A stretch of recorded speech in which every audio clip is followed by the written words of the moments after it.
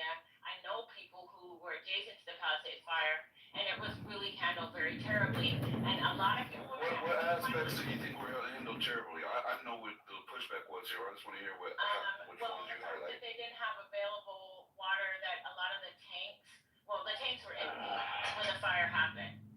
Um, so that was one. Another thing was is that there was some spotting of a brush fire. I think it was put out, but was not put out properly. It reignited, so they have issues with that. They also, because of an endangered species, they don't want to cut down brush that is that is highly flammable because of some sort of plant that is like natural to the area. And so there's a lot of overgrown brush that environmentalists have blocked from getting cleared. So it makes everybody in danger of fire who lives in that area. And then finally, so like it's not a problem for me. I just want to preface this. But a lot of people are mad because Pacific Palisades is a beautiful area and Gavin Newsom is clearing it for low income housing. Now that's great for the people who need low income housing, but just think about all those $1 million homes, and some of those people they couldn't even get home insurance because of the fire dangers. So they lost their homes and they don't, they get very little recovery money. And now, like, You're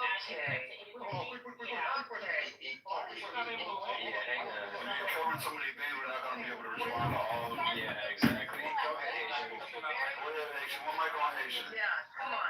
Wow. I looked it up about how the ship, and there's nothing. I have found nothing. So can you please put the link of the people who are switching to Republican in California? You said 30,000. I'll try to. I'm going through here right now. Lisa, can I make a comment? Haitian on the go. We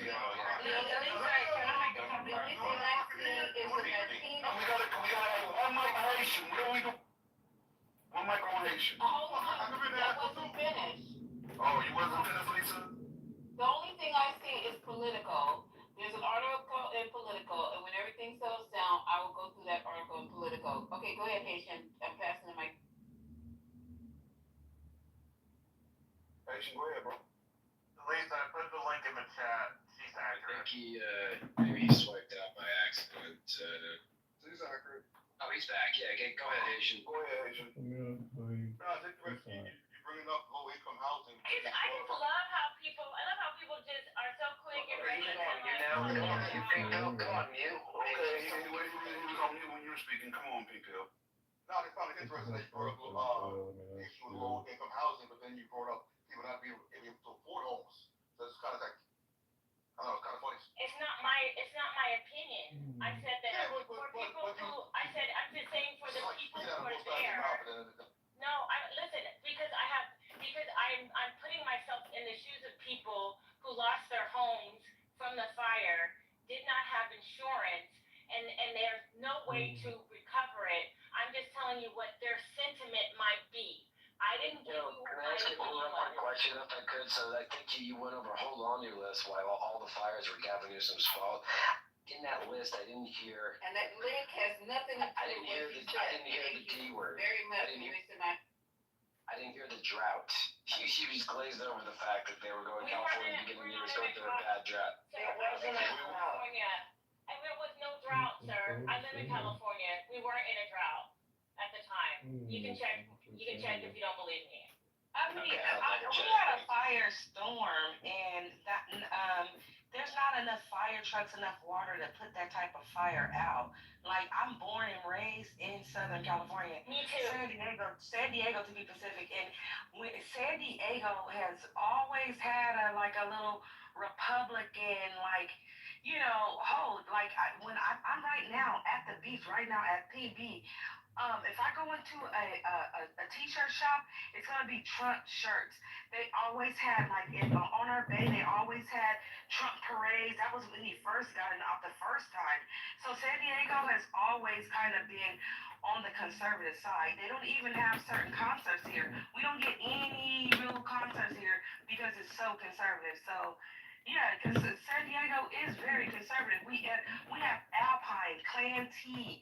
You know what we call it, Clan T, Santee, because the Grand Wizard of the Ku Klux Klan used to live there for years. So San Diego is kind of a conservative city. So, but as far as that fire is concerned, we always we have those storms. There's no way he handled it the best way he could. There's no way.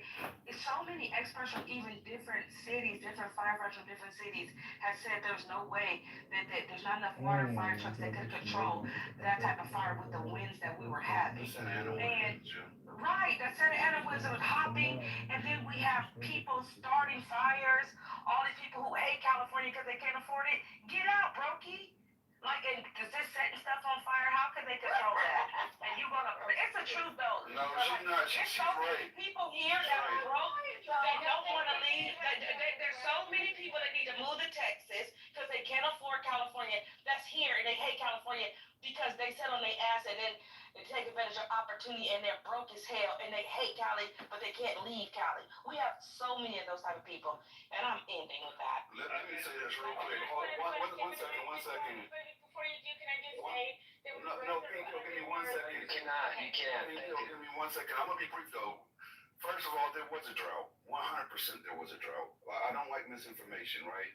California was experiencing drought conditions during the time of the Palisade fires in January 2025. They gave me the exact rating. It was considered a moderate drought D1 or abnormally dry D0, right? So we absolutely were experiencing a drought during that time period. One.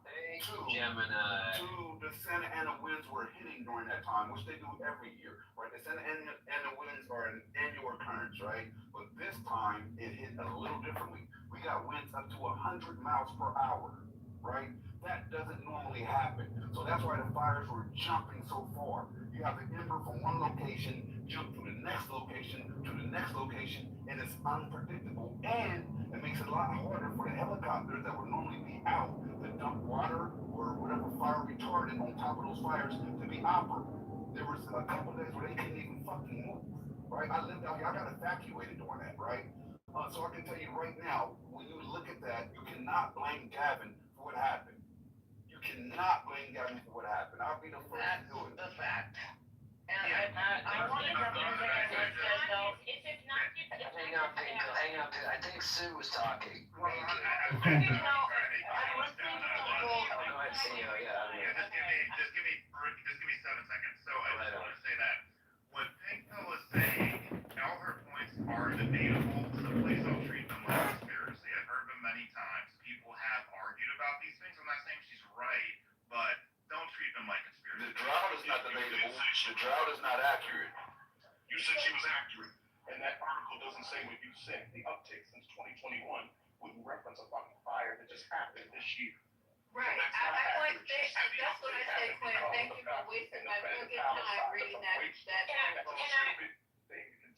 it also says the very first thing that it says on the damn article, the very first one. It says that the first section of the article says nearly half of independent registration has declined somewhat. That's exactly what it says at the very first section of the article. Yeah, thank you for wasting my time. Hold on for just a second, hold on. This one, there you go. Okay, well, I read it. The data point right now is brand new. It's a data point that's very clear. Okay, whatever. Okay, so let me tell you guys a real secret about California for all the Californians who live there. California is not Oregon, and it's not Seattle. It is not a green state. Southern California is a fucking desert. I went to a place they call San Jose yesterday. It is so fucking dry out there. I thought, good Lord. One side were the fields where they were planting shit. I don't know what kind of crops they were planting. And the other side was brittle, dry, the natural part that hadn't been farmed or touched or whatever. The hillsides where those windmilly things are, all those hills, all that grassland in California is fucking dry. It is not a green state. When is the last time it's rained in Southern California? Quickly. It just I can't even think about it. It wasn't a rain, it was a sprinkle.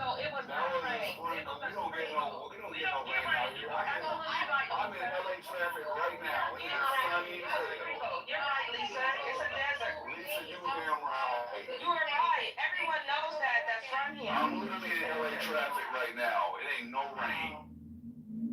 It is not raining. That's what you call rain. We're talking about rain. The kind of rain they have in Seattle, the kind of rain they have in Washington State and Oregon. You guys don't get that kind of rain. The type that can be measured in It's inches. a fucking desert, okay? That's why there should not even be allowed to have lawns and shit in California where y'all niggas get out there and have these green ass fucking lawns back in front. Not too much on the green lines. You done went too far. You done went too far. Come on, be I pay Jose a lot. What are you doing? It's not the line, it's the brush.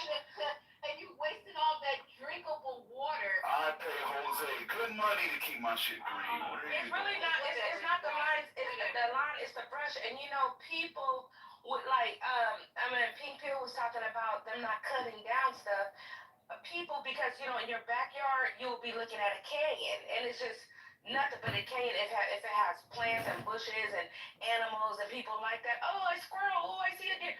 But they gotta cut that down because that's a risk of fire. Those homeowners will protest that because they don't want to look at an empty canyon in their backyard. It doesn't look pretty. They'll protest even getting that brush. Like they only a certain amount of inches from my home. I want the wildlife. You're killing the animals, but there's really the scenic, you know, because it would look crazy, like you said. We shouldn't. It's because it's a desert. We shouldn't have green grass. We shouldn't have all this brush.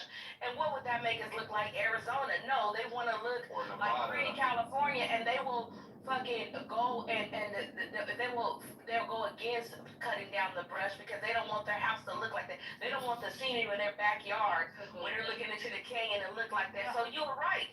That's what it is. That's why I've been California. You guys need to go back and look at the history of California because when my parents decided to relocate to retire in Manhattan Beach, I started studying California, even though I had an auntie who's already lived there for just about all her adult life, okay? And now she's in her late 60s, 70s. The history of California, when they started with Hollywood Land instead of Hollywood, and the drive to bring people west into California, they marketed California as a place where you go to get better, right? I'm gonna get that whole thing about that guy, that XY. Have you guys seen that place XYZ something? They marketed California as an oasis, but it was all man-made. Do you know palm trees are not even from fucking California? That they brought that shit in, but You now sound it's like a real hater right now. I love California. What the fuck? I You just telling us not to water our grass and all like No, right. This is how Orangemount got its name. California topographically was not made for the way it's being They listed Southern California as the end of the Owens Valley. That guy That was Owens Mountain. had to build that I thought Owens Mouth must have been a hell of a all the war way down from Owens Valley just to bring water into California. And then that's damn broke. And then the water is not evenly sourced in California. It's coming from the reservoirs. From fucking Oregon and Washington State. It never made it to Oh, California. y'all got it. Lisa, I will give you this. I'm gonna be real brief. I will Say give the you truth this. to get in there too, Jim, and I have a go ahead. I'll yield to her right now, but I will say this, Lisa. We have to like, if we get these notices that tells us like on Tuesdays and Thursdays this summer we're not allowed to use our water, or you're not allowed to use your water after 5 o'clock, and you can report your neighbor if you see them and they'll get fined. I still do it anyway. I'll pay the fine because my shit ain't gonna go brown. But at the end of the day, we do have water shortages, and it's very severe. We get these notices all the time, right? So when somebody says it's not a drought and they live down here, I'm like, how? There's no way you live down here because we get this in the mailbox every day. Okay, Gemini, what I'm trying to say is, I did Sorry, cross-check. Pink Pill, maybe you didn't hear me before. Pink Pill Sue was waiting. You can go Yeah, after her. And Thank what I you. Go want ahead, to Sue. say to all of this bantering back and forth, what's not being said, is that Caruso, who wanted to be the mayor, who lives in Brentwood, has a private fire department that put out the fire on his property in the Palisades and didn't save anything else around his property, did nothing for the community, has a private fire department in Brentwood for himself and for the residents of Brentwood that pay for that. But this is the person that wants to be able to tell us how to recover from these fires, because he's going to come in and put in manufactured homes and help people who cannot afford to rebuild. So I want to first put it out there for those of you that think you're going to tell those of us that live here how the fire is affecting us and how the rebuilding efforts are happening and how the monies are being allocated, who's getting it, who's not, where the insurance is happening, where it's not. I'm here to let you know we're living it. So before you go ahead and say what the decisions are that are being made, speak to those that live it on a daily basis. Because right now we have the largest construction project in the country going on. Right here, under my nose and Gemini's nose, the largest flippin' construction job in the country right now.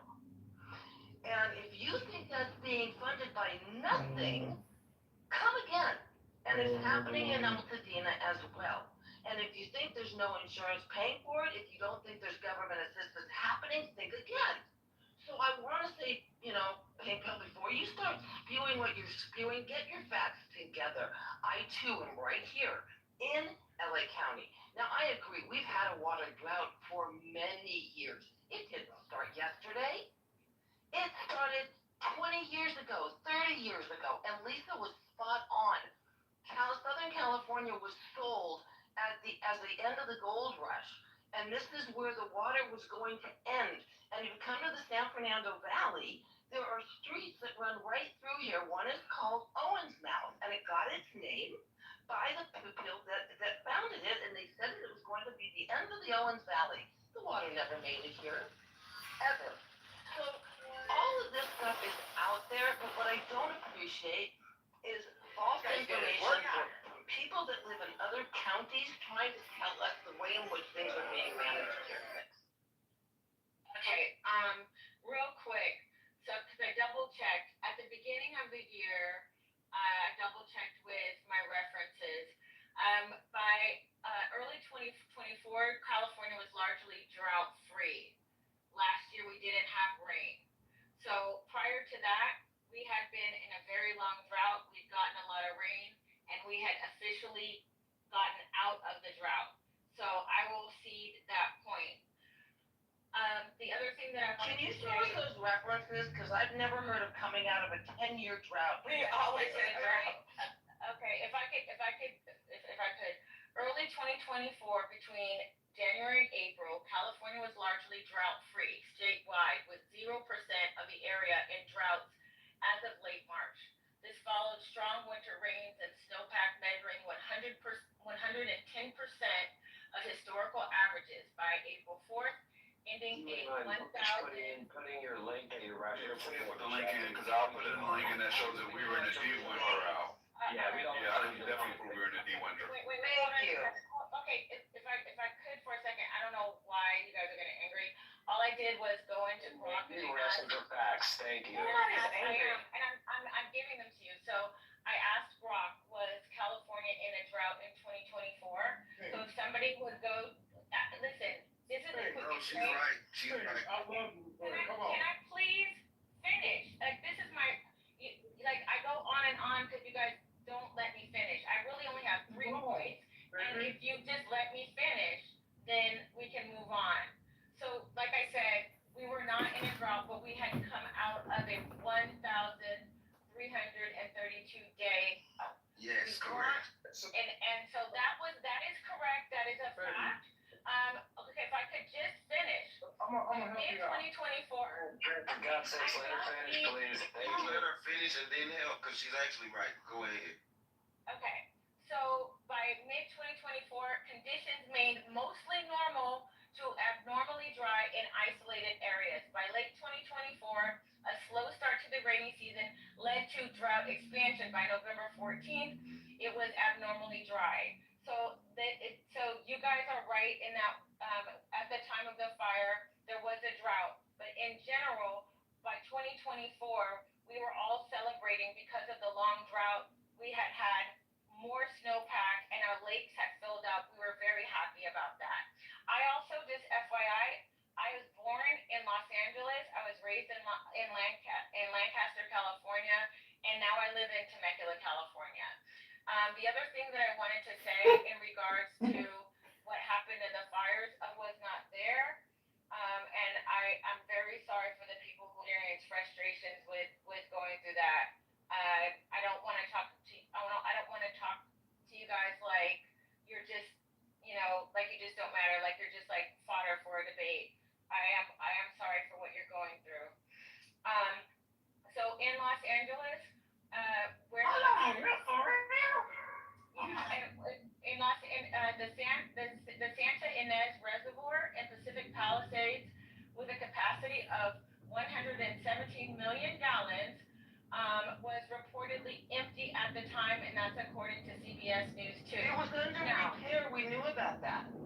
Okay, so and then finally, in regards to Republican people registering for Republican in California counties, I just wanted to say, so for between February 24 and February 25, GOP registrants, because California has to report, it doesn't have to report like I don't think in real time, but they do have to report. So GOP registrants as of February 2025 in Los Angeles County, I was wrong.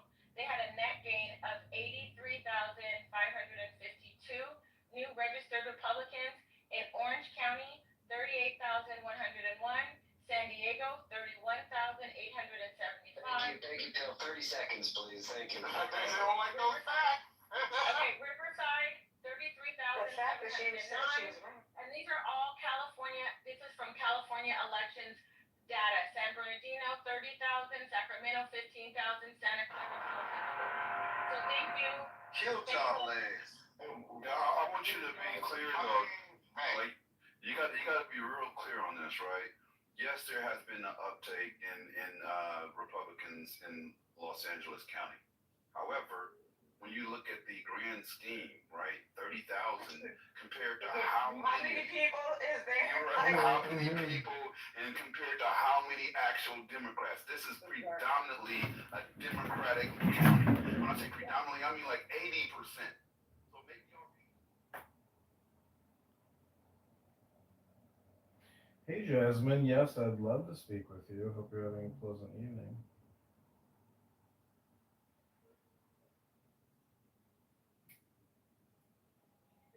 Being defensive, note the change and maybe look into it. Because we got a lot of people that need to move. And no. Right now, just so y'all know, right now, Los Angeles County is in a drought, and a severe drought. It's actually a P2 drought. We're always in a fucking drought. We're always in a drought, and there is a lot of Californians that hate living here, you guys, because they cannot afford it, and they need to move to Texas. Go ahead and move. Get out of here.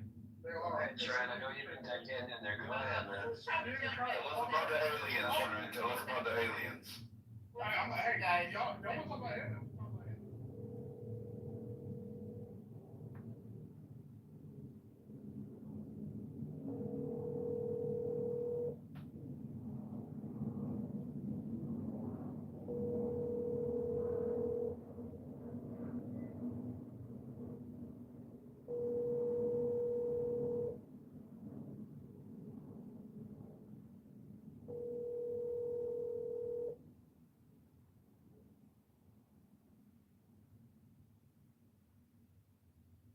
Please leave your message for 773-517-5431.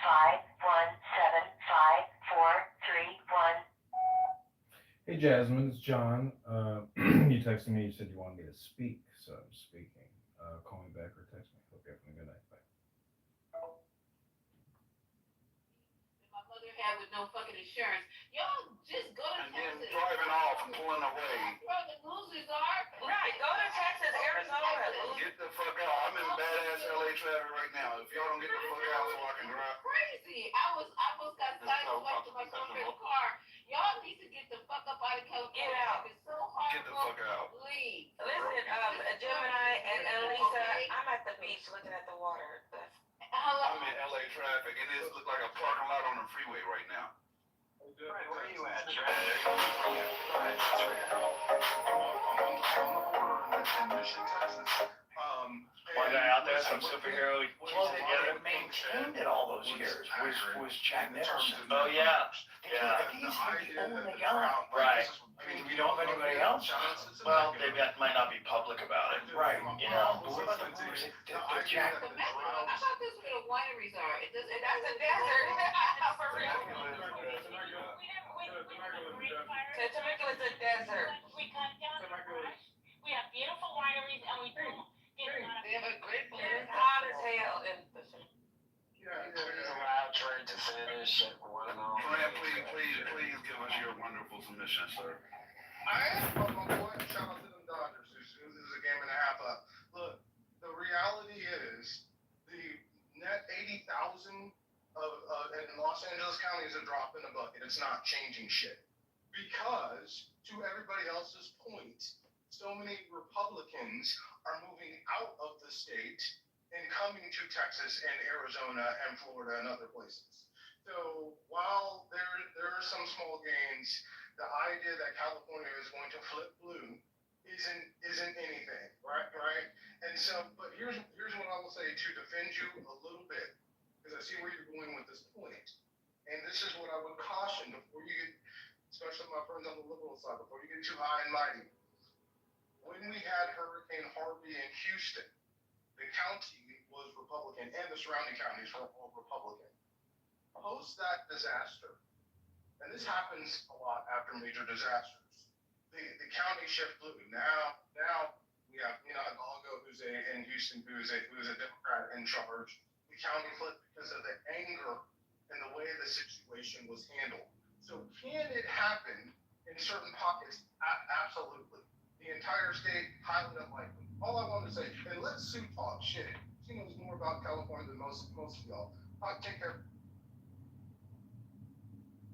Did he just leave again? That's why I'll be ready to throw his ass off the stage mid-sentence. I'm doing that next time just so he can't do that shit. Go ahead, jump in, Sue. We want to hear from you. Right, Lisa, I'm telling you, I'm gonna throw him off mid-sentence next time just so he can't do his little grand exit. Exactly. But he does that in everybody's room. I was in a room with him yesterday. That is so annoying. That shit annoying as fuck. Go ahead. Who was going to talk, Sue? No, I wasn't, but that is so annoying. Yeah, that shit is annoying as fuck. It's really annoying. Because we can't listen to anything that he says, so it just leaves us here trying to figure out what he meant was going on. Right. There's no explanation, no further. Like, let's keep moving so we don't even center that. Okay, so so how did we get on this? I don't even know how we got on California, but Because Pink Pill left the Pink left. Pill came in here and gave us all those wonderful statistics. Yeah, she left the left. Do y'all know how many people is in LA County, just for a reference? millions. 9 million, almost 10 million, 9.6 million people. 30,000 is not shit. Right. Okay, so let's try to recenter ourselves here. I was trying to remember how we even got there. It's just really weird. I'm just blanked out completely. Okay, Can somebody bring up Aram? sure, Aaron. Let me see. All right, so they're talking about shutting down the government. I think we have another till the 30th, I believe. And the conversation that Don Lemon was having with Cory Booker. Can somebody mod your honor? I'm driving. Can somebody mod your honor? Yeah. You please. Yeah, I didn't see you guys. I'm sorry. Hold on. No, I mean, I left. but I didn't see it. Okay, so there you go. So Cory Booker was saying that they won't even talk about, they won't even have discussions with the left. So I don't know how you guys feel about the government shutting down and the benefits or the disadvantages of it. We can talk about that if Can you you give us some want. details on that, please, if you don't mind? Oh, I can redo this clip because it's very interesting. Okay, And I'm telling you guys to listen because it was very interesting what Don Lemon and Cory Booker were talking about. Cory Booker's gained a lot of weight. I don't know what's going on with him, but anyway. Hold on. That's because he's engaged and They're gonna happy. say the same thing, young kid. Yep, he's engaged and happy. Wow. Well, he needs to get a little bit fatter. He was talking about that. Don't be doing that. Oh shit! I'm sorry. Hold on. Let me find. He's just a little bit too plump for me. I agree. All right. So we were listening to. There we go. He gained that weight when he didn't pee for 3 days. That was funny, right? When he stood up there, and we don't. Let me give Corey back his credit. Let me put my crown. It takes a lot to sit up there and talk that long. Man, with an adult diaper on. Go ahead, bro. Damn. Okay, what I got? It's coming. YouTube, Corey, Don Lemon. Here we go. Hold on. And it's just a hot mess. And then we were going to go and listen to the critique that they had. Trump literally embarrassed y'all in front of the world. In front of the world. I mean, just literally, woo, Jesus. Like, you talking about 2 steps forward and 150 steps backwards. He literally embarrassed us in front of the world. We have lost credibility all over the world with that shit at the UN, that speech he gave. He said the world never respected the United States more. We've never been in a better economy. We've never had better pricing than right now. So don't do that. And then I got this article that I was reading yesterday, how the CEOs are even scared to speak up about how horrible the economy is. They're scared. Literally saying words like fear. Okay, here it is. Let me turn it up.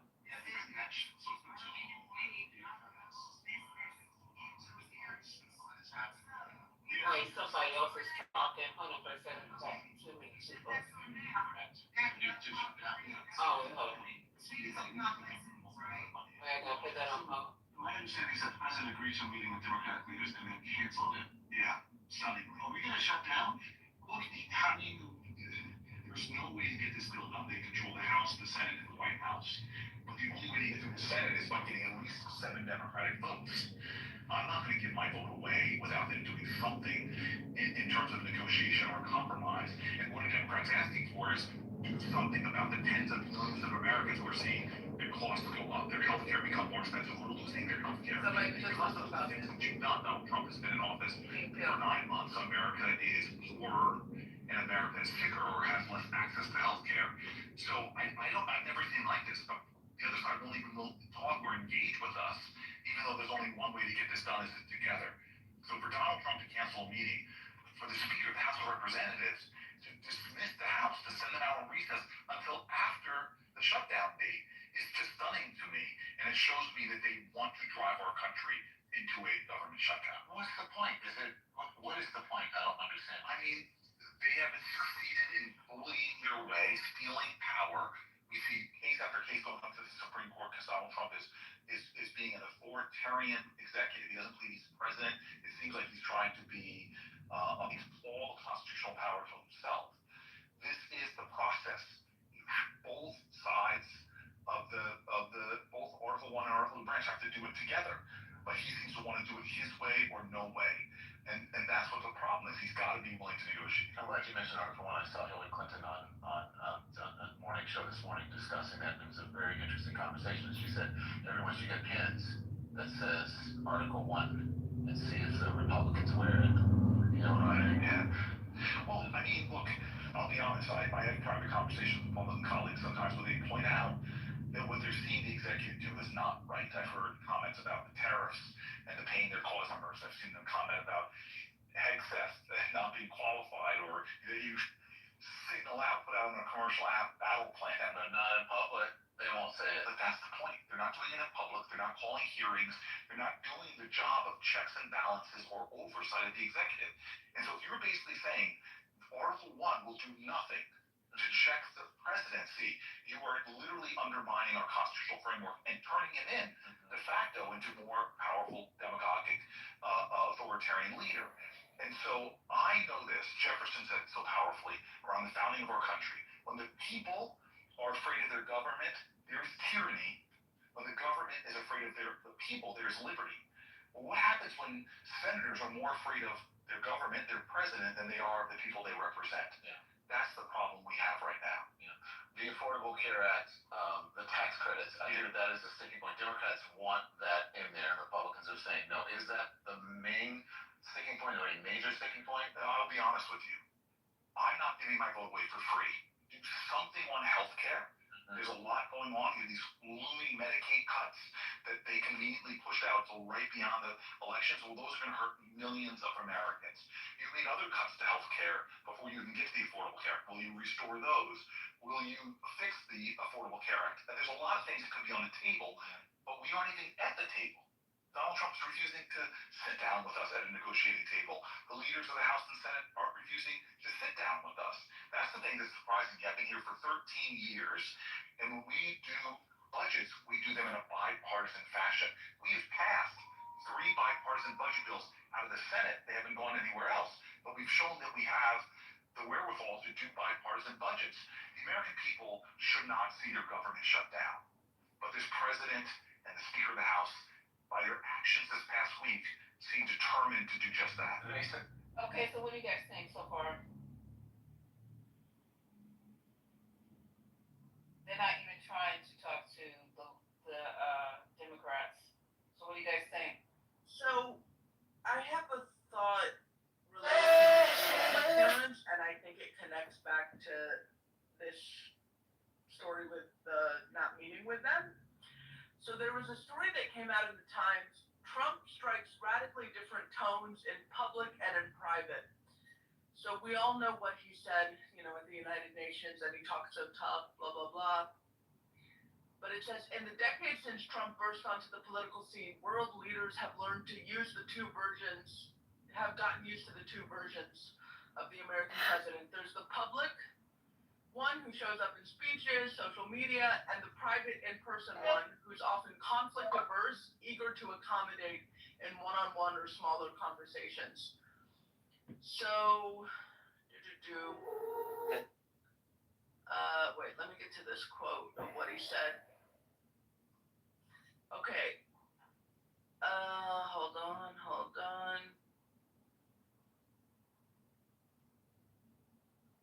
One European diplomat with a seat at the Security Council said that colleagues were trying to engage with Mr. Trump on points where they spotted willingness to address various threats. They lined up afterward to secure one-on-one meetings with him. In the speech, he talked about, I've negotiated so many peace deals. So when he met with the UN Secretary General, what the Secretary General told him was, you've selected peace as a central objective, and you've been going north and south, east and west, in all possible situations, getting or trying to get ceasefires, alleviating tensions, making peace agreements, or building blocks of peace agreements.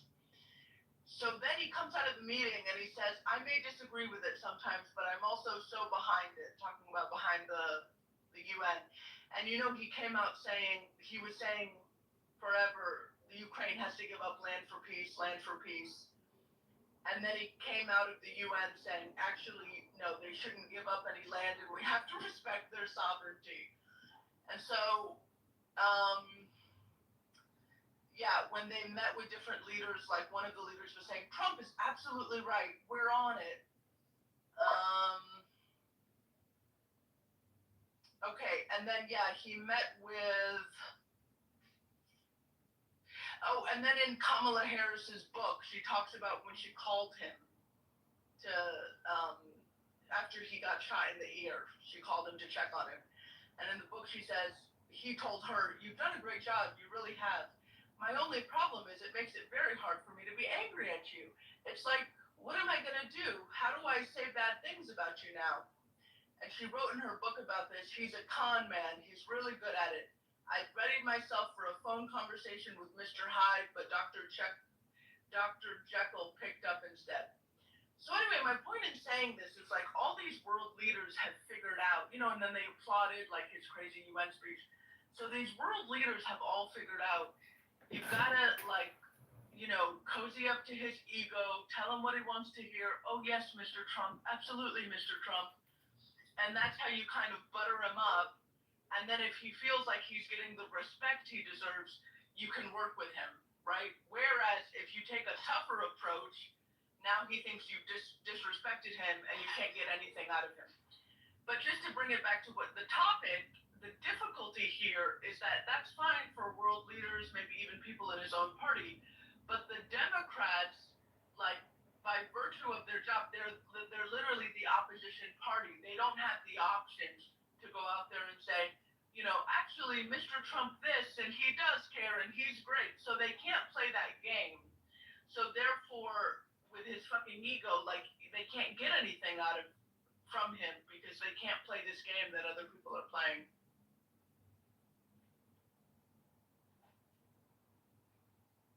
Anybody else want to add to this? Yeah, because like he's basically imagine a 3-year-old who's picked up a loaded weapon. Like the 3-year-old likes judgment. And it's like kind of nuts. But they're holding a loaded gun, right? So you're gonna kind of do whatever you have to do to survive the situation because it's clearly dangerous and there's a lot of power that this 3-year-old has, but they're not even really sure what they're wielding or how they want to wield it. They're having the 3-year-old has at any given moment. So, 1 second they might be focused, another second they're not. One moment they're excited and happy, the next one they're throwing a tanty. And that's basically what we're dealing with right now. There's no art of the deal, right? There's no negotiation to be had because the man doesn't even have a principled stance as to what he wants. There's no modulation well, we can reduce our demands this much to find a compromise. Because it's just not even about those kinds of details. He does not care. So, Democrats are in a tough spot where essentially they have to shut down the government. And the Republicans may very well want it in the short term because that's what, the 3-year-old with the loaded gun wants. And they're just as afraid of the 3-year-old with the loaded gun as anyone else. They're just kind of hiding in the corners hoping that they're, out of the firing lane or whatever. Whereas the Democrats have to do something about it because, their people are the ones who are most likely to get shot.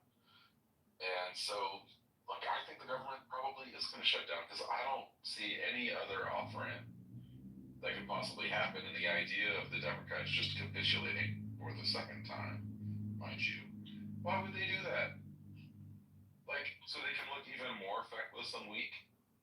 It looked terrible the last time. And the other thing is the worst thing about last time, right, actually wasn't that they decided to not shut down the government. The worst thing that they did last time was they had no strategy until it was 48 hours before that Schumer started to shift his opinion from, oh, we're never going to give in, to, hey, everyone, we really got to give in. And so instead of the story being about the Republicans and, their intransigence and their malfeasance and all this shit, it became about Schumer being a punk and this Democrats in disarray argument. And once again, we're moving towards this moment and there isn't clear messaging about what should happen. And I almost care less about which robust argument that stands up to scrutiny and looks like they actually know what they believe in and what they care about, and that they're going to make that principled stand, right? That people are going to have to contend with one way or the other. And it just feels like they endlessly surprise themselves by being in the middle. And it's crazy. I would say this: if the Democrats take your Honor's advice, and someone like Cory Booker, whose seat is always safe, I would say for those who are vulnerable, I think that's a bad idea. I think Ossoff and others should not go along and try to shut down the government. That wasn't even my advice. Did you just hear what I said? I said they should have a clear strategy and go with it. My opinion is, look, they should have a strategy. They should try to meet with the president, if they could, and work something out. If you do, I think again, your chance of winning the Senate is pretty low. I think at this point, but you're gonna give a supermajority to the Senate. Is that Deborah? I don't even know. Did you know that they tried to meet with the president and literally before it was supposed to take place, he canceled? Did you know that? So I know that Mike Johnson was on Fox News and he had a different opinion. He also had a press conference a few days that I posted. So I don't know. How do you have an opinion about a fact? The Mike meeting Johnson canceled. is lapdog. What's wrong with you? So Cory Booker is Spartacus and he's very dramatic. So I don't really take Cory Booker very serious. Dude, the news reported it was shut down. It's not Cory I Booker. don't trust Cory Booker. You don't have to. That's Deborah's point. There are lots of other people. The news reported it. Clown, the news reported it, not the senators. The news reported it. What's wrong with you? The Democrats are not trying to have a serious conversation. Period. That would be the dumbest. How do you know that? Because everybody knows that. Everybody knows that. That's not an answer. Incredible. Because guess what? Don Lemon is the crazy stuff. Don Lemon of all people. You a fool, boy. If this real, Don Lemon ain't the only one reporting it. Go to a credible news source, clown. You don't have to get it from Don Lemon. But you sure need to stay away from Fox News. But Don Lemon was That's why having you're a so ignorant conversation. now. They're gonna keep you I ignorant. got it from the speaker. The speaker, I take the speaker Mike Johnson's word. I don't need the news when they got the speaker. So the speaker said the meeting was canceled. Source. Did he The say speaker the is speaker the House is like, Wasn't he the same one But who wasn't said that he Donald talking Trump was to an Cory FBI Booker? informant? He was talking like Cory Booker. He was talking to an actual person who's in. Oh my God, he was talking to Cory Booker. It wasn't sitting like he's sitting up there like he was making this shit up. I don't understand. Cory Booker said the meeting was canceled. So you're saying that he's lying? And what would be the benefit of him lying about that? You want to play the video that I posted? You can play the 6-minute video. Mike Johnson is the same guy that said that. Apparently you can't keep your apparently you don't have 6 minutes worth of listening in your brain. I think we should hear a different Why side. you need to listen to Let me it? say Because this. you still got it wrong. You You can't concentrate for 6 minutes. Let me just say this. Hold on a second. Let me say this, Omari, please. Mike Johnson told everybody that Donald Trump was an FBI informant, and that's why he hung out with Jeffrey Epstein so much. And then the lie was so overblown and ridiculous that the next day he had to backtrack on it. So yeah, he's not credible. Okay, So I was about to say, not only you want to find Spartacus comments, maybe we don't want to go there because he's a fool. Ms. Deborah was 100% accurate. The news reported that Donald canceled the meeting about reopening. However, even more importantly, Donald himself went on Truth Social, right, and said that he canceled it because he felt that the Democrats' demands were ridiculous and not worth talking to. Thank you. Yeah, but Gemini, So Donald Trump. hold You on. mean thank you. What do you mean? Thank you. You just I said mean, that he you didn't was cancel it. wrong. Yeah, I never said the word he didn't cancel. You definitely didn't hear the word that. I said that Oh, boy, would you stop playing around with words? You were right. Bottom line, you were right. Which you misheard. Hold on. I can clarify.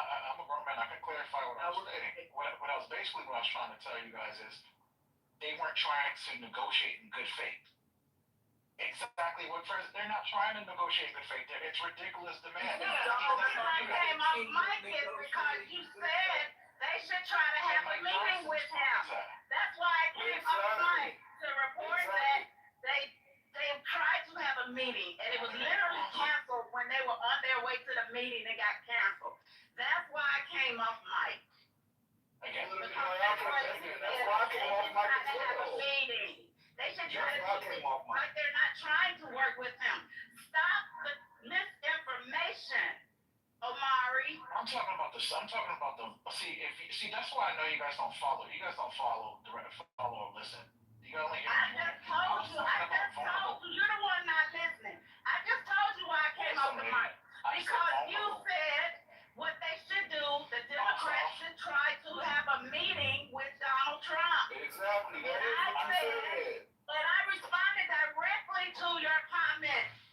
I said tried most to often the have a vulnerable. meeting. He canceled the meeting. Two and two Now, what together. is wrong with your thinking? Where's your free thinking, sir? Okay. Matt, I know Okay. Matt's the only one that's honest. Just a Okay, second, so guys, just a second. talking about Hold on a second, hold on a second. I said vulnerable. Hold on 1 second.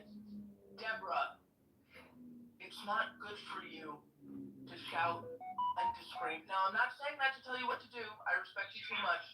But I love your throat and I appreciate who you are and I don't want you to hurt yourself. And Well, I have to do that when I'm always spoken over. I'm That's what I'm speaking saying. up to be spoken over. I understand. And I don't want you to wake up hoarse and you can't sing in church. So, Omari.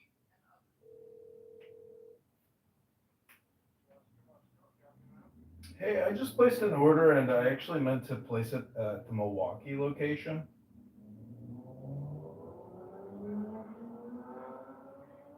Yeah.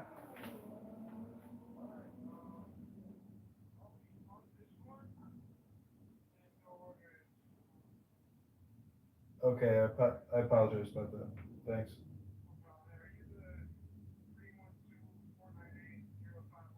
Yep, that's me.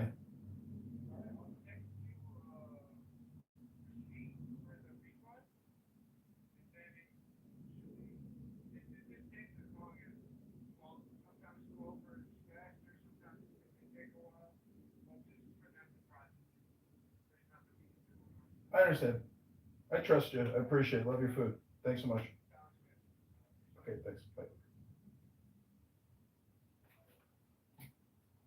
Right now, you absolutely said they should try to have a meeting. Well, sometimes I don't put my words together correctly. Saying So let me, what? can I redo it like scramble? So what I was trying to say, Deborah, is I was talking about the vulnerable ones, so because maybe I might have jumped into like multiple conversations, and that might have thrown you off, and I apologize if that was the case. I wasn't thrown off. I responded to what you said. So don't tell me maybe that's you continue. Hold on, you're continuing to gaslight me. I didn't misunderstand what you said. I responded to what you said. I did not. You say, okay, before I stop talking, you gonna say, okay, didn't misunderstand what I mean. If you're not gonna say that, then I'm gonna keep saying, come up here and say whatever you wanna say, and then it's supposed to be true. You're not gonna gaslight me and say, because you could have just went on and kept talking. But when you say, I misunderstood what you said, or I didn't understand, you're a fucking lie, and I'm not gonna let you get away with it, sir. You're not getting away with That's it. fair. That's fair. I'll take that. That's a good call out, good feedback. I appreciate that. What I would say is I was talking about the vulnerable Democrats, not the ones that have safe seats. And if it didn't come off that way, then okay, and then you keep going from there. Don't interject. So, Deborah, you misunderstood what I said. You're right. No, I didn't. You're right. I'll take that back. And don't ever do it to me again. I'm sorry, Miss Deborah. I hear you. Loud and clear. Noted. Is that fair? Grazie. Yes, sir. That's fair. Thank you. Maybe something else I'll say just in relation to the shutdown, because a question that I had was, why was the prospect of a shutdown so unacceptable to, Chuck Schumer and others in the first few months of his presidency, and now it's a more viable option? But someone made a really good point, I don't know if it was this room, about the context, which is that when the first prospect of the shutdown came up, it was in the context of Doge. And, they were trying to lay off people and shut down as many agencies and privatize and whatever. And so if the shutdown happened in the Doge context, then they could have done a lot more, a lot further, a lot faster. But now the Doge program has been scaled back and it's been absorbed into broader administrative, restructuring and whatever.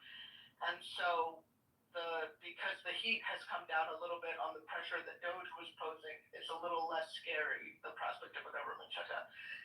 Do people agree with that? Well, the problem is that they already did most of what was there to be done anyway. Like, all the NIH grants that they were going to be able to cancel it, like, they did it. know what I mean? Like, they sabotaged the government in so many ways. Like, basically anything they didn't like is sabotaged. So, what are you gonna sabotage it more? I mean, I guess it's possible, but a shutdown government or a not shutdown government isn't gonna like make the Department of Education functional. Right. Like, it's already dysfunctional. So, you know, my take on this is personally, right?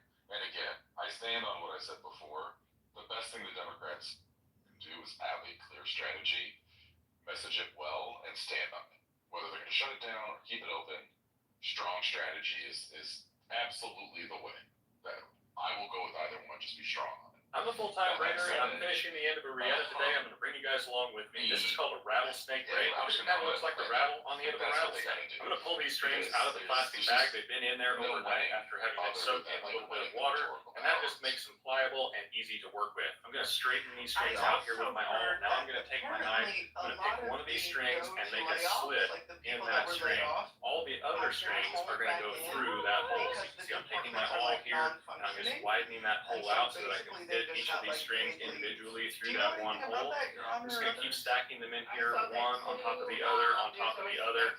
You're going to see how this starts to take shape here in just a second. This is the last one that's going to go through this hole. I'm going to use my pliers here just for the convenience of pulling it through. And then I'm going to pull all these down one at a time. From the AP, Trump administration 3 times If you're a small content creator, this was a story from September 24. Yeah, today. The General Services Administration has given the employees who manage government workspaces until the end of the week to accept or decline reinstatement, according to internal memo obtained by the AP. if you're a small Those who accept must report for duty October 6th. After during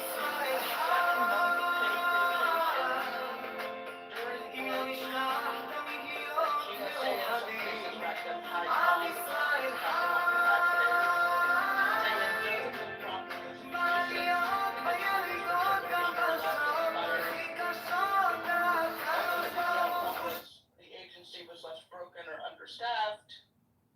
Said a former official, they didn't have people they needed to carry out basic functions. So much for efficiency. 7 months paid, did they get their full salary? Paid vacation is inefficient. That's very efficient. What's Good. up? It's a good use of the tax dollars. Oh my God, Matt Cool's department. That's the only one that got high five on that one. $9,300? Thousands, Bill. Thousands. Let's do it. All right. You look terrific, you know that? Thanks. Yeah. You see, the shopping bag thing, you stand next to a car all day long if you hold the right shopping bag. Makes sense, right? What about this one? Not too shabby, huh? Yeah. Italian trash. Besides, I like to Porsches. Like that one. Transfer, like he was a military or state official. He had to pay for that. All right, this one's on me, bro.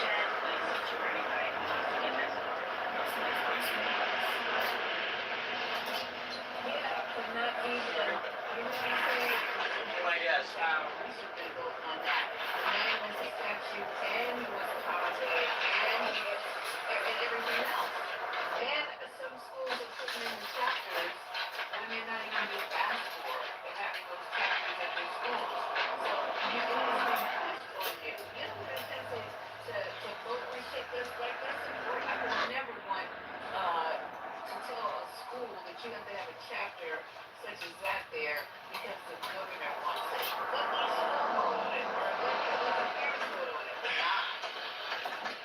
We could never get away with that. Mandatory Bible. Mandatory CK chapter. We could never get away with that.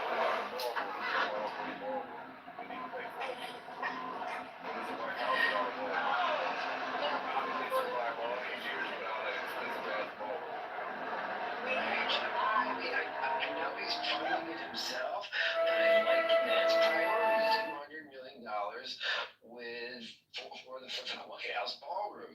Never mind what he could have done, without money for an altruistic cause. If apparently he just has the FU money, $200 million for a ball. A ball, a dance ball, like what? Is he gonna, maybe, does that mean, is that like foreshadowing for him? Maybe he'll return to reality TV and it'd be like a judge on, like former presidents, can dance or something, or, convicted felons who became presidents can dance or something. I don't know.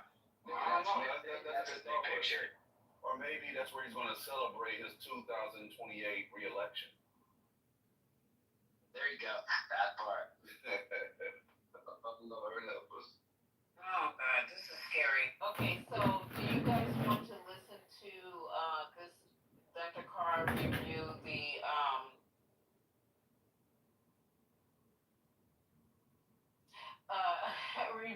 the Trump's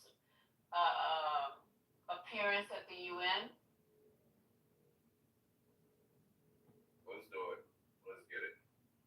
Okay, we're gonna get this. I'm gonna stop it. It's not that long. Dr. Carr just goes into just highlighting just the crazy shit that happens, stuff that I even missed. So let me see if it's okay. I haven't vetted it. African Heritage Day. You want to give a look into that? Today is a day which South Africans are encouraged to celebrate their culture and the diversity and traditions in a wider context of a nation that belongs to all of its people. So shout out to them. If you're from there, I know we got a listener in the building. He's a South African national. Shout out to you. Yes. And good to see you, Dr. Carr. It's a good word. How you feeling? All right. How you doing? I'm cool, man. Just waiting on these other things out there. Shaka Day is what it used to be known as in South Africa. South Africa is a wonderful example of how African people having overcome native minority rule have, rather than exact revenge, overwhelmed white nationalism with a sense of our common humanity. Their national holidays often reach into their memory and restore some sense of collective memory. So, like you said today, Heritage Day, starting from Shaka Day, which is, of course, the Zulu people, one of the language-speaking groups with the Zulu and the Tswana and the Xhosa there, and so that brings them in. Youth Day is actually the day in July which marks they observe the date that the South African white minority police attacked and killed young people in Soweto. They take the day of the Sharpeville massacre and turn that into a national holiday. And I mean, it's just a nice exercise in how you really do try to create rituals that bring everybody in. Their anthem, of course, because the Sikelele Africa is a hymn, an original hymn that was turned into a resistance song, and they integrated it into their national anthem. Of course, they kept a stanza from the Afrikaner language speakers, which makes it kind of unwieldy as far as I'm concerned, but it is a gesture, I think, that speaks to the attempt to build something different. The same spirit that caused 80 years ago the countries of the world to come together to form in San Francisco in 1945 the United Nations. That was one animating spirit. Of course, the main animating spirit for the West was trying to build a structure that could keep them in charge for another few years, and that has worked for them too, at least in a general sense. But I must say, not only happy 80th birthday to the United Nations. Shout out to Bozo. Bozo showed his ass cheeks in a way yesterday that I think set a new standard, a new global standard. I mean, I just, I know we have some audio of Bozo's speech, but in order to really enjoy it, this rambling that took over an hour, just about an hour. Generally each world leader or their representative is allowed around 10 minutes. They don't cut people off. After all, it is the United Nations, but both spoke for about an hour yesterday, and it was magnificent. In fact, this morning, overnight, Jonathan Lemire, Missy Ryan, writing in the Atlantic, the first sentence in the article Trump did, the United Nations democracy now, is the world laughed at Donald Trump. And do you think he noticed? Do you think he notices when the world says, here's the thing, somebody's just before we went live. I think we are closer than ever to the 25th Amendment. And I'm not saying that because any of Trump's lackeys, I mean, looking at little Marco yesterday at the United Nations, his face more and more a mask, as he certainly knows that the history books will certainly write him down as a purebred lackey. But in real time, he will live, it seems to me, to see his utter humiliation, not only on the global stage, but on the domestic stage. Well, he won't ever be president, little Marco. But I think he's oblivious. Yeah. I think it's very, he's more and more sitting in the White House when he does have meetings. He doesn't have many meetings. He's never had many meetings, but he has fewer than ever now. He can't walk in a straight line. He is clearly just unwell. He appears unwell anyway. Right. And this move against Jimmy Kimmel with his, how can you be a lapdog and a Lord and Master at the same time, but that nasty piece of work at the Federal Communications Brendan Carr is, I think this might have been the thing to tip them over. Because even the hillbilly forward realizes that they could be next. In fact, they may be in the crosshairs. We saw Ted Cruz with his bad mob boss impressions, and Joe Rogan has finally crawled out of his spider hole to speak. Now that it appears that it might be safe to actually criticize this administration, at least around the First Amendment, but their signing pen is leaking ink. So I don't know. If you listen to the whole speech yesterday, you will hear a man who is not only unwell, this is a guy at this point, you might have to, sit down after the place. Because this dude, man, I know we got some sound. We play some sound. Yeah, we can jump in. Here, he actually is speaking to the people who he's questioning. Clip 4. I didn't think of it at the time because I was too busy working to save millions of lives. That is the saving and stopping of these wars. But later I realized that the United Nations wasn't there for us. They weren't there. I thought of it really after the fact, not during these negotiations, which were not easy. That being the case, what is the purpose of the United Nations? The UN has such tremendous potential. I've always said it. It has such tremendous potential, but it's not even coming close to living up to that potential. For the most part, at least for now, all they seem to do is write a really strongly worded letter and then never follow that letter up. It's empty words, and empty words don't solve war. Yeah, that was perhaps one of, if not the most coherent. Do we have clip 6? No, not clip 6. I'm sorry, Daryl. Let's go with clip 7. This was a particularly feisty moment for both of them. When your prisons are filled with so-called asylum seekers who repaid kindness, and that's what they did. They repaid kindness with crime. It's time to end the failed experiment of open borders. You have to end it now. See, I can tell you, I'm really good at this stuff. Your countries are going to hell. In America, we've taken bold action to swiftly shut down uncontrolled migration.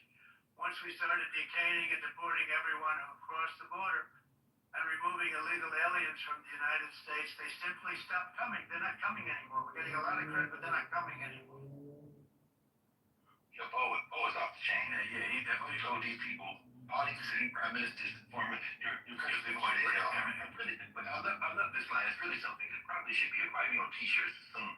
Maybe even White House t-shirts. I'm really good at this stuff. Bozo said, in this ramble, Bozo said he stopped 7 wars. I mean, you can see people literally grimacing, and then he said his numbers, millions of lives. His poll numbers are the highest they've ever been. They're actually the lowest and going down. And by the way, parenthetically, about 32% of those eligible to vote in the United States of America voted for Donald Trump. 62% of those who were eligible to vote actually participated in the election. So y'all can stop talking about the Republicans won. Yeah. About a third of the people who could voted for Martha. Okay, so you have to stop that. But see, this was not the the United States of America bozo was talking to yesterday. It was the world. The world, yeah. And even as he denied visas to a number of people, and even as the rest of the speakers, and if you watch what they call the general debates, you can look at it on the UN website, you can find it on YouTube. Protocol, kind of informal protocol suggests that Brazil speak first. And so Brazil, because they volunteered to speak first at one of the earliest General Assembly meetings, so they've been given private place. So Lula da Silva spoke first yesterday. If you all go into the UN website or YouTube, so you can see Lula's remarks, which were about 13 minutes, if memory serves me correctly. It was very balanced. He snapped the issue out of the United States of America around the conviction of the previous president. He talked about trade and trying to use things. He stood up for Venezuela. They y'all out here patrolling and you can't stop the drug trade. And then Bo came because typically the host nation will speak second. There have been a couple of times when the General Assembly and the General Debate was held in Geneva, but generally it's in New York. Note, of course, that that Mahmoud Abbas, with Palestinian Authority, was not issued a visa. So he was not able to speak in person. He won't be able to speak in person. But of course, they had a 2-day summit prior to the opening of the General Assembly and the General Debate this week, at which France, England, a couple of countries recognized the Palestinian state. It's not stopping the international alert. Netanyahu was continuing to wage war against Israeli Defense Forces, but it's pretty clear now that the entire world, as Dr. King might say, the whole world, is against Israel and the United States on this issue of slaughter. But Bo was really unhinged. Cyril Ramaphosa, the president of South Africa, spoke yesterday. I think Tinubu, or his representative, Tinubu's not coming from Nigeria. His second in command is speaking, I think, today, this afternoon. But generally speaking, it's really something to hear these delusions. I mean, from now on, we knew this really something. When you hear his voice, it reminds me of when you're in the shower and you're trying to get yourself ready for work, and you're talking out loud, but you're in a room full of people. You're in a room full of people who you're talking about. Now, unhinged doesn't even really give it that's an understatement. Unhinged is an understatement when you hear his voice. It's just, I think you may be on something. Loopy. I mean, loopy, what you said before. Yeah, he's definitely loopy. He's definitely loopy. And I hesitate to say this, but I'll say it anyway, only because you never know in a climate like this when the dawn breaks.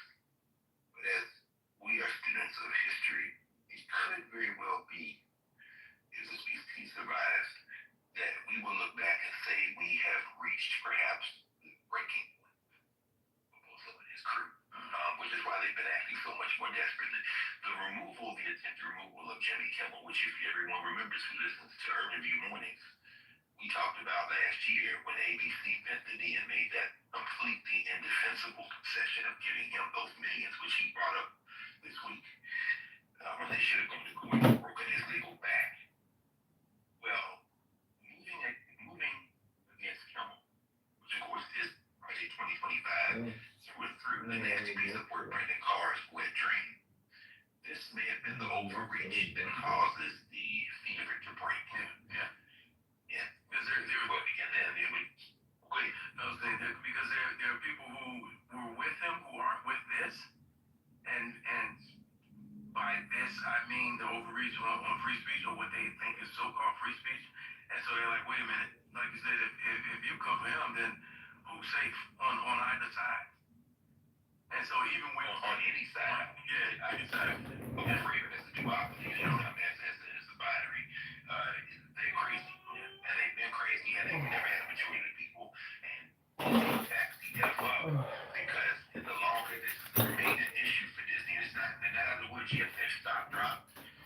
People canceling Hulu on Disney Plus. So they had a major campaign this weekend for people canceling. They had instructions and everything, and I think that hemorrhage of subscriptions leaving had a lot to do with their decision to try to attempt to rectify or reconcile by inviting them back.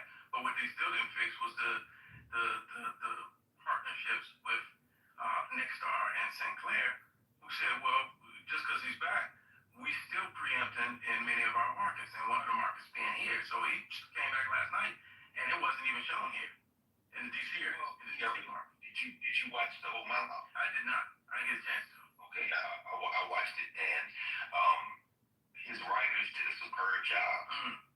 One of the things he addressed is very interesting. At the very end of the monologue, he said, well, Disney has a statement that they'd like me to read. He reaches into his pocket for a folded piece of paper, which may have had anything on it. It was for effect or anything. And then he read instructions for rejoining Disney Plus and Hulu to the laughter of the crowd. He did mention that among the places that Nexstar and what's the other one? Sinclair have said they're not going to run the show. Where his wife's hometown, I think she's from St. Louis, his mother-in-law, and he apologized. He said, I guess you'll have to go to YouTube. As of the time we went to air this morning at 7 a.m. on the East Coast of the United States, there were over 5 million views on YouTube. And then he went on to, I mean, it was a master class. Really, it was a defense of the First Amendment. I thought the cameo appearance of Robert De Niro in the role of Brendan Carr was hilarious. He brought in him to be the new mob boss appointed at the FCC. This is after he slapped the ish out of Brendan Carr. Maybe we have a clip on that. Maybe we'll play that in a second. But directly to your point as it relates to Nexstar and Sinclair, the white nationalists, and I just want to pause here and lift them up and thank them for revealing to people who may not have been paying attention. And by the way, Bob Reif on his Instagram, not his Instagram, what do you call it thing, on his Substack, post under headline, "The Sleeping Giant is Awakening." I think may have it right when he says that he's been a professor and an academic and a policymaker for over 60 years, and he's saying this may be the moment when people start paying attention. But I want to think Nexstar. I'm sorry, I want to think, I keep messing them up because they're the same in my mind. Sinclair, and what's the other one? Nexstar and Sinclair is the two. The Nexstar and Sinclair. I'd like to thank them because they're overreach. They're white nationalists overreach. People like John Oliver have been on them for years. You know, we've seen that commercial where they all say the same thing in their editorials. Well, you know, you've reached your limit, my friend. And while people won't cancel the local affiliates, I think your attempt to quadruple down on this imaginary white silent majority, one that is clearly not expressed in electoral politics, and maybe later in the show we'll talk about the Arizona seat that the Democrats retained overnight in an election, special election out there. Now the margin is down to 2 in the federal legislature in terms of the MAGA Muppets' ability to block legislation if all the Democrats vote the same way. But you know, they won't play their hands. And there is, after all, there are many other options other than watching your local television network. Yeah, that's true. And I think, as Kimmel said last night, the president, after playing a clip of Bozo saying his numbers are terrible, Kimmel replied, not tonight. Yeah, So, we got my friend. Let's play clip 10. I mean, think about it. If Ted Cruz can't speak freely, then he can't cast spells on the Smurfs. Even though I don't agree with many of those people on most subjects, some of the things they say even make me want to throw up. It takes courage for them to speak out against this administration, and they did, and they deserve credit for it. To tell the followers that our government cannot be allowed to control what we do and do not say on television, and that we have to stand up to it. his writers. Okay, I thought Yeah, his writers did. It was very interesting. I mean, he thanked obviously the people who stood for him first, of course, Colbert and them, you know, and then he thanked a broader range of people, and then he thanked the people he with. He name checked Candace Owens. He name checked. It was very interesting to see. And then, of course, he thanked the general public. Basically, what Kimmel's writers did yesterday, last night, was curate an army through the proxy of the First Amendment to slam these guys. This is the thing where I think the Project 2025 crowd, the religious ideologues, he name checked, of course, the Warren Rooster over at the Pentagon, or of course about Pete Hexon, who is now telling people not to answer reporter questions about general information, not even declassified or unclassified information, not to give them information. Basically, basically what he did last night was curate people in a way to create a situation where you're revealing these people for exactly who they are. That's a collection of bigots, religious ideologues, and lustful billionaires. And that's not going to bode well for them in the continuing electoral cycle. And I thought Kim will do a great job this time. Masterclass, and it's not going to go away either. And I think for him, what they did was the unintended consequences. It's kind of a reset for him. This is a starting point for if you weren't checking for Kimmel, now you are, or now you're back to, and it gives him a chance to do. I feel like push the envelope even more. Even though it got emotional and some of it was a bit of an apology regarding specifically the comments he made about the alleged shooter of Charlie Kirk. Can we play? Not sure it was an apology. You want to play that clip? Yeah, 13. Yeah, let's hear it. What I have to say is going to make much of a difference. If you like me, you like me. If you don't, you don't. I have no illusions about changing anyone's mind. But I do want to make something clear because it's important to me as a human, and that is, you understand that it was never my intention to make light of the murder of a young man.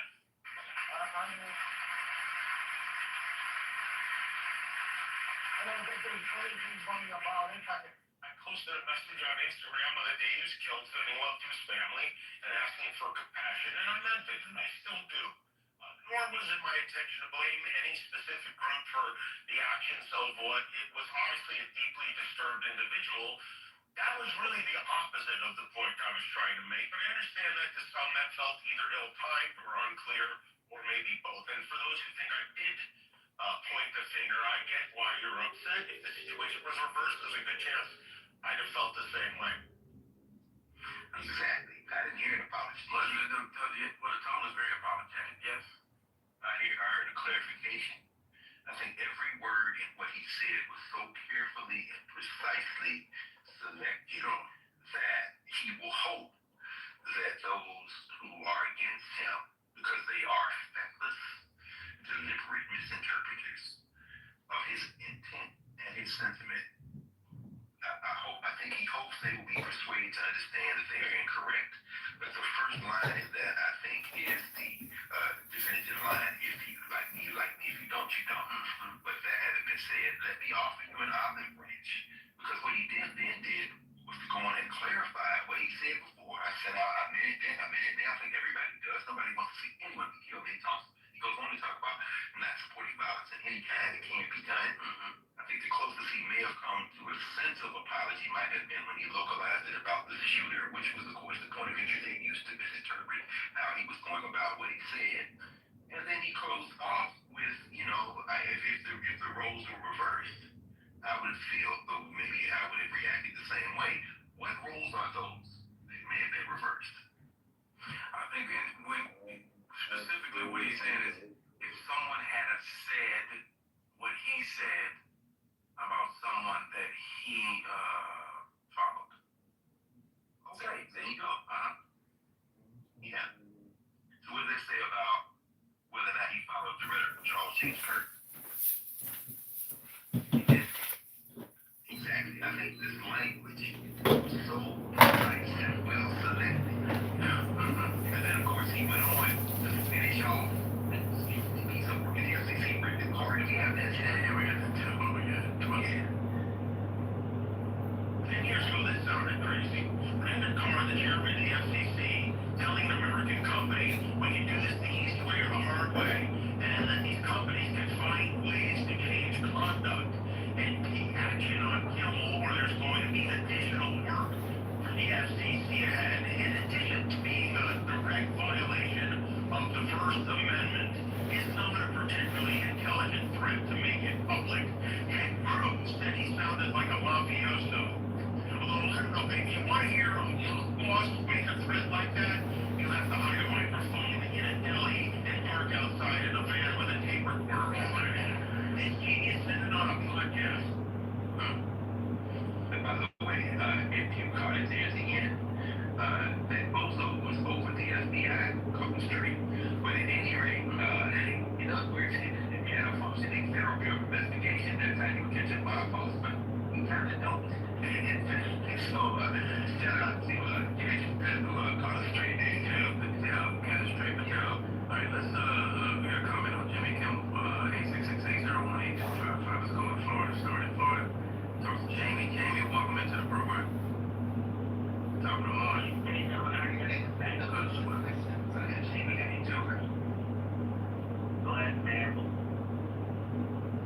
guys.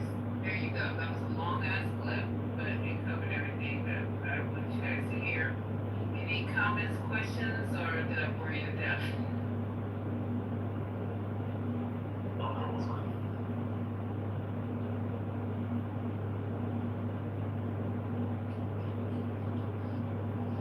Wait, guys, it's early. Jump in there. This is Corey out. Mike, hi, Mike. I see you back on stage. So what do you guys think about that?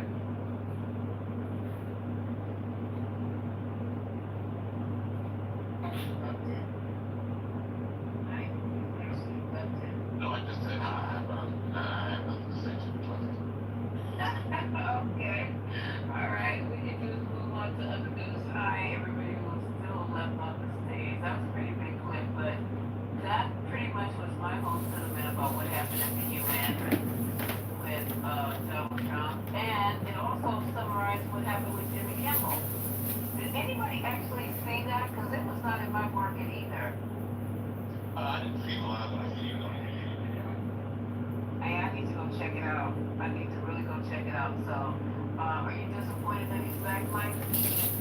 I'm not just back. I mean, again, I think that was, I still think that he was wrong by even approaching it. I think that most people that approaching this, you kind of pretty much know where the administration stands. With that being said, I do believe that, freedom of speech is important, no matter what side of the aisle you stand on. And I love it. I think that these are very intended. So I mean, I'm not saying anything that's groundbreaking. So you're saying that Trump was wrong? You're saying that they were wrong, period, for taking him off the air. I love it. Well, I can Trump. I mean, Trump stands not in his answer for him. Oh, it's not?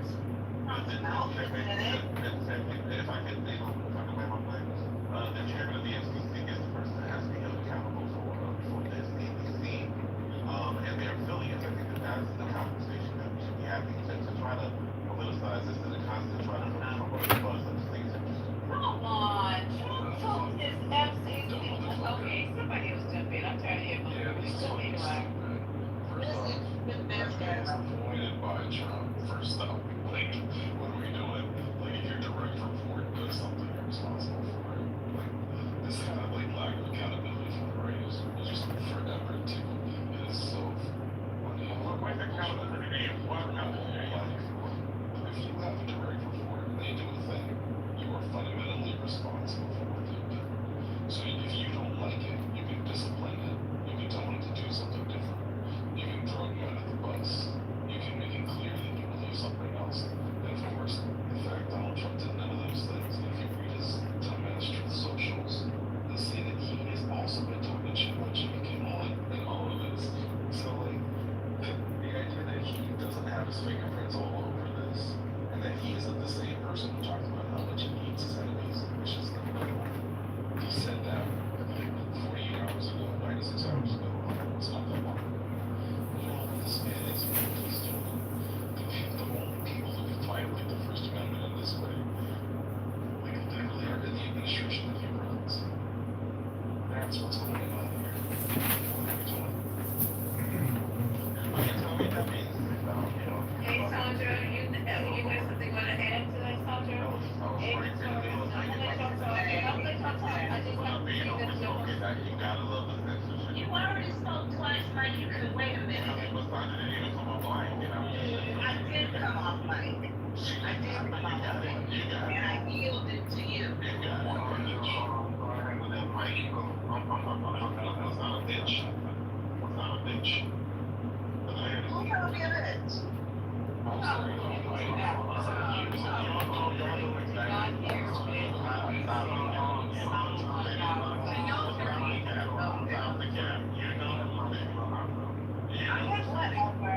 This administration does whatever they want to do. They can say all the horrible things they want. Somebody on the other side does anything even hinting at some shit, they lose their fucking minds. They are so full of shit. Like I said, it's time to burn this shit down. Y'all need to get the tiki torches out. Oh, wow. Can I say something? So during now we want more violence. Can I speak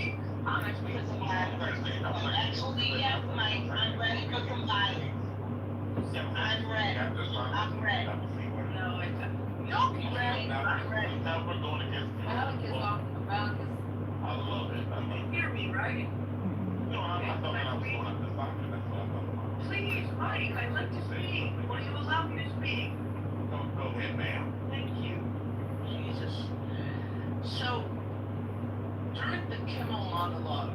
He posted a tweet that spoke very powerfully for free speech, and he said he agreed with it. Here's the tweet. Political satire is one of the oldest and most important forms of free speech. It challenges those in power while using humor to draw more people into the discussion. That's why people in influential positions have always targeted it for censorship. So that tweet is actually from Brendan Carr. He tweeted that in 2022 when Biden was president and he was the FCC chair. Now, what possibly could account for such an abrupt about turn of face from Brendan Carr, from saying political satire is an important form of speech and that's why it's targeted for censorship, but it must be protected, to saying we can do this the easy way or the hard way? What could it possibly be? I mean, I know it's not Trump's fault, so what could it be?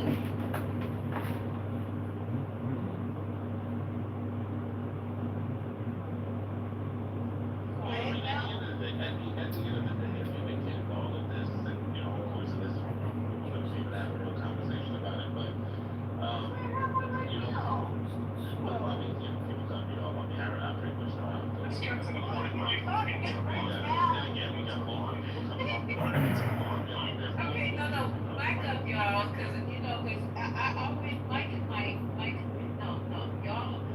Woo. Go ahead, Mike. The floor is yours, and everybody, we're gonna talk about this. We're not gonna have people saying we cut them off. I accidentally cut you off. I apologize. Everybody gets 30. Everybody gets. Wait, hold up, Dab. I got this. Everybody gets 30 seconds. Everybody gets 30 seconds.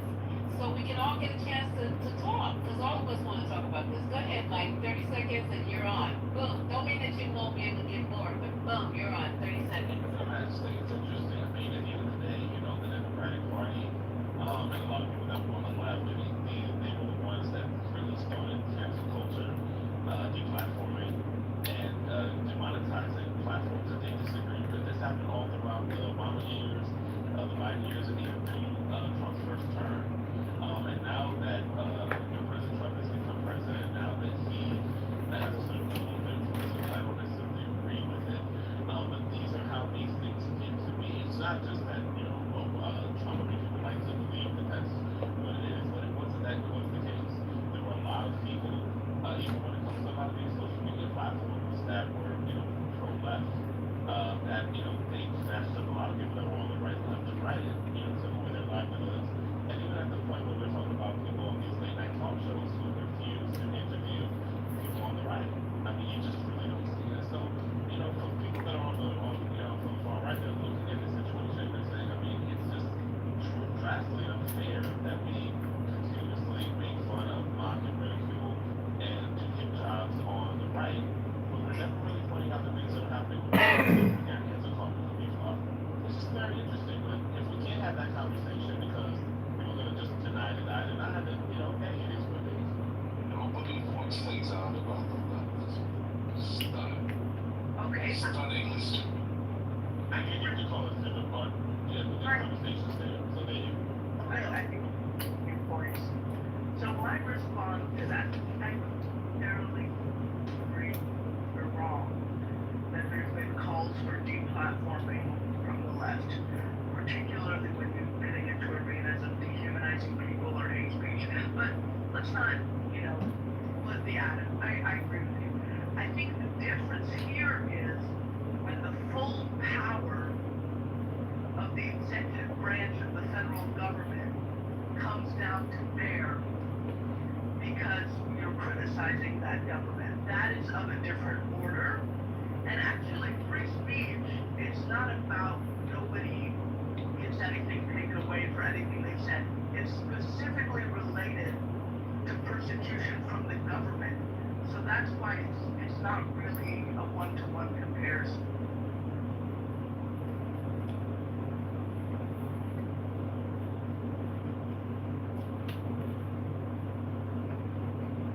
Okay.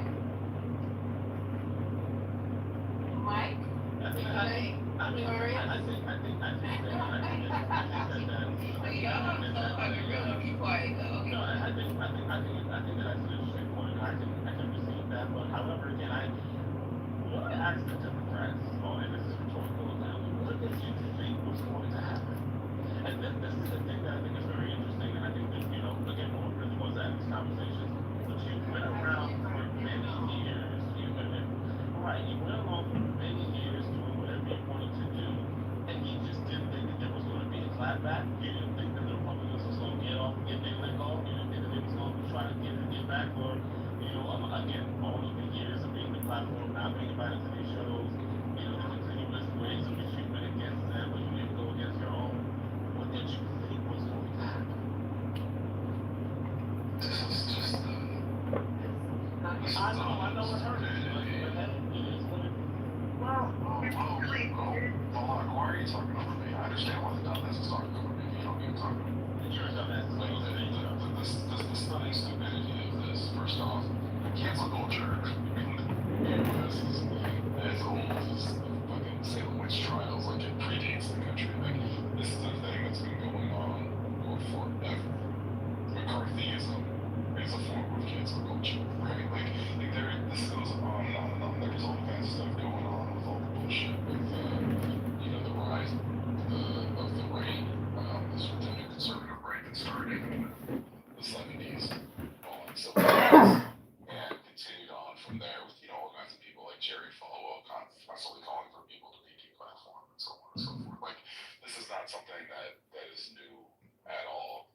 And frankly, at the end of the day, these are people saying, I don't believe this person should have a platform, which is a totally reasonable thing to say. I don't think Richard Spencer should have a platform. I don't think Charlie Kirk's best bud, Jack Zubiak, should be platforming white nationalists all the time and then palling it up with the rest of TP USA. I think it's weird. I think it's weird that training, Turning Point USA had both Jack Zubiak, who palled around with, these virulent white nationalists, and also Candace Owens at the same time. Like, what a weird place that is. Weird! These people will be given platforms as a part of sort of normal society. I disagree with that. Do I think, I'm going to go out of my way to try to cancel them? No. But I don't think they should have a platform at all. Absolutely not. That's not a big deal.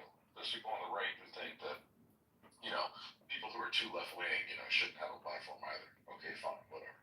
Okay, we disagree. See who wins. Particularly in today's media environment, it doesn't even matter anyway, because there's so few shared platforms at this point, it doesn't even matter regardless. But this idea, once again, of the Republicans shirking the whole responsibility, because it's like, oh, we're not acting improperly, all we're doing is responding to the other side, is the most childish, dumb shit I've ever heard. Like, I see 8-year-olds and 6-year-olds have these kinds of fights. Well, I'm not responsible, he hit me first. What do you say to kids when they do that? That doesn't matter. You're responsible for yourself and your own reactions. This is child shit. This is like literally stuff that you should have learned well by 4th or 5th grade. And they're out here trying to act like that's an actual political approach right now. It is embarrassing. It can't be childish, and again, I think we need to move the mics around, but I don't think it can't be childish, because again, it's when it serves your best interest, and when most of the media, especially on a national level and stuff, and again, you're not inviting people on the right, once upon a time there was a point where that was happening, but it ended, especially with the emergence of Trump, then all of a sudden, then it's childish when that party decides when they have power, that they're going to squeeze you the same way that you guys stuck it to them. And see, but again, if we're not willing to have that conversation and we don't want to be fair and balanced, and when you want to just invite all of your political friends, but none of your political detractors, that's where the censorship, that's where the cancel culture, that's where the deplatforming, and ultimately that's where the lack of freedom of speech sort of, comes into play. And so I just don't understand how people are convincing themselves that you can kind of go along and do all of that, and then you don't expect your political detractors, especially once they have power, to not respond in any way, shape, or form. Not that I'm saying that I agree with it, but what did you expect when you set that narrative? I don't agree with it, but I'm here to defend it vehemently. I'm not defending it. You can't compare. I'm not defending it. Well, but I don't want you to lie. I don't want you to lie. Well, then you can respond when I'm finished. All right, but don't put it out with lies. Why would we start with lies? You can respond when I'm done. Okay, well, don't lie. No, come on, Mike, be fair, because I allowed you to speak But she's without. lying. I don't like when people start lying. You're not defending their behavior. Done. Well, when she's done, I mean, really, because I want to jump in too, but I'm going to allow. Go ahead. Okay, I'll keep it brief. Thank No, you. you don't have to keep it brief, because he's supposed to go in here. Okay, thank you. The thing is you cannot compare the behavior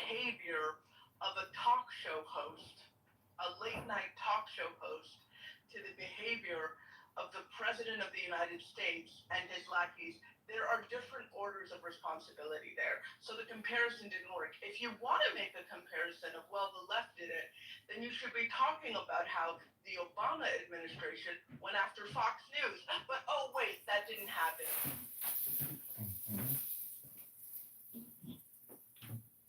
Go ahead, Lisa. Okay, and when did a sitting president wrangle to try to get a talk show host off the air? Literally Never. because he keeps saying now it's gonna happen to you because it happened to us, and y'all should have known that we were gonna clap back.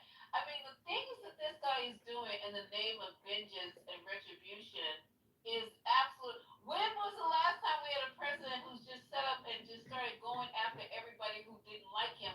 Let's find that quote when he said, "If they say something bad about me, then maybe we should have them taken off the air, or maybe we should have the show canceled." Let me go find that quote because I have never. You can match. We can go quote to quote. Tell me what president in the history of time has ever done that in the United States. No, I mean, I don't necessarily agree with what I would tell you. But what I would say is this, you know, again, and I don't agree. I think You the said president going back, I think we that, would I get think that the hired. president, yeah, absolutely. But again, I think that the president has more, you know, pressing issues than to just go after Jimmy Kimmel. Damn right. But what I will say is that again, when you have multiple people on one particular side of the aisle that are experiencing a certain level of comfort as far as being on these talk shows, the way that they're covered, the way that they're spoken to, the way that they're invited, and you have the other side, again, the reaction beyond just what Donald Trump is doing, but even just again with the many people that have that sharing those same sentiments and ideas, I just don't know why people are surprised. You can't play it unfair one day and then you want it fair for you the other day. And I think that you know people that are on the left they sort of have a problem with that. Yeah, you provided no example. You provided Last time. You provided zero examples many people that of what you're talking about. There was not actually. There were many different people that were demonetized. Okay, there were many different people that weren't invited. There were many people that weren't. There weren't many people that were not invited and still are not invited to these Not shows. invited. And it's just again that is a form of You deserve to be invited. These are private. I want to be invited. Oh my God. But again, now That's people how you now know they're it's right coming and with what's Mr. different. Now y'all are crying. It's stunning. It's wonderful. But see what you don't understand. Everybody's doing the same This thing. is what's wrong with you, Mike. Let me explain to you. And Malak already gave it to you once, so you shouldn't give it to There is a distinct difference between a private company, right, deciding that they don't want to have you on their TV show, and there's a difference between that and the government saying if you don't get rid of that person, you're gonna have a very hard time. Those two things are not the same. They are not like. There's a reason why the founders treated them differently, and you don't seem to understand that, which should embarrass you, but it doesn't. You know, one of the things that Last time. started these That's speech when you shows wanted me on to come Twitter, over, eat your ass, I ate everything, then you rode me until I came inside you. oftentimes I came was from like, you're groups the that were first extensions of the KKK. What a bad history there, right? And in groups that directly advocate for violence on cultures, marginalized cultures, right? And people. And when you flip it around, the inverse, you don't see that with Kimmel on stage, or you don't see that with people advocating for their rights, or people advocating against governance going too far. You know what I'm saying? So really, that, like Malak was saying, there really isn't a strong equilibrium here. This is the thing, is that these people have so lost the plot of like what actually makes this country great, what actually, you know, leads to this country realizing its highest ideals. They've so detached from that at this point that they don't even see the most basic elements of it. There's a reason why this was the First Amendment. There's a reason why it's the amendment that is the most celebrated. And you don't even understand basic principles of it. It's embarrassing.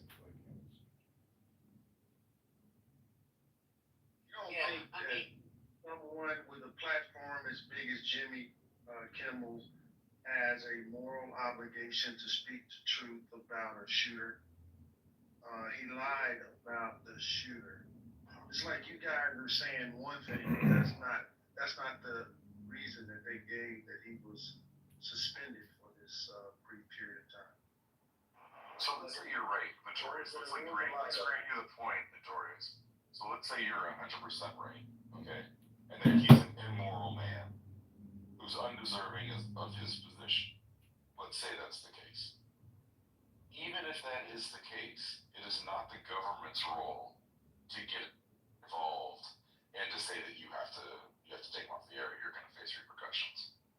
You could be a consumer and decide that you don't want to run it. You can even be Sinclair and decide that you don't want to run it. Both of those are not violations of the First Amendment. The problem is when the government gets involved. Also, if we're being technical, this is a. Technically, you're agreeing with it. You're just saying I did was the problem. Is that what you're saying?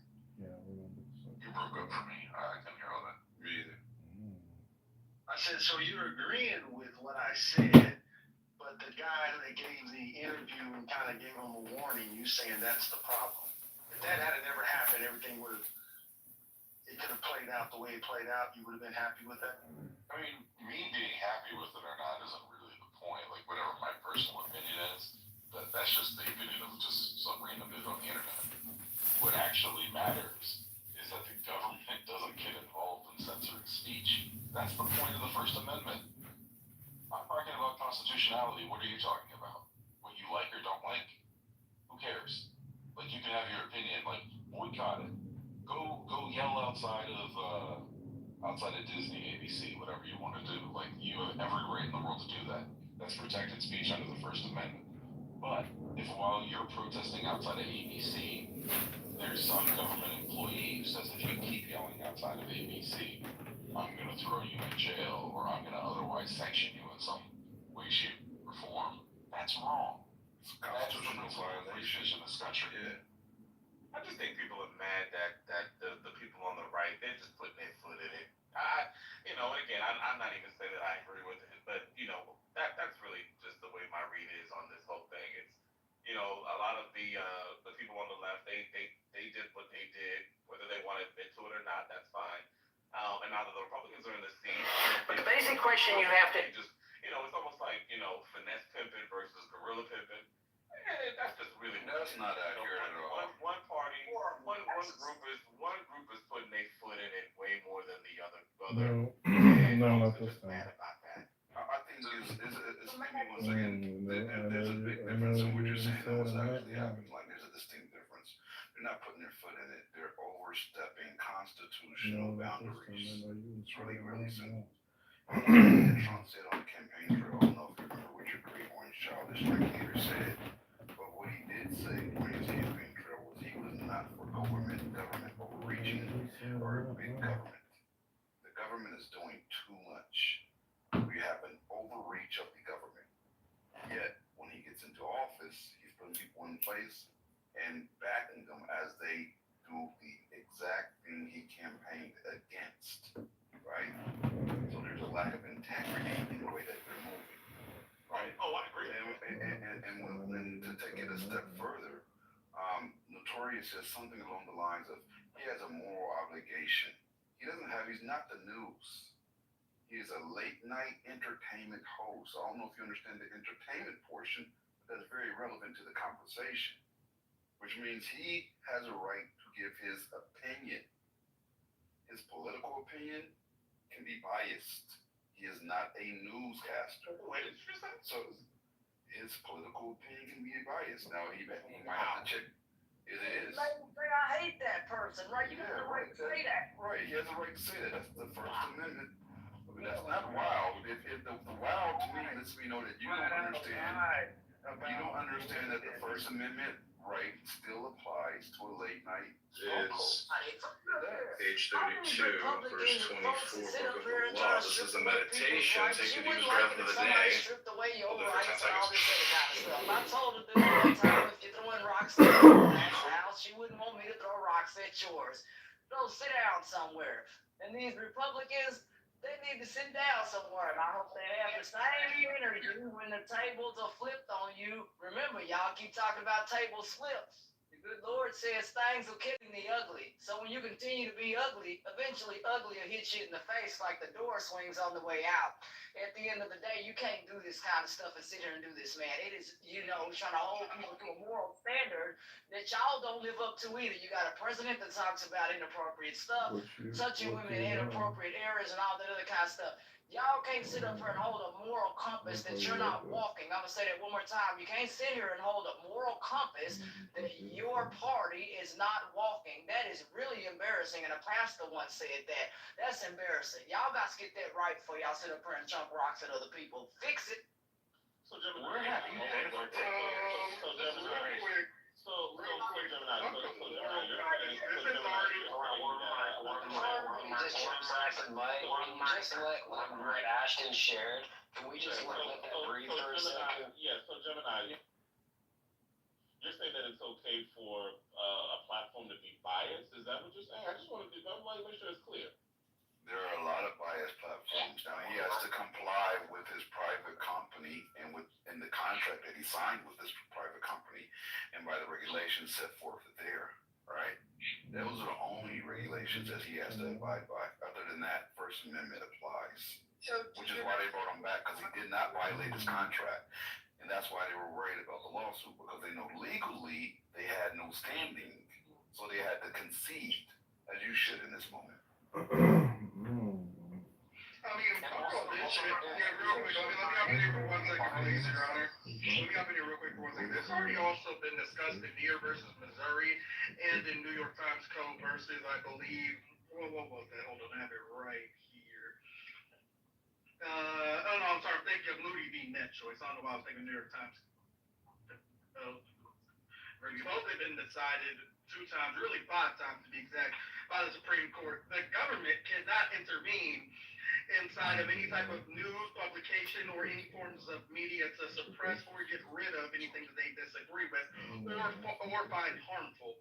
It's already been ruled as a direct violation of the First Amendment and to the freedoms of press and to the media. So I mean, fuck the moral standing. The government quite literally cannot intervene. Yeah, and also just around this question of Except for your stiff heads. there would be oh my god, Ash, like the idea that we'd be shocked that there's bias in media. Bias is inherent. Like I don't know if we understand this. Like just the editorials that you make about what you include or don't include is a form of bias. The way you talk about something has bias to it. Now, if you're trying to present something as just pure reporting and you're not aspiring to some level of objectivity, you can be judged for that, for being a bad reporter or a bad journalist or something like that. Like, fair enough, like that's okay. But of course there's bias. I don't think Fox News should be taken off the air because they've got a clear bias, or that MSNBC or whatever it's called now should be taken off that air because there's clear bias. That bias is okay. And I think in an ideal world, they're honest about the bias, which frankly, both of those channels are honest about their bias. So, like, why are you surprised that there would be bias in media? Thank you, Your Honor. But let's say this real quick, right? ABC is regulated. They're regulated by the FCC, right? And this is the ways they're regulated by the FCC. If it comes to indecency, obscenity, equal time rule as far as political candidates during debates, during elections, and fairness in advertising, right? But not editorial content. What the FCC does not regulate legally is bias or opinions. So legally, when they started to threaten based on an opinion, they were outside of what they're legally capable of doing. Now, as far as ABC's internal standards, they have internal standards regarding tone and appropriateness, audience expectations, and legal liability, like they can't do defamation and misinformation and shit like that, right? But as far as having political humor, political commentary, and political jokes, or left-leaning or right-leaning political jokes, that is a part of the show's identity and 100% legal. So when we're having a conversation about you can have an opinion, that means you don't understand ABC or the FCC. Like there's no three letters in a row that you completely comprehend, or you would be shocked at the fact that he can have an opinion legally and according to ABC standards. Also, Gemini, you mentioned. FCC, remember that, and said that the FCC was essentially stepping over its bounds. Ted Cruz called that out here on the news.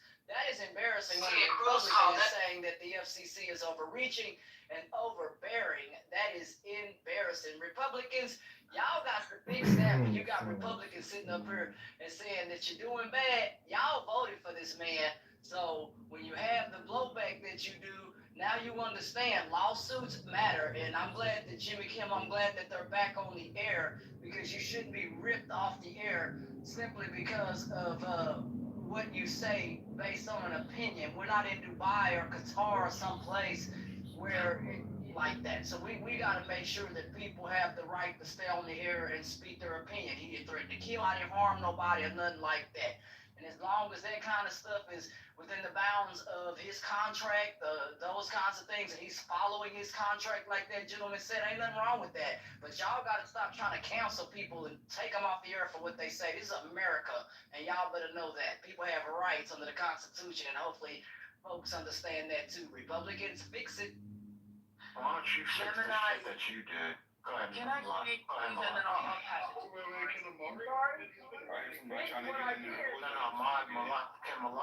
I let them always bow down to the mods. Malak, go ahead, sis. Okay, you don't need to bow down, but I appreciate that. And then I'll pass it to Amari. And Jay, did you want to speak as well? Oh no, I've already said the Supreme Court cases that would rule over this. I mean, this whole conversation is about him being taken off the air. It's stupid based on the Supreme Court cases. Okay, got you. So Gemini mentioned the equal time rule. We talked about this in the room the other night. Some of you might remember. The equal time rule, so the things people are mentioning, well, you keep inviting people from the left. Why don't you invite people from the right? The equal time rule does not apply to entertainment programming. So as a late night show, it's an entertainment program. The equal time rule doesn't apply to it. As for the timing of, what he said about Charlie Kirk or whatever, Trump tweeted when the announcement was made in the summer about Stephen Colbert. I guess he wasn't tweeting because he's off that site now. But anyway, posted. When the announcement was made about Stephen Colbert and Trump was celebrating, like, yes, I hate Colbert. This is amazing. I don't know if these were his exact words, but basically the sentiment. He said, quote, Jimmy Kimmel is next, unquote. Obviously months and months before anything ever happened or was said about Charlie Kirk. He also said, they played a clip and he said it to the cameras. He said, these late night shows or these shows, all they do is hit Trump. That's all they do. You can't do that. Well, obviously you can do that. And that's exactly what late night shows do. If you remember a little story called Monica Lewinsky, they hit Clinton a lot. They hit every president. Remember how they called Bush stupid every single day? They hit all of these people. That is what late night shows do. So it's just to show that, okay, thanks, Mike. It's just to show that. That's bad context, that's all. Okay. In terms of the context, it's not simply about the comments about Charlie Kirk. He's been gunning for this show. And then when they announced the suspension, he said, this is great. Jimmy Fallon, Seth Meyers, you're next. So this is his thing. He wants to go after all of these guys.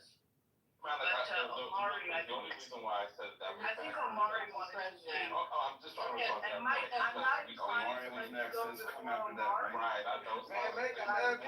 Omari was next. Come on, mute up. Mute up. Go ahead, Omari. Mike, if you want to be put in front of people in the line, maybe you shouldn't say that I'm babbling in the chat. Go ahead. No, what we'll do is this. Lisa's gonna put her Cash App up, and if you want to skip the line, you have to hit her Cash App, and then you can go ahead and do that. Lisa don't have no cash app. People, Man, I flip down the don't, phone. I really don't. I I can use somebody else's cash app though, and I'm You also don't putting refund? cash app up if you wanna, knock people down off the stage and all that kind of shit like that. Don't do that, Lisa. It is a $5. We'll start at $5. This is not homeboy's room. Go ahead. It'll be a $5 to shoot and a $10 recovery. Stop blocking my coins, Amari. This ain't dark side. Please don't go there, please. Off the stage. There's a $5 to shoot and a $10 recovery fee paid directly to Lisa. I've been Yeah, I'll pay I'll the get in the queue after Omar. Lisa does plus users, VIP, get mod badge also. Oh, definitely plus members. Yeah, I'll get in the queue after Omar, because I want to respond. You gotta pay to be a plus member of this room, so you have to pay a fee directly to Lisa. Then you're considered a actual 420 plus member. There's a difference. Okay, go ahead, Amari. Alright, so there's a couple of points I was taking notes on because I don't want to be rude. Ashton, one, what you're seeing right now is something that was going on a decade ago almost. So I think possibly, Ted Cruz, the senator that you mentioned, has talked about the Russian collusion hoax. I think you might want to go back and listen to his videos. 600 days plus, a man was under investigation, which basically destroyed almost the first 2 years of his first term. Think about that. He was told that he was a Russian. Not anyone on this stage. I don't think anyone on this stage had it. They had you guys were putting beer cans of something called molar time. Everybody had molar time. Like FBI is gonna come and take this man in handcuffs from the White House. And you pushing that, and everybody believed that bullshit. ABC, CBS, NBC, MSNBC. 2 years. He lost the midterm because of that. Because he was a Russian asset. So please don't tell us about what's going on now, because we don't want to hear that shit. It's over.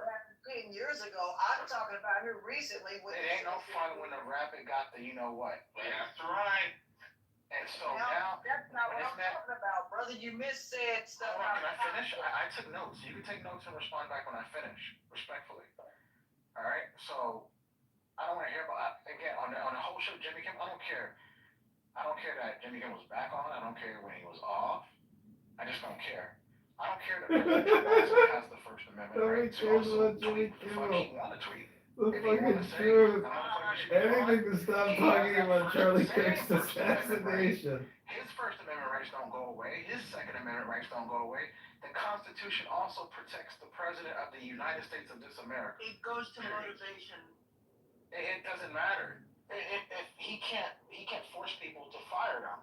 Now, if these corporations actually, buckle, that's on them. They gotta grow a backbone. And as long as there's no emails or anything saying there's no quid pro quo to do this, then everything is Gucci. Omar, I'm gonna show you where you're wrong. Hold up. I love your submission. I appreciate that. It was wonderfully put, sir. However, there's a slight issue with your submission, and I would like to highlight that, right? When you have the president that instates someone as the head of the FCC, and then he says it, and then they start carrying out his bidding, going against what's legal, right? When you start trying to imply we're going to either fine or sanction or punish you if you allow this man to express his opinion, that is 100% illegal. That is no longer, the president has free speech, and so does the head of the FCC. No, he's wielding his position, not the president, but the head of the FCC. The president is indirectly. The FCC is doing it directly, and that is technically illegal. It's not my opinion, it's just a fact. Can I get in the queue? So okay, let's just say you're right. That's a fact. Let's say I'm right. You can literally look that up and you get that. My assumption is that he will be then prosecuted for some type, whichever section of law, federal law that he violated, so he should be prosecuted if it's illegal. And then we had the good carnivores today, like we got these children. No one's above the law.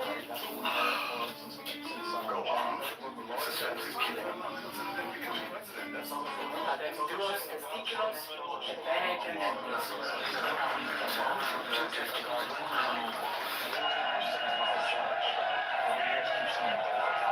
You know what I meant to be 3 crowns. It's your father of kings and monarchs.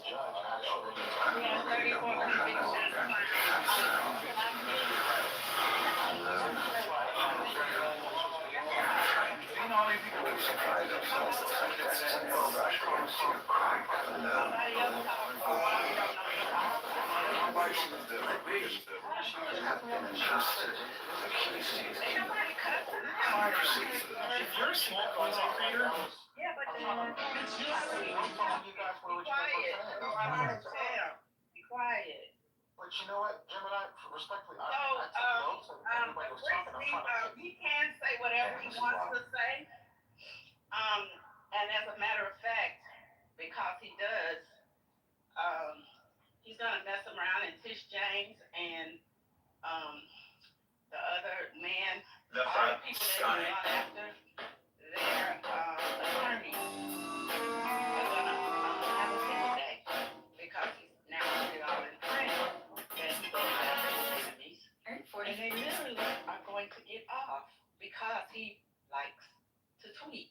So he can say whatever he wants. Every time he opens his mouth and on True Social, he makes America weaker because he keeps showing how dumb he is. That's what's on his mind. And it's going to in trouble. But yeah, I think he can say whatever he wants. So why are you arguing that, Mike P? Nobody said he couldn't say. It's Amari, it's not Mike. Amari in the chat said it. and she ran on getting Trump during her campaign. And you cut me off, so I'm gonna keep talking. It's your room. It's fine. It's not my room. It's our room. It's yours too. But you know, when you're saying that he never got he didn't get convicted. The judge did convict him, but I mean didn't sentence him, but he was convicted. That's what we said. So your points don't even make sense. Sometimes you could just be quiet. Yeah, he dropped it because he knew that shit was gonna get overturned by the Supreme Court, just like the other bullshit they try to put on. Not the cat. Why don't you guys be honest? Why didn't you call balls or strikes this time around? You know that was a trucked up, no pun intended. Like this is literally free statement. It's just literally She campaigned on getting Alvin Bragg's campaigned on getting we gonna take down Donald Trump. Like, how do you campaign on it and say that's illegal? A law enforcer campaigned on prosecuting a criminal. Wow. Like, see your bias right there? That's true. We are innocent before guilty. That is the Constitution. Omari, let's say that somebody, I don't want to use you because that'd be rude. I don't want to disrespect you. Let's say there was somebody that was a pedophile. Random person, they're a pedophile. And then a prosecutor takes office, and then they're a notorious pedophile. Everybody knows about it, but somehow they've been able to escape the law. And then a prosecutor campaigns on, you know what, I'm going to hold this pedophile accountable. Doesn't mean that the guy's not a pedophile. Doesn't mean that the prosecutor is wrong for saying, I'm going to target this particular pedophile. It just means that the when it comes to politics, they didn't create a crime. They didn't find something and make it up. But the basic question you have to ask is, what should the role of government be? For which he was held accountable. So what you're saying shows a lack of accountability. Wow, somebody said they're going to hold him accountable for his crime. What's wrong with them? Are you serious? This is wild. This is a really strong. I mean, I don't even know why you guys bring this up. This is a strategy to tie Omari in the first place, because what we were actually talking about. I responded to Ashton. And when the government violates free speech, what doesn't happen is like the government official doesn't go to prison. That's not what happens. Like what happens is that there's a ruling by a judge that says that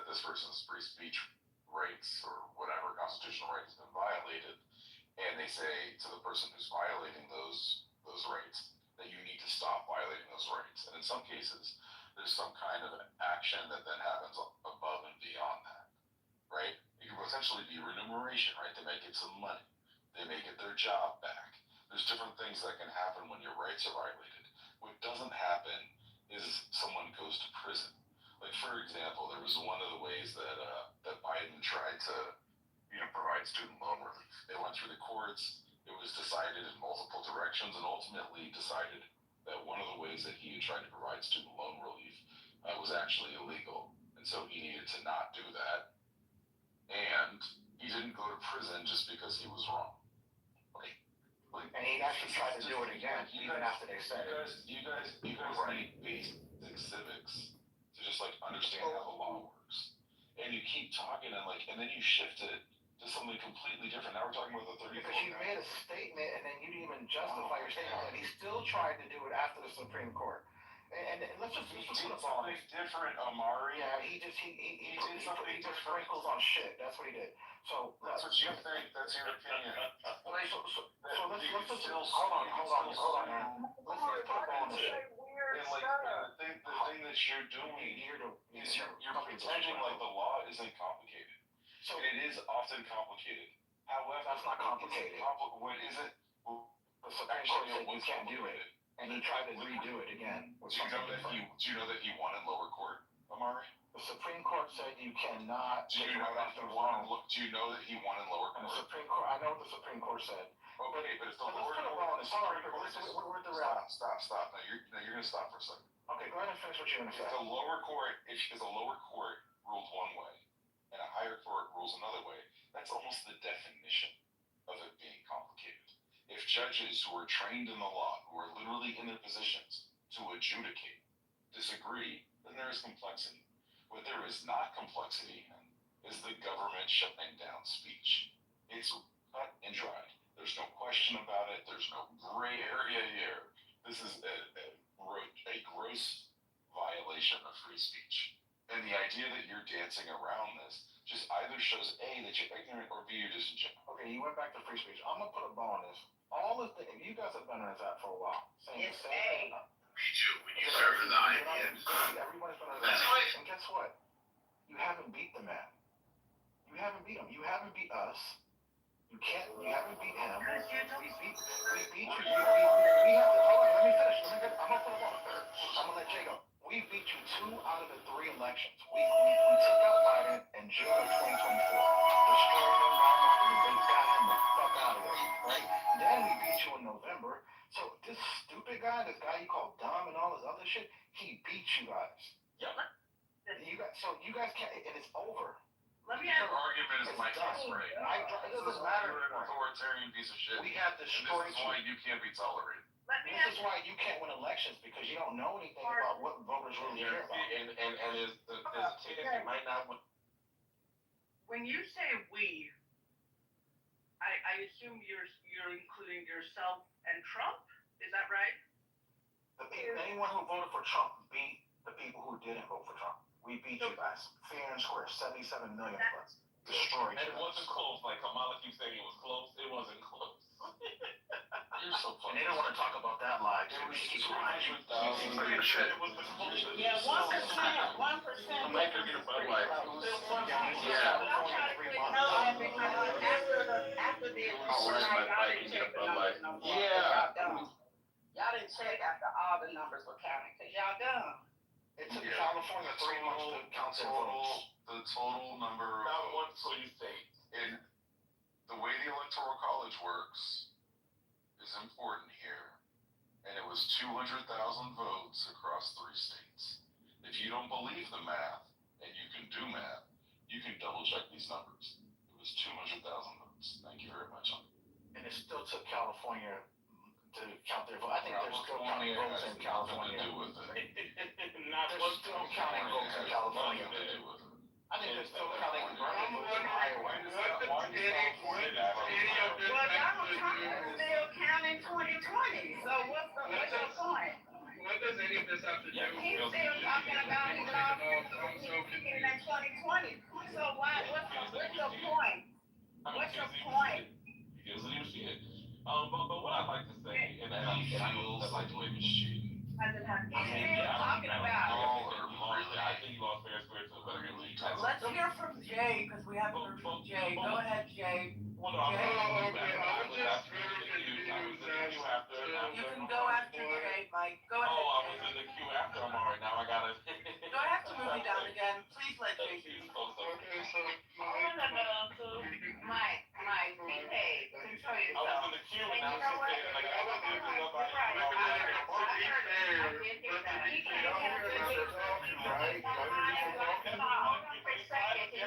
Y'all hear Lisa talking? Yeah. You guys just give me a second. I just came up with a novel idea. And I know that some of you guys are gonna push back on it. But I think we need one MAGA as a mod. You guys agree or disagree? No. They'll boom the room.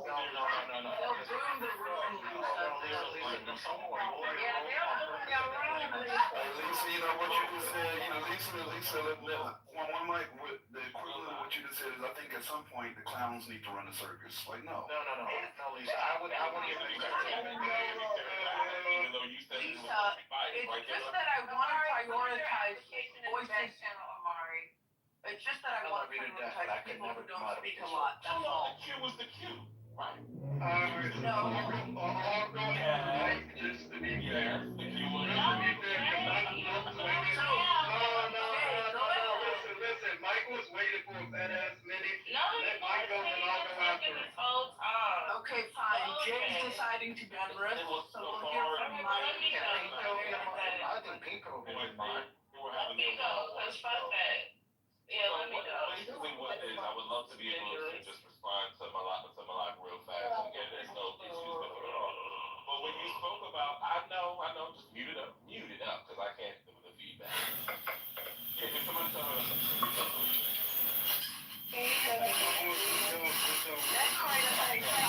what did you just say? Mike, just go, man. Come on, bro. Has to be a level of control. Why is it She's not bothering you. You're like, Mike either go or don't. Like, she's not bothering you. You my mic when I'm on my stuff. I don't know. Hey, you might get dropped. You just say something. I just got muted, but y'all couldn't hear me. Okay, go ahead. Who's next? Okay, Brooklyn is next. Brooklyn and then Jay, or was it Jay and then go out? See what they do in the room, right? You're my mic, but you couldn't hear her mic. Okay. Mike, if you have a point to make, you can make it. Go ahead. I do have a If you interrupt him, I'm going to drop you and Lisa can be mad at me. Either make your point or don't. I mean, the rules are the rules.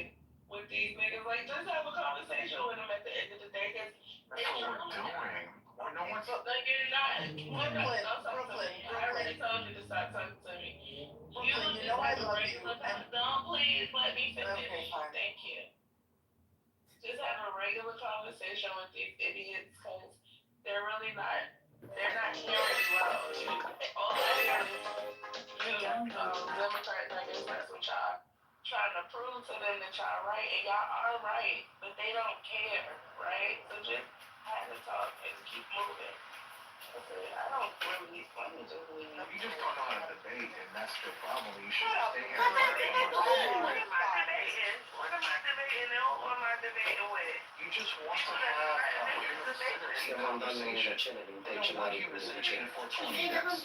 That's what I want you to do. When you and the white ears and all of them all of them Republicans, you have a central conversation. I spend 99% of my time here. 99% of my time. Okay. I don't know why you're talking to me. Because you need to just have a conversation. It's easy. You're an adult now. You can have a conversation with your life. It's not that hard. You're spreading misinformation and you're not a moral person. You're an adult that acts like a child. And every time you're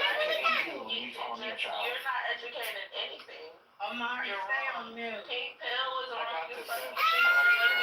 You gonna Y'all stay do on nothing mute? but fucking She needs to learn. She needs to understand that. that's how when y'all come up here, all of you niggas is struggling and y'all on here to make yourselves feel better like y'all winning something and y'all not. Y'all never won anything in y'all lives. And the closest y'all ever got to winning was an orange man winning the fucking presidency while taking all your rights away. So if this is winning to y'all, then I definitely know that y'all all I'm trying to get in the grandbaby. I'm winning in life. I don't know. I created life. You're a loser. You're a loser in life. I created life. I'm winning. This is just Clubhouse.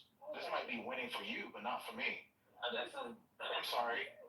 Okay, we're not here to insult each other. No, we're not gonna bring this in. I will really let you have it. Don't do No, it's not about that. No, It's not about that.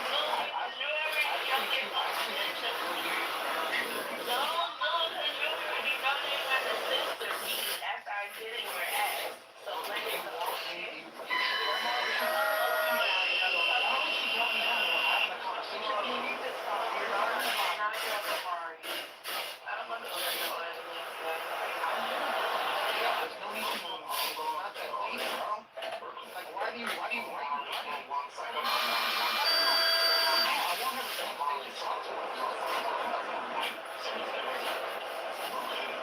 Finish saying what you're saying, Omar. You that's much. Yeah, for sure. She comes back out. I'll give her the mic, and then I just want to continue. I like Brooklyn a lot. She comes back like On mute, but I know it's talking. Okay, you know what? Let me just do this for you guys, okay? I love all you guys to death. I really do. And I give a lot of free reign here. But there's certain people that I do not want to cross. And Amari is one of them. For one block. He spends a lot of time in here. He contributes to the lot.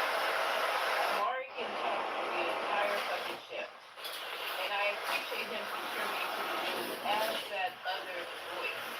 Without him being in this room to push back, it's a lot of dead air. So I appreciate you, Amari, and I welcome you to it. I welcome you to speak. I welcome you to contribute. And you guys don't understand that. And until you contribute as much as Amari and Deborah and all the people who are always and Gemini and all the people who are always off mic making this room what it is, step back. It's crazy. Mari doesn't do anything wrong. He is the most gentle MAGA that I've ever met. Okay? He's not annoying like Infinity. He doesn't hate me like Notorious. I mean, just why you guys want to pick on Amari? He's antagonizing Brooklyn. No, he was not. Antagonizing? Have you guys heard antagonizing? When people come to the stage and call me a bitch and talk about my vagina and talk about my kids, that's what I call antagonizing. I would call that worse than antagonizing. Well, I'm just saying. So Amari's done none of that. He just has a different opinion. Okay. So I'm good. I mean, I don't know if you guys are not good, but I'm pretty good. Brooklyn, I said you're in light. You don't want to come back up, Brooklyn. Okay, so on that note, I know that I'm not done talking. Okay, I'm sorry. Mike, we got Matt on the stage now. We got you. We got Amari. We got Notorious. Let's just have this conversation. It's getting late. So let's just have it. I was enjoying the hell out of it. I got people over here listening to you guys. We were enjoy him. Yes, indeed. No, I wanted to respond to what Malak had said some time ago. I mean, we got a little bit disengaged by all that battle. Shout out to Amar, because he's way more patient than I am.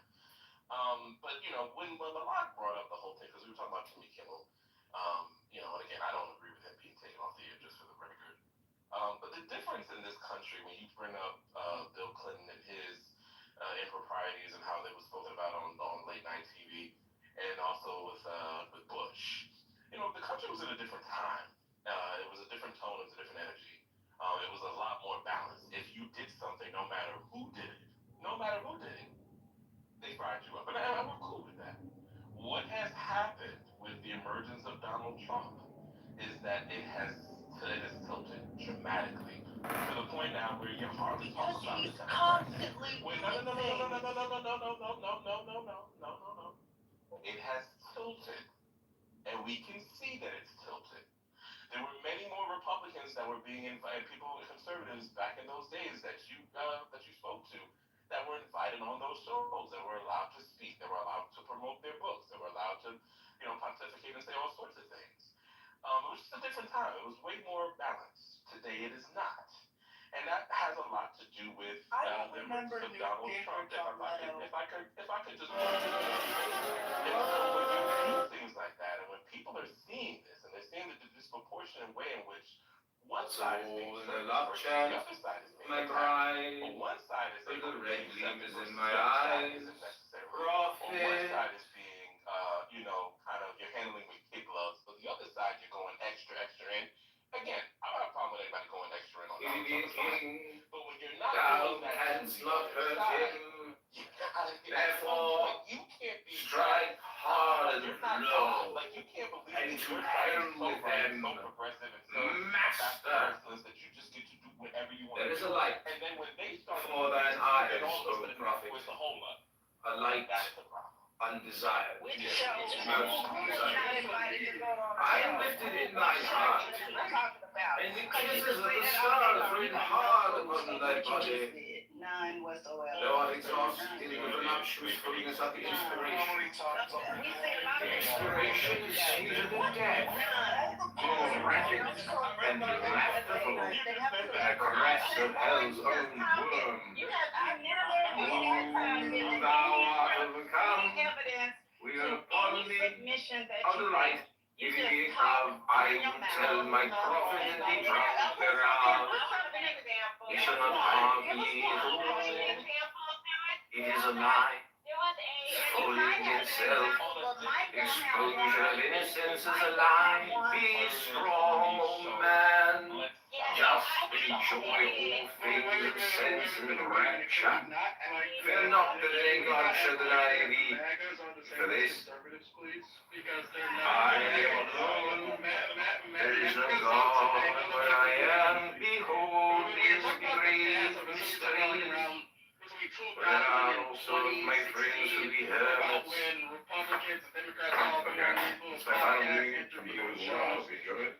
like staff promote themselves, promote their books, promote their works. It's a very completely different time from then. Even Democrats between 2000 and there is no God than me, and my Lord had it. Now, therefore, I know thee by my name, him by secret name, which I will give him, when at last he knoweth me.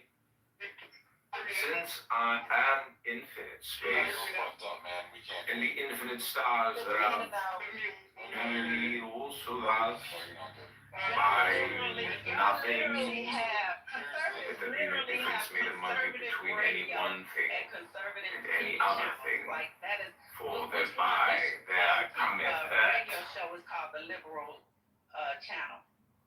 And also, so y'all have been doing this a whole way longer. Not to choose just one path for justice and transparency. I mean, what is it? Y'all can't even admit it. Y'all can't even admit Donald Trump had 34 conventions. oh God. You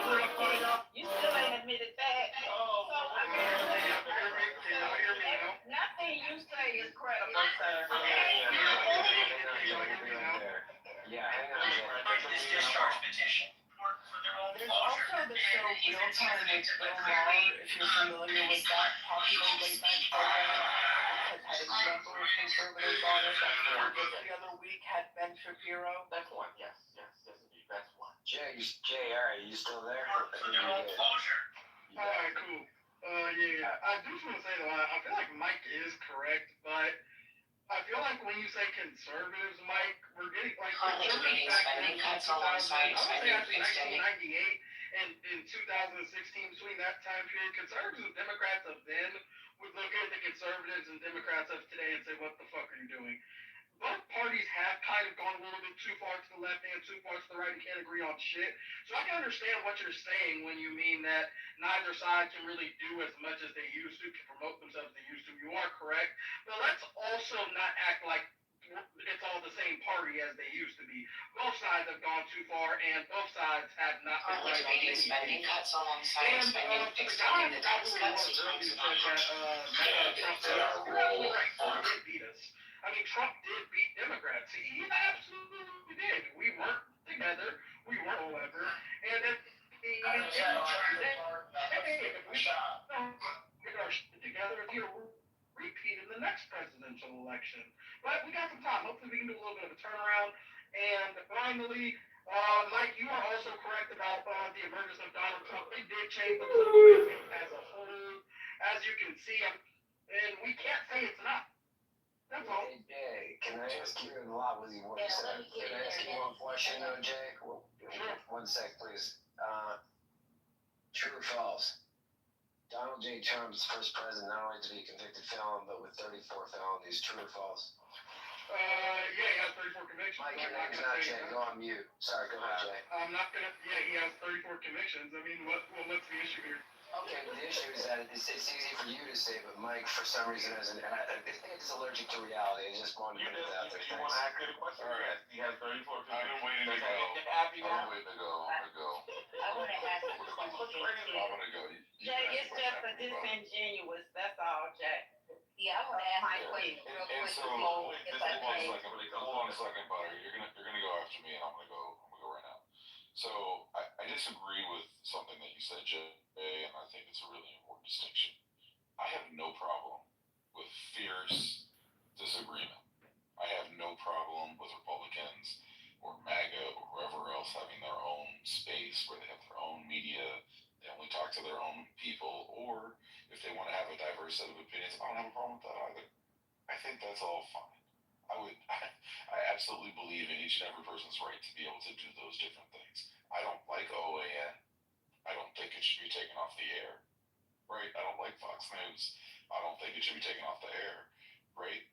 That's going on now is that there wasn't an Obama or Biden push to take Fox News off the air, right? Or to take, say, Jesse Waters off the air. But there has been a Trump administration effort to go after late night hosts that he doesn't like. That is different in kind. And this idea that it's like, oh, well, now the shoe's on the other foot, or the rabbit has the gun, whatever other stupid ass phrase people are using, is nonsense. Because that actually isn't what's happening. And in the rare cases where there's been something where there's been some kind of malfeasance on the side of the Democrats, that's what it's been targeting, I'm against that. I don't think that that's good. It's very rarely happened though. What we're seeing now under Donald Trump is a wide-scale use of government to go after Trump's perceived enemies. And that is something that is different, it is new. It is not something that like George W. Bush did in the same way, or Clinton did in the same way, or Obama or Biden. It is uniquely, to the extent that we're seeing now, it is uniquely a Trump thing. And pretending that those two things are equal does a disservice to all of us, because they are not equal. I never tried to make them seem equal, so I'm a little confused as to where you. That part, thank you. You were saying you did this both sides thing where you think both sides have been doing this and coming at each other back and forth. And if I misunderstood that, or maybe what I'm really doing is pointing out what I think is a really important omission. Maybe that's what's going on here. I'm pointing out what I think is an extremely important omission. That the thing that we've been talking about around free speech is really about the use of government power, of about using offices that belong to the people for personal or political gain, as opposed to using them in service of the popular good. The other. Can we bring up Christian? They just punish in different ways. No lady punchers allowed on stage. Can we, Butter has been waiting to talk. Yeah, I've been trying to, and I'm gonna be super quick. The only thing I wanted to add was that there were all kinds of changes as far as election integrity, in Georgia in particular, during that election that really, affected certain groups of people, certain, counties. The primary election, when Trump and, well, before that, actually, it was, I think, 2021 when they started the reforms, in Georgia. They had some kind of election integrity act, I believe it was called. Right, where they lost the state and then they tried to make it harder for everyone to vote. Go ahead. Exactly. So that's the only thing I wanted to add is that there was, I think, if you want to make changes like that, just so that you can make it difficult for people to vote or be confused about where they're going to vote now or make their polls so far away that it deters them from voting, I think you could say that's manipulative. That's all I wanted to say. Thanks, Butter. So I did a little research, and there have been a number of conservatives on these late night shows. Now, it's important to point out that the Bill Maher show, for example, which I named, that's an explicitly political show. Most of these shows are not explicitly political. The only really political part is the monologue. They joke about current events and politics. But after the monologue is finished, in terms of the guests, as I said, they mainly have actors, comedians, musicians. They don't have politicians a lot. Usually, in order to be a politician that can get on these shows, you have to have a very high profile, i.e. be quite famous. But that being said, they have had a number of conservative guests. They had Jimmy Kimmel in 2021 and 23 had Mike Lindell, the My Pillow CEO. They've had Oren on The Daily Show. This is all in the past few years. Oren Cass, conservative policy thinker. They've had Meghan McCain. They've had Ted Cruz, Liz Cheney, Adam Kinzinger. Now, I think part of the problem, by the way, in terms of the liberals, it's not like they've had that many more. They've had, like I said, big names, Bernie Sanders, Cory Booker, Tammy Duckworth, Joe Biden, Elizabeth Warren. But if you're using the same time period, it's not that many more politicians. But I think the difference between someone was saying MAGA and conservatives, it's not really the same thing. I think part of the problem is these network late night shows, they're within the mainstream. So first of all, not all the late night shows have guests like that, but of the ones they do, they're really, the network shows are very much in the mainstream. And a lot of the MAGA policy positions and the things that they say, they're very far outside of the mainstream. So they're trying to move, they want to move the mainstream, but it's in the process. They haven't fully moved it yet. So if you want to go so far outside of the mainstream in terms of the things that you back and the views that you have, yeah, you probably won't be brought up on mainstream media as much. That's all I wanted to say. I would say this again, and again, thank you, Lisa, for what you stated. It's frustrating because all we do, I know Mike does a little bit more trolling than most of us. I know TC comes on, Mike, you do have to chill out just a little bit. But other than that, we all try to come in. I respect Brooklyn. I think she's smart. I think everybody here is smart. We have, like, for example, Aaron just said one thing, and then I posted an article where we know that they tried to stop Fox News. No, hold on, before you come off mic. We know that when Tucker Carlson got kicked off, he was laughing. He thought it was funny. So, again, let's not act like Jimmy Kimmel has not been Kimmel. I did the B again, right? Sorry. Let's not act like he did not make fun when Tucker lost his job. Was that a result of the interference of the federal government? I don't know why Tucker got. I don't know why more. I don't know Because why. we make an argument and you don't respond to the argument, you ignore it, you call it a nothing burger, and then you just repeat yourself I from did it. Someone was saying argument that. wasn't made. Nothing burger. I did. But hold on, but real quick, why? I mean, we're just talking. You named about 5 or 6 names. When Bill O'Reilly got kicked off, people were upset. What I'm telling you is that there is parity. That is what I'm saying. It's And nothing if there's a close. lack of representatives, I'm explaining to you why. Now, if you want to disagree with that, go ahead. But if you're here to just insult me, well, I guess I have to take it because it's. I didn't insult you. I just said that whole thing. You said I'm babbling and I said nothing. I You said can't that read me statement out of wasn't this. a I nothing am burger. over I here didn't doing say my that you weren't homework. smart. Leave my I name never on said that you this were stuff. unintelligent. I never said that you weren't smart. I said that particular thing just didn't really, because again, at the end of the day, it doesn't usurp my point, which Yeah, is but stop there is a lying to disproportionate Lisa, amount of cause we people grown in that here. are on You're the the only left one that and ain't are grown on the in here. platform. No, it wasn't versus him, the ones that Debbie. are on It the was right. Mallet. It's true, He it's true. didn't say nothing about me. But I'm just saying, I haven't even said nothing, and you guys are calling me out. I'm just over here sitting down, doing what I gotta do. You guys are having a good time. We're in the room. You never get time to do your homework. Never get Okay. time to do your homework. But you just went over what I just said. You went straight to Mike, right? Nice. Let me respond to you, Amari. No. I can't. You could go. Can you go after her? What you said was Jimmy Kimmel when Tucker Carlson was taken off the air. Is that right? Yes, he did. Yes. So what I'm telling you is, you're saying, see, it's the same thing. It's not the same thing because that wasn't because of the federal government. If Jimmy Kimmel got bad ratings or there was a petition from the public to take him, or under any other circumstance, and everyone on the right laughed about it, that would be one thing. That would be fine. I mean, maybe some of us wouldn't like it, but whatever. The difference is the government went after him. That is what you have to deal with. After an assassination, you're trying to talk about something where it's an assassin. A person got killed in front of millions of people. You're more upset about Jimmy Kimmel than you are than someone got assassinated. I'm not upset about Jimmy Kimmel. I'm upset about the First Amendment. That is wild. That's because somebody got killed. Niggas die every day, B. That government doesn't care about assassinations because they were all popping jokes when the Minnesota's one got assassinated. They all popped jokes when they got assaulted when they were. I don't know anyone from that school popping So don't jokes. give me that fake bullshit that we're all so concerned about these. Oh, nobody was violent. It was an assassination now.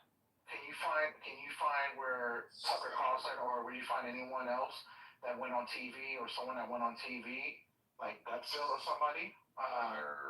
Mike Lee was. I'm talking about a TV person. I'm talking about a Is TV a senator person. a big deal? Is a senator more or less Can important? we keep it equivalent to like Jimmy Kimmel? We're talking about a talk This show is host. fucking insane. You want to talk about a senator? We're talking about Jimmy Kimmel. Why do you say how do you move the goalposts? You do this all the time. You say I do this. You're talking about somebody with more power than Jimmy Kimmel. How dare you? We're talking about Jimmy Kimmel right This now. is literally someone of greater import. Like what? Okay, we can go to politicians next, but can we? Actually, it's not what you said earlier about your supposed examples of things like that. Now, there's only one thing that you said, which I think has merit, and I do think it has merit, which is the Obama administration. Keep in mind, potentially, I don't actually believe they ever went through with this, trying to exclude Fox News from some kind of like a pool. I don't think it's something that should be done. But I don't think that's a good thing. So that piece, I think, has some credence. That said, even that is actually not a violation of free speech. It's just a violation of good practice for a White House in terms of transparency. Like, it's not actually a free speech violation. Why can't you say it's wrong? Why can't you just say it's wrong and then we just move on? I literally just said. Yeah, but why do you have to like add the extra to it? Because good. Let me tell you why. Because the law matters, the Constitution matters, and if we're having a conversation about free speech, we're talking about the Constitution and the rights that it confers. And if you move the goalposts so that it's not about the Constitution anymore, that's a meaningful difference that I'm going to point out. Because if we're talking about when someone is violating rights or not, it really matters. And again, the point that I've been making is that what Donald Trump administration are doing right now is different in kind. And why he deserves the label authoritarian is because he is violating the Constitution, which is our founding document that we all agree to live under as citizens of the United States of America and permanent residents. Everyone else is here. So that is the point. And you keep saying that you keep trying to draw equivalences that's not there. And I've already said I don't think they were there. I don't think George W. Bush did this stuff. You know who Lois Lerner is? Do you know who Lois Lerner is? Does anyone on the stage know who Lois Lerner is? This is IRS lady. And what happened with that? Who knows? Was that constitutionally? Was that being considered democracy?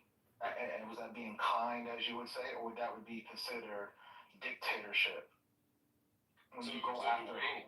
So if I believe the right wing version of that story, The right wing version. which is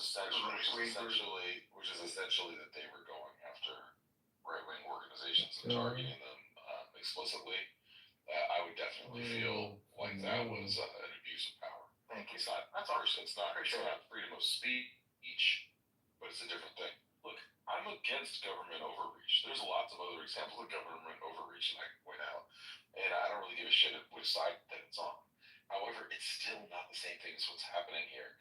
And if you're worried about Lois Lerner, I sincerely hope that you've got the balls to say on the stage that what Donald Trump has recently done in terms of trying to prosecute Comey and Tish James is far worse and wildly unacceptable.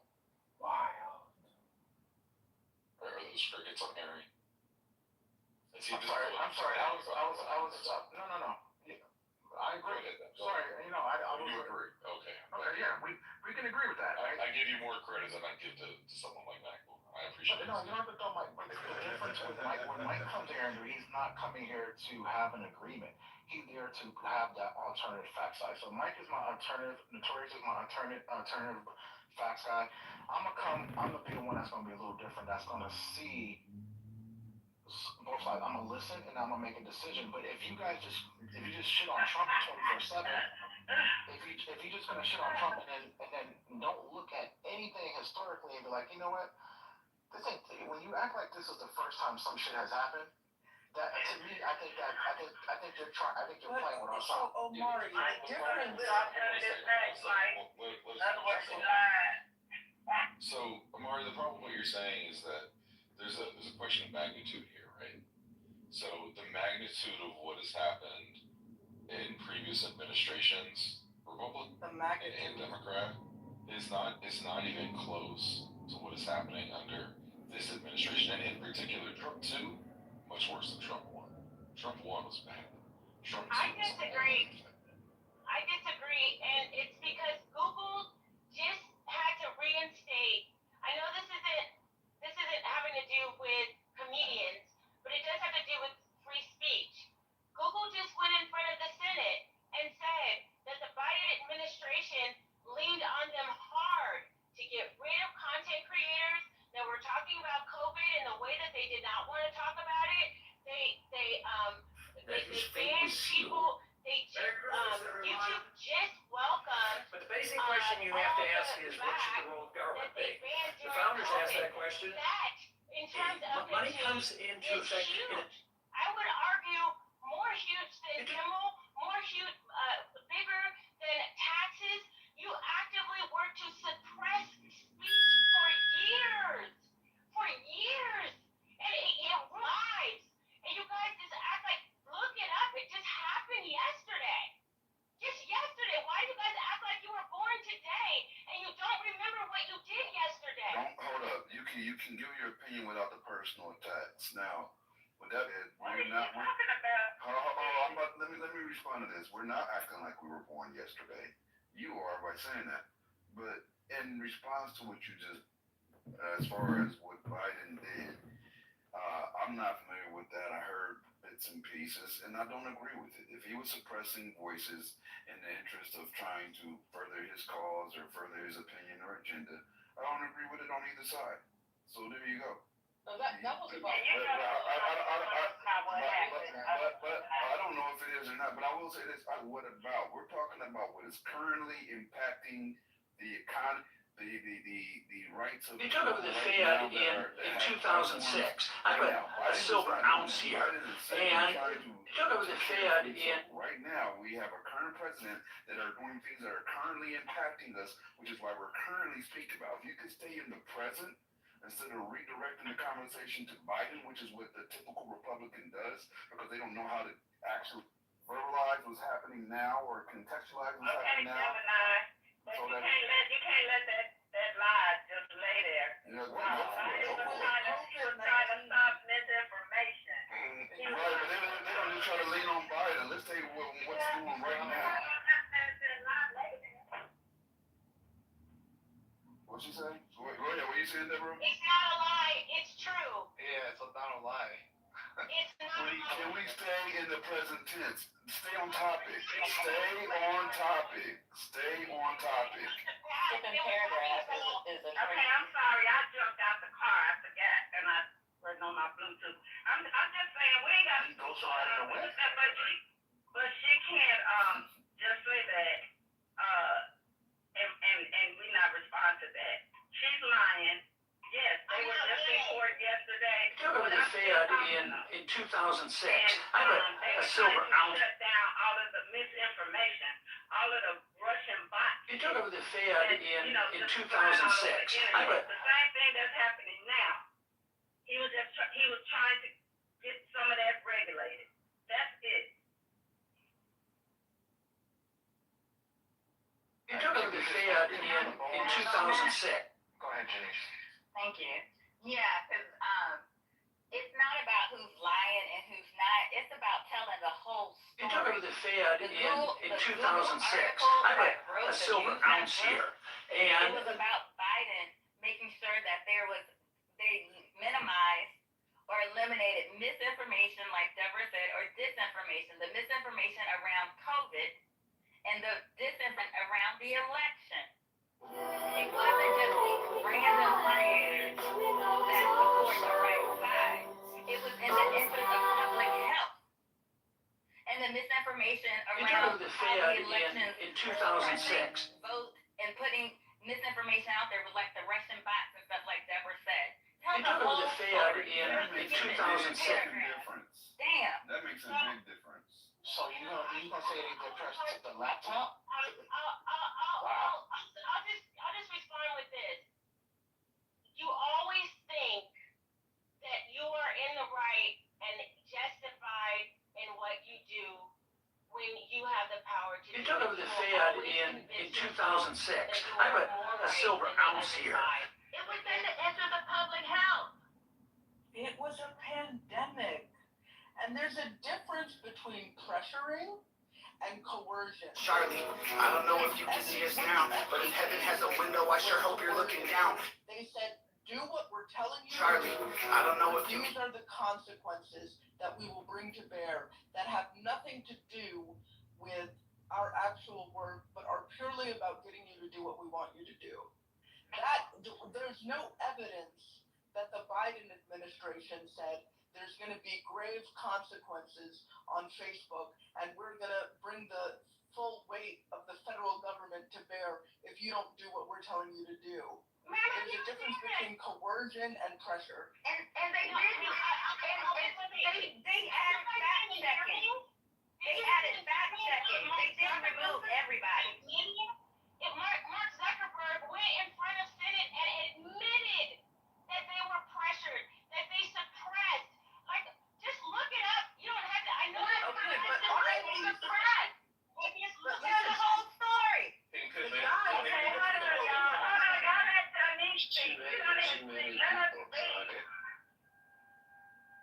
It's the fault. Y'all keep skipping the context. It's the content that they suppressed. It's the content that impacted public health. It was the misinformation, and they didn't remove it all. At some point, they acquiesced and put fact checking in place. That's correct. That's exactly what they did. It's useless to actually talk to these people about these things because they're always going to try to draw equivalences to what you're doing because they pre-rationalize that what you're doing is as bad as what they're doing. The nuance or the context doesn't matter because that takes your actual brain, using your actual brain to decipher out the information or actually knowing the information in order to make a fair comparison. But damn that. I pre-rationalize that you do wrong stuff too. So I'm going to say that this is wrong stuff without any of the context, without explaining the entirety of what you're talking about, just so that I can draw an equivalence and say you do stuff too. That is the simplicity of this degeneracy. Yeah, you never take and there's something else that's important to point out here.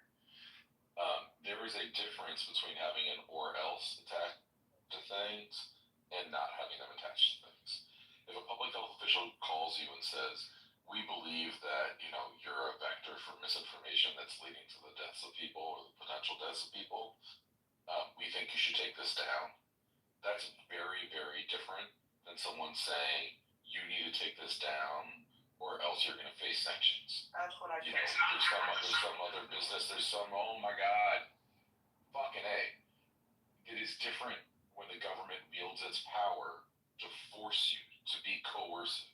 I have not seen any evidence that they have been coercive. If you have that evidence, that it's not just them saying, we think you should do this, but actually, if you don't do this, we're going to take X action, please provide that evidence. Oh my God, that's crazy what he just said. Can you believe he just said that? If they went into the city, they felt pressure. If they said they felt pressure.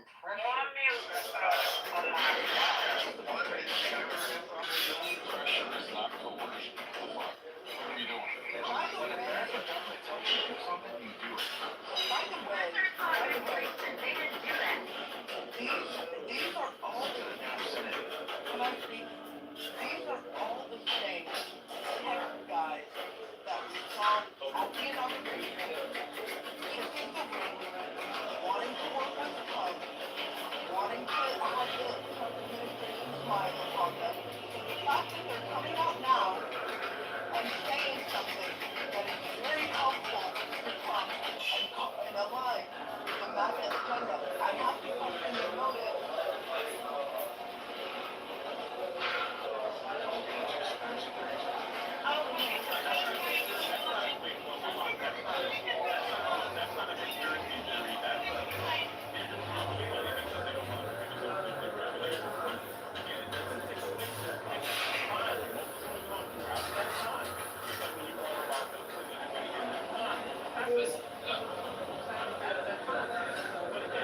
It was a pandemic with millions of lives were at stake.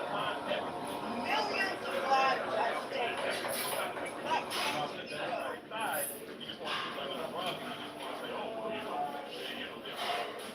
And then you want to be emotional and say,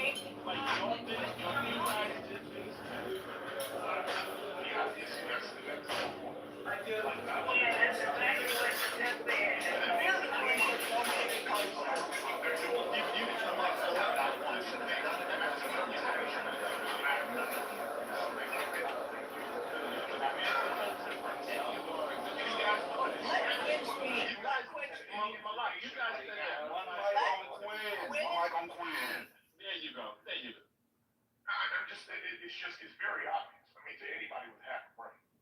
This is what you're doing. You're trying to draw equivalences instead of actually addressing what's being said. I've heard Janice, I've heard Aaron say twice. This was about a pandemic. This was about information trying to make it so that disinformation and misinformation didn't enter the sphere. This is a false equivalence to what you are talking about. You are still trying to draw equivalences because you don't want to address the actual information, the context of what's being said. It's very easy to dismiss context, A, when you don't know it, and B, when you don't care. Because it doesn't matter. The whole point of it is to say that you do wrong stuff too. And I'm going to do that so that I don't seem like I'm the only one, or I'm endorsing the only team that does fucked up shit. And no one here has said that there's not equivalences, that there aren't some. We're saying that this isn't one of them.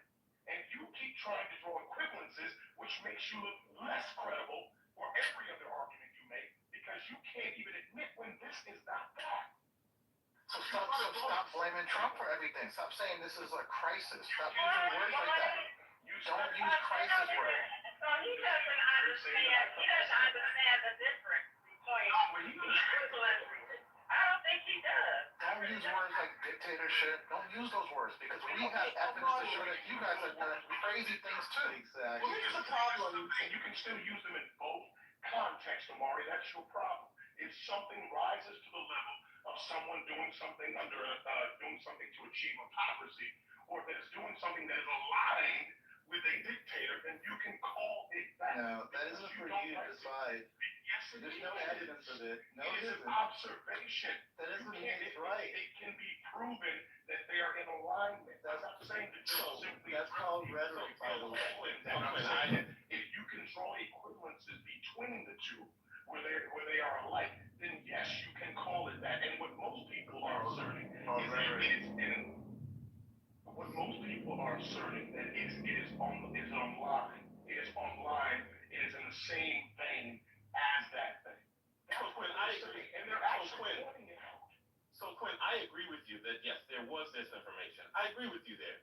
But again, to try to make it seem as if that was the only thing that was happening at that time, to try to make it seem as if there were people that walked away that were deplatformed, that people that were their voices were silenced, and that there weren't people that and the disproportionate idea of it that one side was there was more people on one side that were being deplatformed, that were being demonetized versus another side, and that there was people one who voice, were trying to kill people. There was one voice or one tone that was being, no matter what it was, especially if you were online with somebody, that was what happened.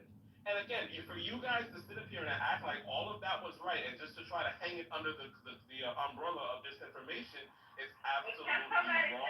What is he talking about? What is he talking? Can somebody tell me what he's riding a whip. I can explain it. So what he's doing is trying to equate misinformation about the pandemic with a political side, which is fascinating. It's interesting. And it wasn't just during the pandemic. But it's actually nuts. What is he talking about?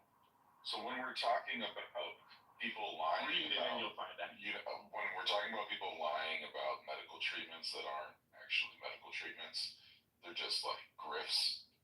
That's something that I don't think it's unreasonable for a public health official to go to Google and say, this is dangerous. We request that you do something about it.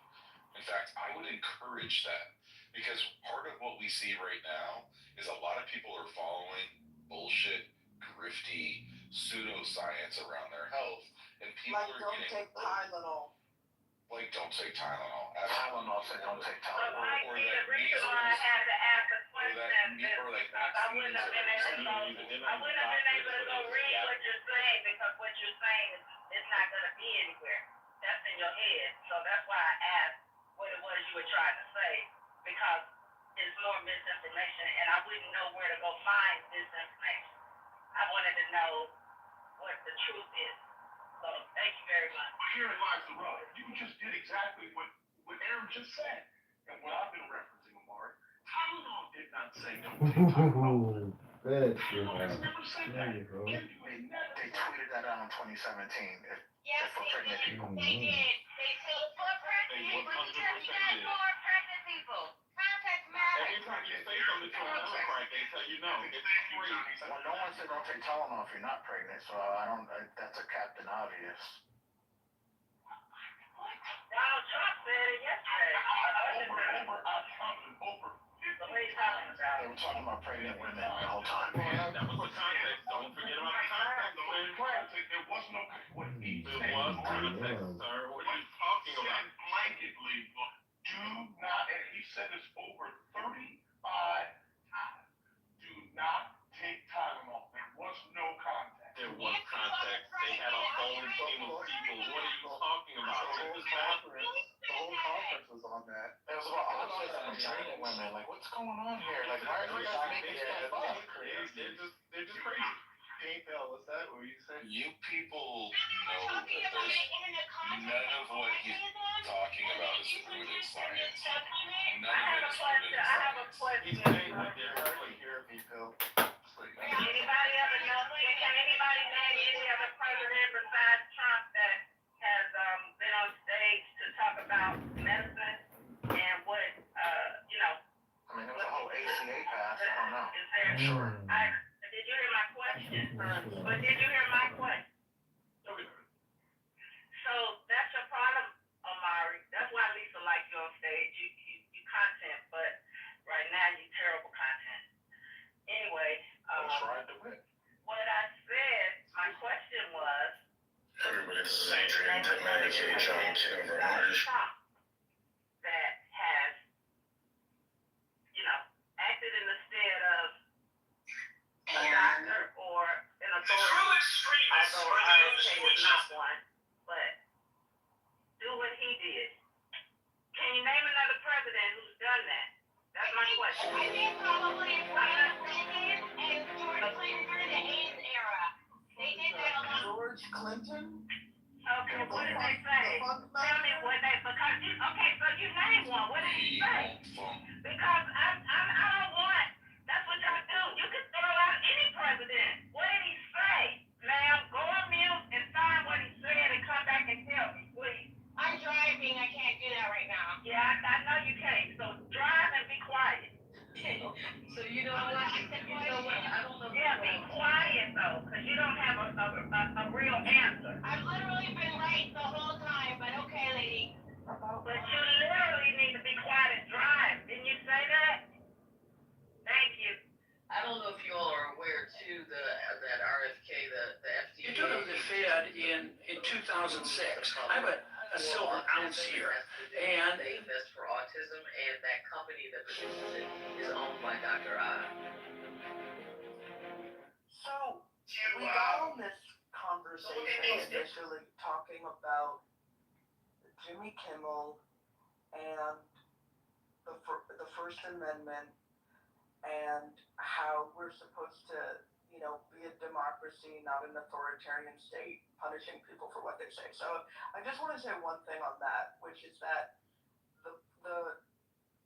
if you know about, I'm sure many of you know the story of our founding, which is that it was a bunch of English people who didn't want to be oppressed by the king. I mean, obviously I'm shortening it, but in short, they had all of these oppressive experiences under the King of England, and they decided they didn't want to be under a king anymore. They wanted to do something different. And what the king can do, or maybe another word for a king is a dictator, can do, is throw people in jail, kill them, do whatever for the things that they say. So the problem with this Trump behavior and what's so scary about it, it's not just, oh my God, we're not going to get our favorite late night show or whatever. Like, if the consequences stopped at some of your favorite TV shows will have to be on mute and they won't be on TV anymore. I honestly don't think that in and of itself, even though it's Congressman and blah, blah, I don't think that's that big of a deal. But the problem is that these dictators, they never stop. They don't stop at taking the TV show off the air. If you've ever heard the phrase, you give them an inch, they take a mile. And we can see what other authoritarians around the world have done when their citizens say things they don't like. They put them in jail. They detain them for awful conditions. These people go to jail for years. They don't get food. They can't see their family. And the other problem is that once they're allowed to do things like that, right? Once it's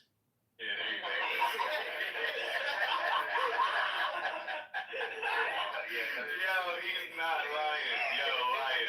You hit that on the nail, nigga. I did my part. You got to do the rest. But nah, I did. I 3D printed one, but I ain't for buying shit I can make. For real. Oh, you a 3D printer? Yeah, I think I got a phase somewhere around here. But y'all right, I'm gonna go buy a phase. Y'all right, I should have made fun of it. You go do one. You go take that. It's alright, bro. No, but that is a problem. Every time I buy flowers, I say, damn, I gotta buy a vase. I put it in a fucking you took over the Fed in 2006. I have a silver ounce here, and you took over the Fed in 2000. I got 2 cats and a Doberman. I ain't gonna lie, bro. Having cats in the house is unhygienic, bro. They stink, bro. But I ain't gonna lie, I can't talk.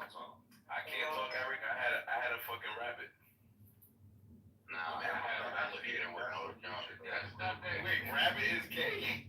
Y'all wanna see what my pick looks like? Oh, Rabbit is gay, Trini?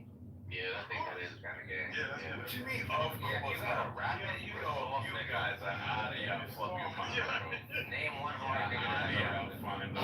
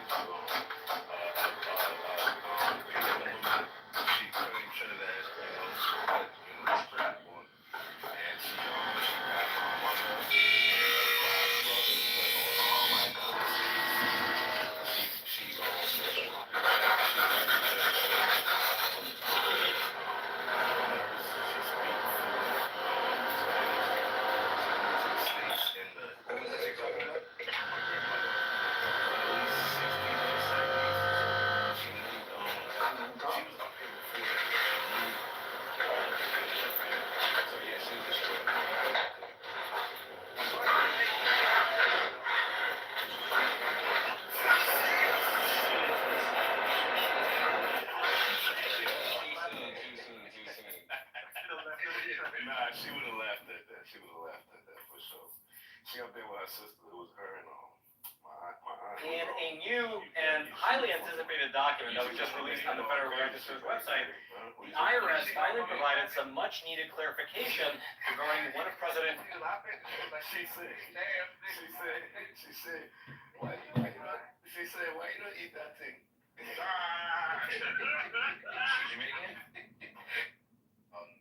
Like he even say Charlie Kirk at one point, so he cut her off, and then you had Brandon Tatum, you had Bryson, whatever his name is, Gray, whatever. Yeah, the biggest fucking fanboy clown. You go to Tatum. You ever respect Tatum? No, I don't like his wife. I think his wife is always trying to target black women. See, you don't know me. Well, you associated with them, bro. You associated with them. I went. They invited me to one. They invited me to one event. Let me tell you something. I saw the game for what it is. And let me say something. I have somebody that I used to rock with, right? And he allowed Trump to use him as a fucking guinea pig, right? Show off that he got wounded in combat and all this bullshit like that. I didn't fuck with the dude after that, bro. I don't fuck with them either. See, that's the point. You still rocking with them, man? So you taking my vote for Trump as my pledge with Brexit? No. I separate the two. You're not separated. Like, I can vote, like Mike will tell you, and others will tell you, we can vote for Trump and not support not one person in Brexit. Not support TPUSA, action. Listen, you're like, so that's like me. If you work for CBC, but you voted for Biden. You know, you guys, please let him. I'm sorry. No. We're just talking back and forth. No, I'm not having back and forth. I'm gonna let you guys have me back and forth. I really am gonna let you guys have me back and forth. I promise. Good. I would say this, Haitian. I would say, and I'm trying to find like how to type. Let's say for your side. Okay, I was supposed to be at the Congressional Black Caucus. You're independent. I get it. But I'm gonna say for so the Congressional Black Caucus, they had their convention this week. I was supposed to be there. I couldn't make it. If you could rock with them, but let's say you know what, but you're not going to support Biden. I'm not going to say okay, you know, I'm not going to hold that against you. You like the people in the Congressional Black Caucus. You like their message. I didn't like the message of Brexit, but I still supported the policies under President Trump. Brexit was not America first. They were on some other type of shit. And me, so I'm pretty. I could pick up on bullshit right away. I found out like I don't want to be part of this. So you can pick up on bullshit, but you still rocking with Trump all these years later. You don't like Trump. I don't like the policies of the Democratic parties. I don't like the policies of the Democratic Party. I don't like the way they have open borders. I don't like sanctuary cities. I don't like none of that. Open borders. That's a lie. You can call it what you want to Oh call my it. God! What? You can call it what you ever want to call it. It's basically open borders. It's catch and release. Oh, we got some more maggots on stage. Y'all want to jump in? And we got Matt. We got Notorious. We got what happened to Pink Pill? Well, apparently she left, so we should all thank God. Maybe she was thrown out the room. You know how that goes. Somebody threw out the fucking room.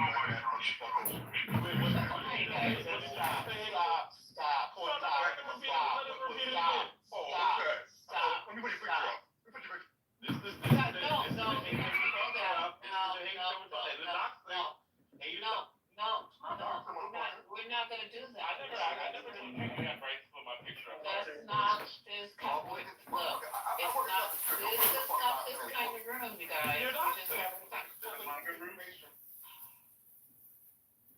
Okay, this is not this kind of room. We're just trying to have a conversation with other people who have different opinions than us, with different viewpoints than us. And once again, we're not here to change anybody's mind. We're just here to have a conversation. That's it. That's all we're here for. So if you want to, whatever you guys want to do as far as the way you think, the way you vote, that's your own private opinion. That's what you do in the privacy of the voting booth and in the privacy of your home. But when you're on the stage and we just want to discuss things and throw out some current events and discuss them, that's what we're here for. So, is there any other break? You guys done with your squabble? I have a question. Go ahead. Can I just say one thing? Haitian. No, we're good. But Haitian, do you respect the fact that I don't like? Do you respect that I don't like open? Like that really bothers me. I'm going. I told you. I'm going. No, you're not. We're talking. You and I have a conversation. So like, I told you the story, and when I told you guys a couple weeks ago, my wife and I, when she was I know this went to USC. When she was a police officer at USC on campus. Okay, I'm getting ready to close the room because if we're gonna have this problem, I just said very clearly, that's why you guys are not the only ones in the room, okay? Look down. There are other people in the room besides you guys. That's true. So, right, so what I'm saying to you is they came in here to listen to us have a discussion. That's what they came here for. So can we have the discussion? That's just it. He asked me a question. Hold on. He asked me a question. I just want to have a follow-up question for him. I think I answered his question. Okay, so Mari, somebody else. Okay, I'm happy to ask a question. Okay. Stunning. Someone answer my one question. I'll answer the question, but you're misrepresenting facts. So it's not about facts. I'm talking about my own personal why I voted.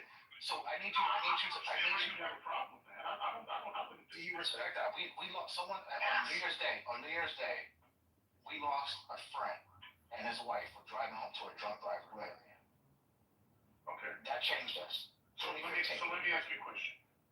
And just as substantive as a question you asked, if a white person would have killed your friend, would that have led you to believe that, would that have made you angry with all white people?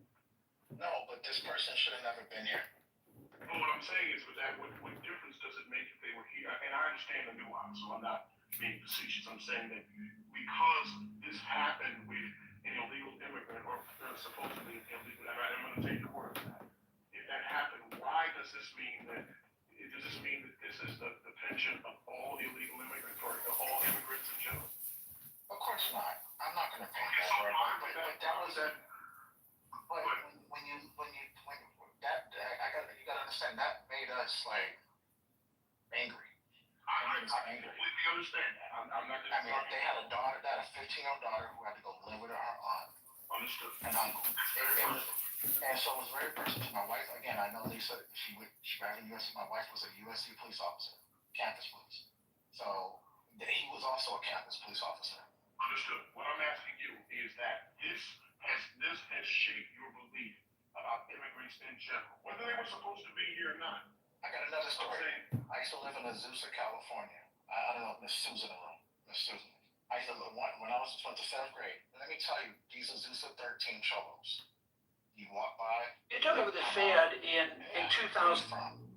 All these motherfuckers come up and try to and then I used to play the band. I used to play the trombone. So I had to always keep the little mouthpiece for the trombone in my pocket. So if I had to go hit somebody, I had to knock a motherfucker out. And it was that's when I moved to Altadena. After that, my mother was like, one of the cholos who lived close by said, "You're on a hit list." Because I used to be a dancer. I used to be at the skating rings and shit like that back in the day. Yeah, it was called the Bozak Tribe. That's another whole another story. I used to be a good dancer back in the day, but yeah, we used to battle. And so I beat this guy in the battle at the skating ring. And they wanted to fight. Now I was on this list to get killed by these cholos. All that shit all adds up to me why we're sick of this shit. You know what I'm saying? Like, we're black people and here we're being targeted by these SX.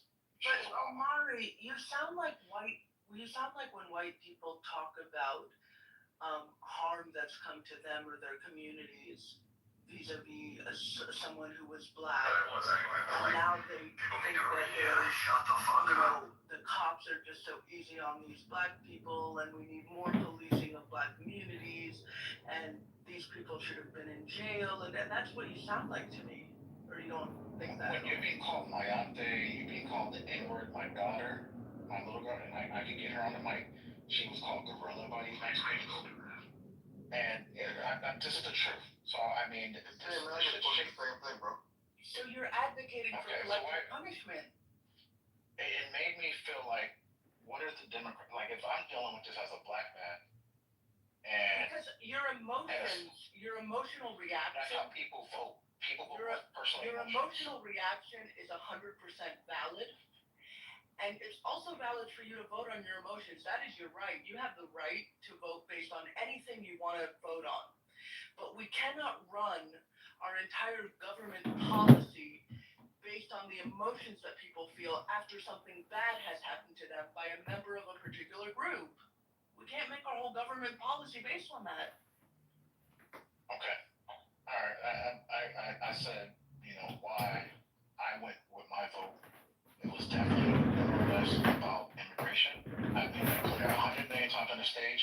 Yeah. I get some of you guys. I want to understand something, and I want to understand. When you say open border, I think I'm missing something. Because to me, when I hear open border, I'm hearing there's no restrictions or protections, there's no border enforcement, there's no immigration law. Is that what you mean, or what does open border really mean?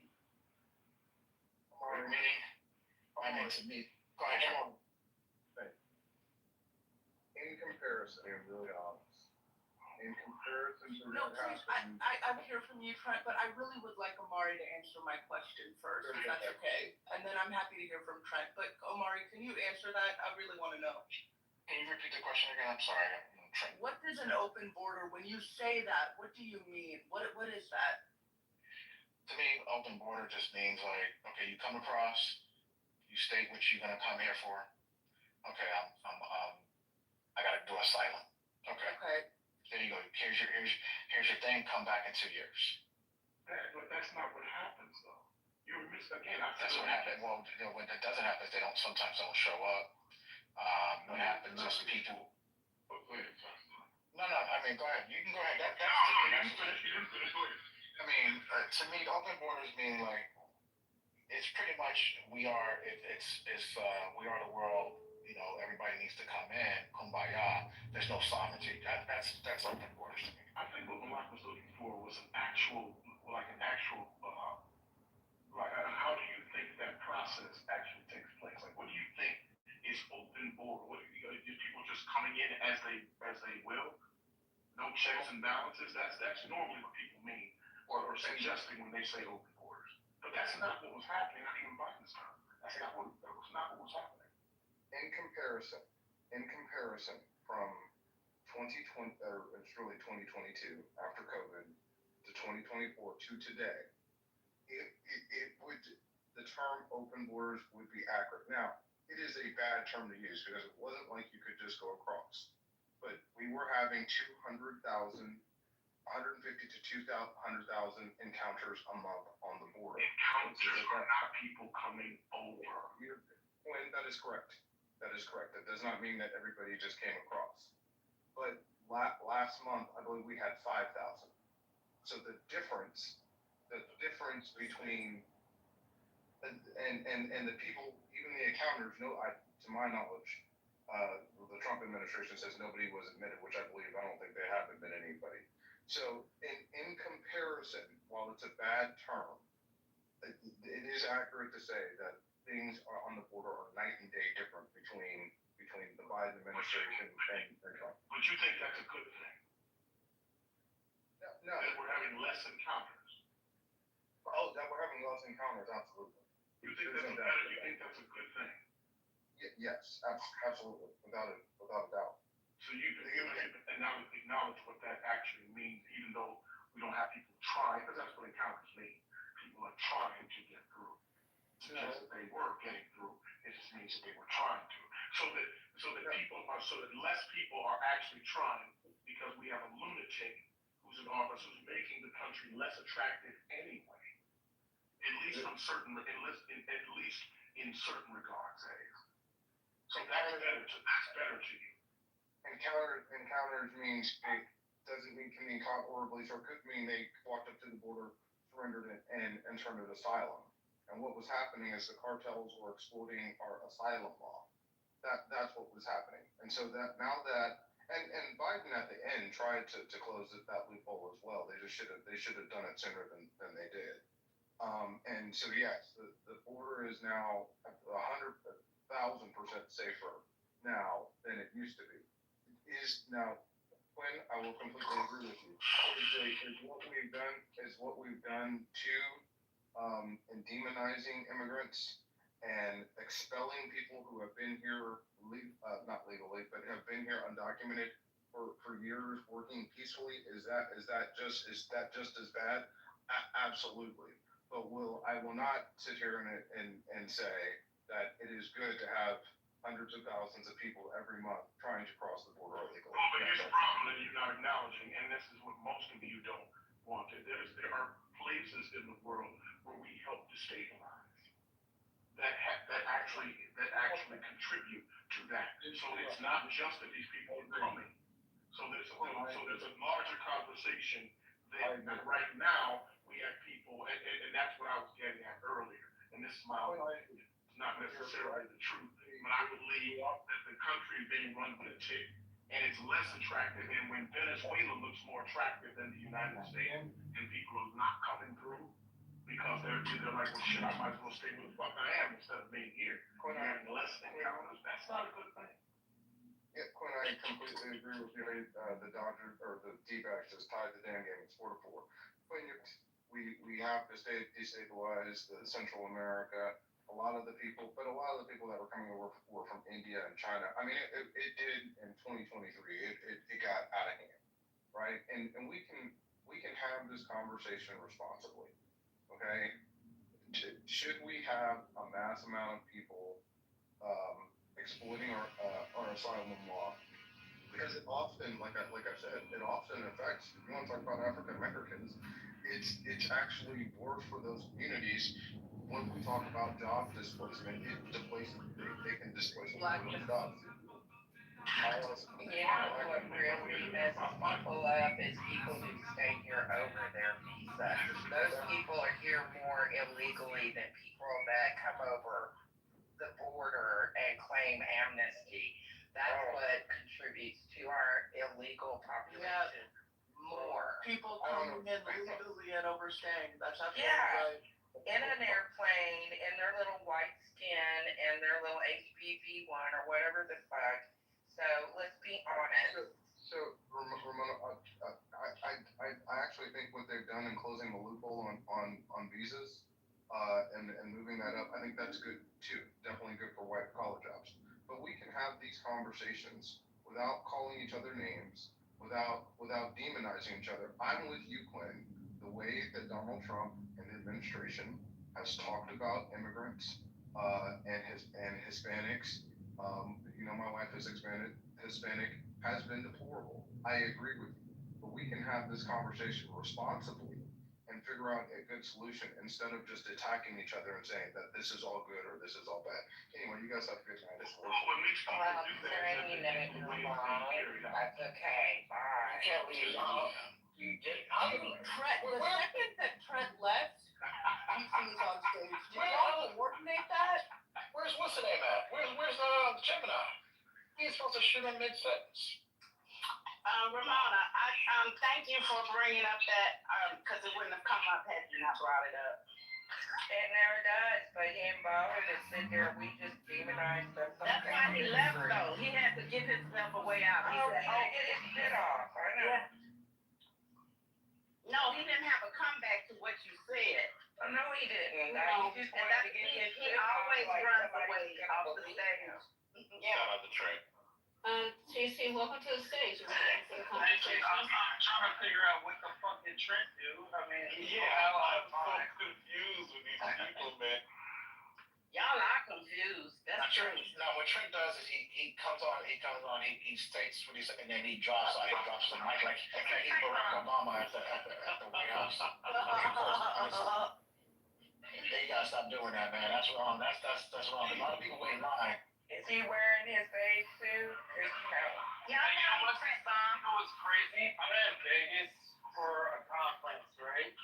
I'm in my hotel is on the Strip, and I'm not going to any casinos. I'm not going to any shows. Like it's a business trip, and I've decided I'm just gonna be Christmas. I'm not gonna go check out any hotels or casinos or shows or anything like that. Just gonna go back to my hotel room. Productive and constructive. That's how you gotta do it. Congratulations. Good job, TC. Good job. What's his name? That's scared. What's his name has a residency in Vegas. Apparently Eddie, what's his name? Griffin is doing a stand-up show. Oh, I love Eddie Griffin. You should go check him out. He's pretty funny. Why did Eddie go MAGA? When did Eddie Griffin go so MAGA? Remember he went MAGA during this year? Like, that was weird. I don't know what MAGA I remember when we were going MAGA, Lisa. It went bad. Oh, I didn't know that. I have to check. I get some clips from him. But you should enjoy Vegas. You're there for business. At least one show. Healthy care. They seem to be struggling. I might check out one show tomorrow. They got a magic show at 4 o'clock. Isn't Bruno Mars in residency there? Yes, Chris Brown. That would be a good Bruno. Now come on now. I would go check out at least one of those shows. Let's see Bruno. The only show I would check out, you guys are gonna laugh at me, but the only show I would go to if he was in residency is Andre Bocelli. The only show. If you guys ever get a chance to Andre Bocelli. if you ever get a chance to see Andre Bocelli Great, in concert, yeah. you will cry. I took my wife to see Andre Bocelli in Philadelphia, and he sung his thing. And then, but guess what? He brought his daughter out, and he did a duo with his daughter. His daughter's like 12 years old. She sings just like him. She has the voice of an angel. My wife started bawling, crying. Oh, wow. I would love to see her as well. So I was like, yeah, I'm glad I took my wife out for this, because at least she had an impression on my wife, because she started crying and everything. I'm like, that's so beautiful. And I'm not a big opera. Yeah, I'm opera person, but you have to be into music, or you have to be a singer, or you have to be a person that plays an instrument to be able to really appreciate somebody like him. And I've never heard his daughter. I'll see if I can see her on YouTube. But you should. The economy is really suffering in Vegas now. I have a good friend who lives in Vegas, and she's an attorney, and she's like, man, it's a lot of people are not going to Vegas. So since you're there, support the economy, support the place where you are, and support the, well, not the artist so much, but Bocelli sounds like a great option. But is he there, or you say No, he's not. He's in New York, actually. I think he's in New York tonight, actually. Really? Yeah, I think he's playing. Okay. Well, you saw his pop rocks there. But Bocelli's good. Bocelli's good. TC, Guys. I think he's in the Matrix. I was gonna tell him if there's someone playing at the Sphere, he should catch one of those shows. Because they're awesome. Yeah, definitely. Ooh, And the then- Harry Potter show at the Sphere. Yeah, and then tickets to a show, don't get them from like those hotelers, because you get put on a list and they'll constantly keep calling you and selling you vacations. I accidentally did that to get show tickets in 2017, and they called me once a month. I cannot get off that list, so be careful. To let him do it so he can get harassed at least once a month. I would take so much comfort in knowing that I started something that harasses TC once a month. Enjoy your stay, TC. We're just chopping it up tonight. Nothing really serious. Just talking about, I forgot what you guys were talking about. We're just talking I about was just saying, don't get too comfortable donating money to the casino, because that's what you're doing. Keep that in mind. Just go watch the shows, dude. Unless you want to be a broke, I mean, because the house always wins. That's true. 100 on some craps. Just put it on the pass line. You're good. And they have great restaurants in Vegas. I don't know what it is now. It's time since I've eaten on the strip. But if you go off the strip, they have some great restaurants. And then like in the weirdest places like strip malls and shit. But they have some really good food. If I were you, I would ask whoever is working in your hotel, not so much, What's his name? Gordon Ramsay has a restaurant out here. Sure does. Gordon Ramsay does have a restaurant there. Okay, check that out. Check it out. Or the restaurant that is that you eat in the sky if you're not scared of heights. That might be a cool experience. I'm terrified of heights. You know what they just opened out here in Vegas? Well, it's been open for a couple of years, but last time I was here, they opened the Sphere. I want to go check out the Sphere. That's what I was just saying. You could go there. Sphere, the airport. So it's amazing. Yeah, Vegas is awesome, man. Is it empty? Because I keep hearing it's empty.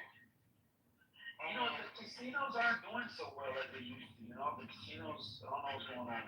It's the same thing we went through with Reno. I mean, we went through the same thing. I mean, not a lot of people are wanting to go and spend their money in Vegas. Not a lot of actors are going into Vegas. Didn't bring down prices like you said he would. It's those resort fees too, because we moved to Vegas. Those resort fees they're rip off, man. I got resort fees just when they have money. Yeah. Yeah, I mean, look, I'm about to go to Vegas too, so I mean, enjoy the wasteland. There's nobody there. Yeah. Is this what he meant when he said no tax on tips? Y'all know that Vegas couldn't run without a bunch of amazing, but Vegas is doing pretty well last year. Well, it's a hospitality industry, and that no tax on tips thing is such a rope-a-dope. I hope people just pay attention. My brother Usher was out there for the last 4 years, and Vegas was pretty well. Sure. Yeah, I remember a lot of people going to Vegas. Yeah, but it's not. I live in Reno. It's 6.5. Well, it depends on who's driving. It's 6.5 hours to 8 hours away. And it's not what it used to be. I can tell you that. that everybody, when people go to Vegas, they think it's so busy and crazy and, all this is going on. It used to be way more than that. When Democrats were in office. Mm-hmm. When because how when Democrats were in It's funny, office, Reno, Nevada. So people I flew into the Reno. Yeah, I flew into the Reno, Nevada airport, and they got a casino right inside. Sir, you cut Ramona off. Ramona was speaking. Oh, my signal's not great. Oh, that's okay.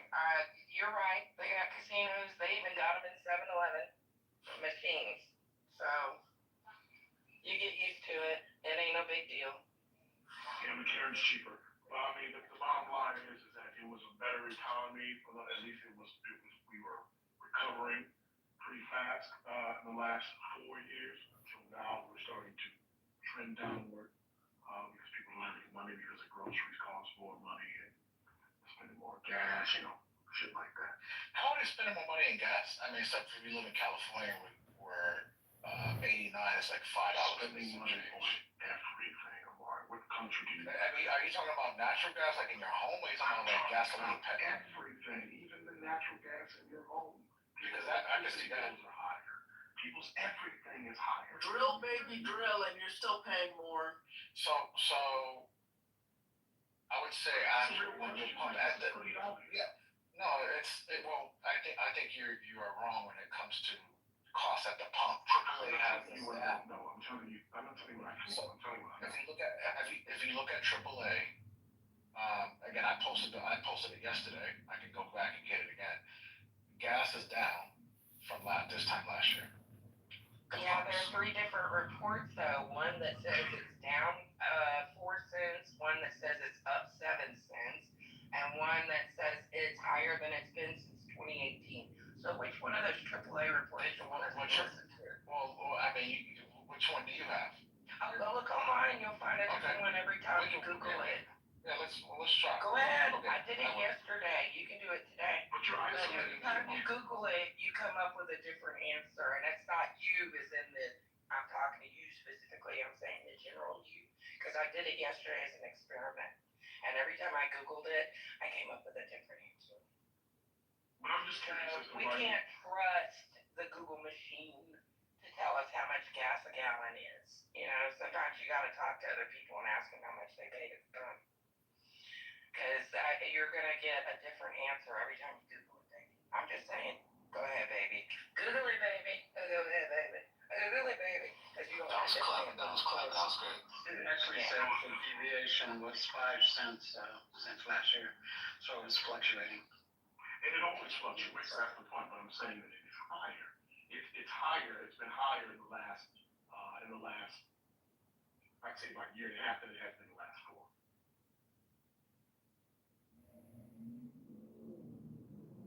It always baffles me in this shit.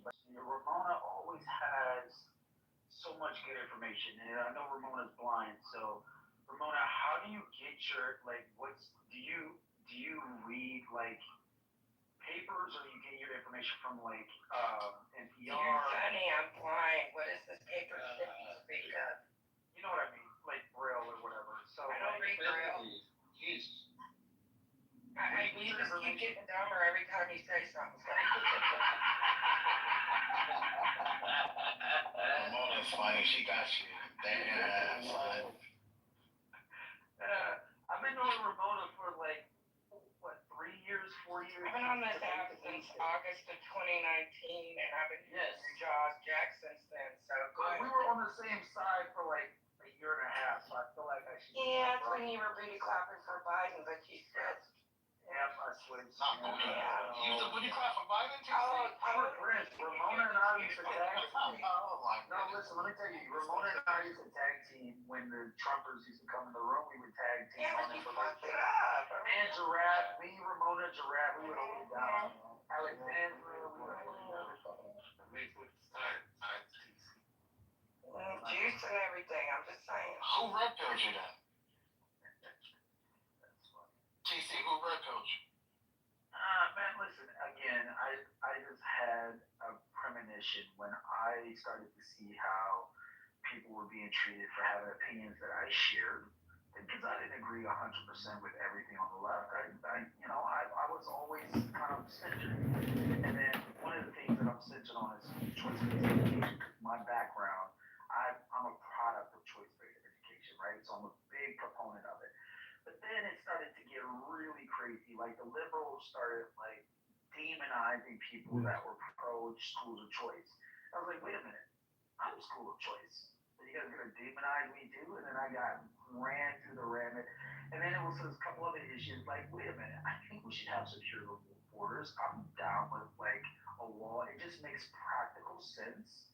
It's not anything political. It's just practically, it's better to have a physical barrier between the southern and northern borders to prevent the flow of fentanyl and to prevent crime and the cartels. Like we all know about the Sinaloa, all this stuff. And they're like, and then I'm like, wait a minute, I don't think I necessarily want to continue to proliferate wars with, the,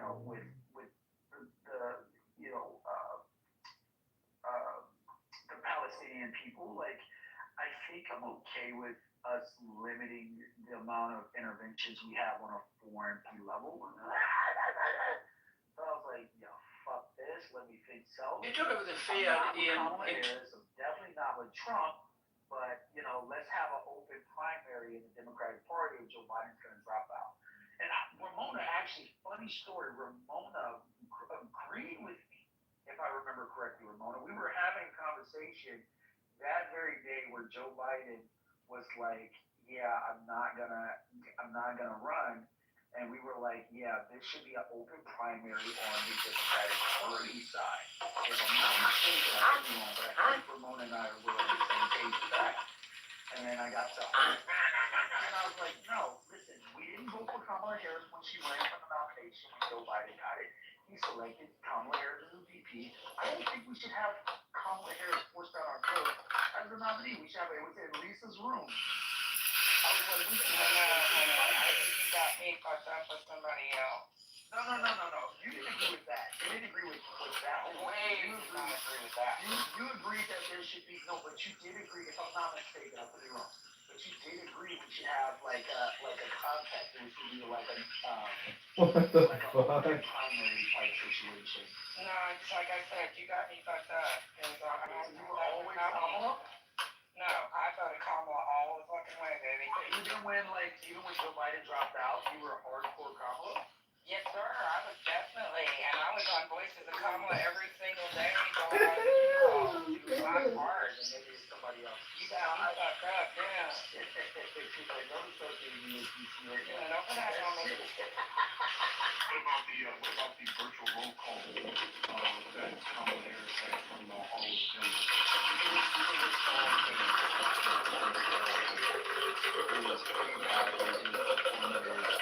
Everybody was crazy for Kamala Harris because that's the way the party's going.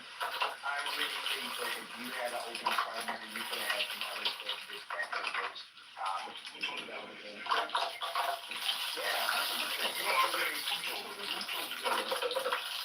The party leadership told you guys what to do. Okay. Come on, son. Like, So the party. You know how Hillary Clinton got the nom over Bernie Sanders, right? The party leadership. During the primary. No. The party leadership. Stop it, bro. You're being. Well, here's the other thing: is that Bernie Sanders. I don't know what's wrong with me. Bernie Sanders is not a fucking Democrat. So there's no allegiance from the party to vote him in, no matter what the fuck it is. So there was this with the super delegates, right? And all of that shit that they reformed after Hillary Clinton ran away with the party. Twice, and he lost twice. They do not have an obligation to support. She had super delegates that were able to vote. Ticket. I don't understand why you guys find that. Yeah, because she had super delegate because you guys don't find that hard to believe. No, he's not a Democrat. He is an independent. He does not have a right to a Democratic ticket. What is so difficult about that? Many times he shits on the Democratic Party. He talks about the party ad nauseum. Why would anybody from that party endorse him? Does that make sense to you? You're a relatively smart guy. Why the hell would I endorse somebody who routinely shits on my program? All right, so who's Who's your nominee gonna be in That's not what I 2028? asked you. I asked Let me ask you. No, I'm asking you a question. I'm gonna Who's your ask you a nominee? question. What I'm asking, would you support someone who routinely shits on your party? I would much rather support somebody who routinely shits on my party versus no. I would support somebody who routinely shits on my party versus a socialist, a democratic socialist to be the nominee of my party 100%, because they're no better. As a matter of fact. Yeah, but that's what Bernie is. What are you talking about? Jesus No. Let me record is 98 votes for you guys. It doesn't matter. He's not. Don't you know Bernie Sanders voters switched and voted for Trump? Party. He's Because they couldn't not vote a for Harris. Democrat. You guys are lunatics. You can't tell them when you vote. Somebody who's not in your. It doesn't matter that he caucuses with them. He's not a Democrat. There is no obligation to support him financially. There's no obligation to make sure that he gets the nomination. They don't have to do that. And he's not a part of the party. Hold on, son. I do not believe what you're saying. An independent. I mean, he caucuses with the Democrats, but listen, whatever he wants to do, he wants to have like card-carrying Democrats, whatever, what have you. Super delegates completely, usurped the will of the people in that election. We know that it was rigged by Hillary Clinton, and I wouldn't say the same for Kamala Harris. I mean, it seems like there was a halfway decent fair process. But I believe for any moment that the party leadership didn't dictate how that went down to make sure she was the nominee. I've got a bridge to sell in New York. Yeah, but if they were controlling things, then Hillary would have fucking won, wouldn't she? She didn't win. No, she won the Democratic nomination. Yeah, but she didn't win the election. No, because she wasn't popular. Oh, really? She was not popular. You're a Democrat, Reno. I thought Reno was pretty red. Nevada's purple. But how about Reno? Is that Reno pretty red? Reno's only slightly red. Because Ramona is a disabled person and she knows that the Trump administration. Oh shit, we lost you. The Trump administration what? Her mic went out. I know. Reno's like, Never mind. Reno's pretty close. No, there you are. There you go. Believes in eugenics. Well, I tell you, I went in, we've been fighting for our voting rights in the state of Nevada, and we finally got the Secretary of State to allow people with disabilities to use the electronic voting portal that our service members use. And now all this bullshit's gone on, and Amadick and Dumbardo have got their head up Trump's ass. We've lost our ability to use that electronic portal, of which I used on September 24th, 2024, to early vote for Kamala Harris, as was my right, And so that is why I have a problem. Yeah. Well, we still have to fight for that, It doesn't just get handed to us. We have Republican politicians that don't think that it's necessary. So we have to get past that. We got Steve Horseface and fucking Dumbardo and Mark Amadick and all these jackasses that are causing problems. That's why we're still purple and in some places actually red. But people like me and others are fighting to get that change. We're trying to get a pink to take friggin' Dumbardo's place. It's just a process, And I'm sure you guys all know who I'm talking about. I don't have to actually say their given names because, well, the one I gave them's better anyway. And this is what I've been saying on this app for years, even when I was talking to dumbasses like Ricky about quote unquote, the steal and all this kind of stuff, is that their prescription for supposedly making elections free and fair is going to exclude people. Ramona is part of the 1 in 5 American voters who has some kind of disability that needs accommodation for them to be able to exercise their right to vote. It might be mobility, it might be vision, it might be a so-called invisible condition such as like having autism. And because dumbass Republicans want to rig the fucking elections, they're basically going to eliminate the opportunity to vote for a whole lot of people, or at least make it very, very hard. And it should be I don't agree just with like that. it should be. I don't give a fuck if you're talking over me. How about that? Whoa, So, calm down, buddy. I said I don't agree okay. with them. Do you want to go in the goo? Do you want to go in the goo? You're going to go in the goo. Okay, and then you can come up after. You can come up after. I don't have a problem with that, but you're not going to talk over. So this kind of stuff where you're eliminating the opportunity to vote for people simply because they have disabilities, because of your dumbass view of how elections actually run, is exactly the kind of reason why Republicans aren't fit to govern. If you put your hand up, I'll bring you back up. Yeah, so I'm sorry to hear that, Ramona. I mean, I'm definitely advocate for the low vision and blind community. So if that's the case, then I'm sorry that is happening.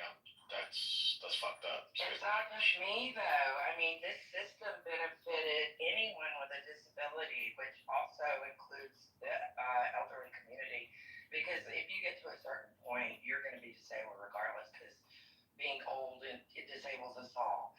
But it is true that the vote is being suppressed for people with disabilities. It is true that people in rural areas are having less access to polls and have to go farther to be able to cast their vote, as is their constitutional right. So for someone to say they don't believe that's true, I would really like to know why they don't believe that's true and what evidence they have to support that, other than 105,000 blind individuals in the state of Nevada alone that will be affected by this, not to mention people with other disabilities and challenges on getting to the polls and having their voice heard. So Yeah, I would say I definitely disagree with any efforts to limit the ability of disabled persons to vote. My son is disabled, and I would hope that, you know, when he becomes of age, time to vote, that there's a necessary accommodations for him to vote. So that's bullshit. I don't care if they're Republican, Democrat, if they're trying to limit the ability of anybody to vote, that's just bullshit, and I don't stand for that. well, it's not an if though. We're telling you it is an actual thing that is happening. This isn't an if. This isn't hypothetical. This isn't a hope and dreams and bubblegum and tape. This is really happening. People are being suppressed from their votes.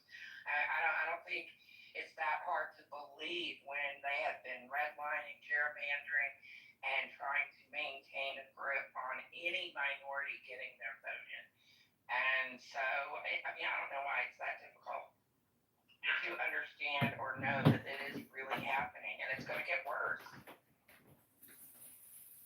I mean, the most famous example of this is what the Republicans did in North Carolina, where they were trying to remove the powers of you know, people who won elections. And they also, I believe, if I remember right, they delayed the certification of someone who won way beyond where it should have been. They've been playing so many games around the most basic elements of this, and it is a enormous problem. Aaron, and correct me if I'm wrong, didn't some Republican elected officials get accused of that and actually convicted of fake electors? Well, there's fake electors. I think what you're referring to, Glenn, is the race a while back, maybe 18. Okay. The Dan McCready race. And there was a guy who absolutely was convicted. And the messed up thing is that McCready, who was the Democrat, probably would have won in that wave election in 2018.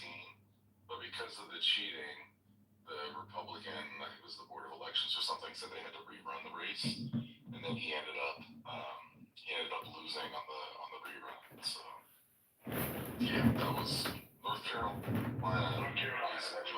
Is like barely a democracy. Barely.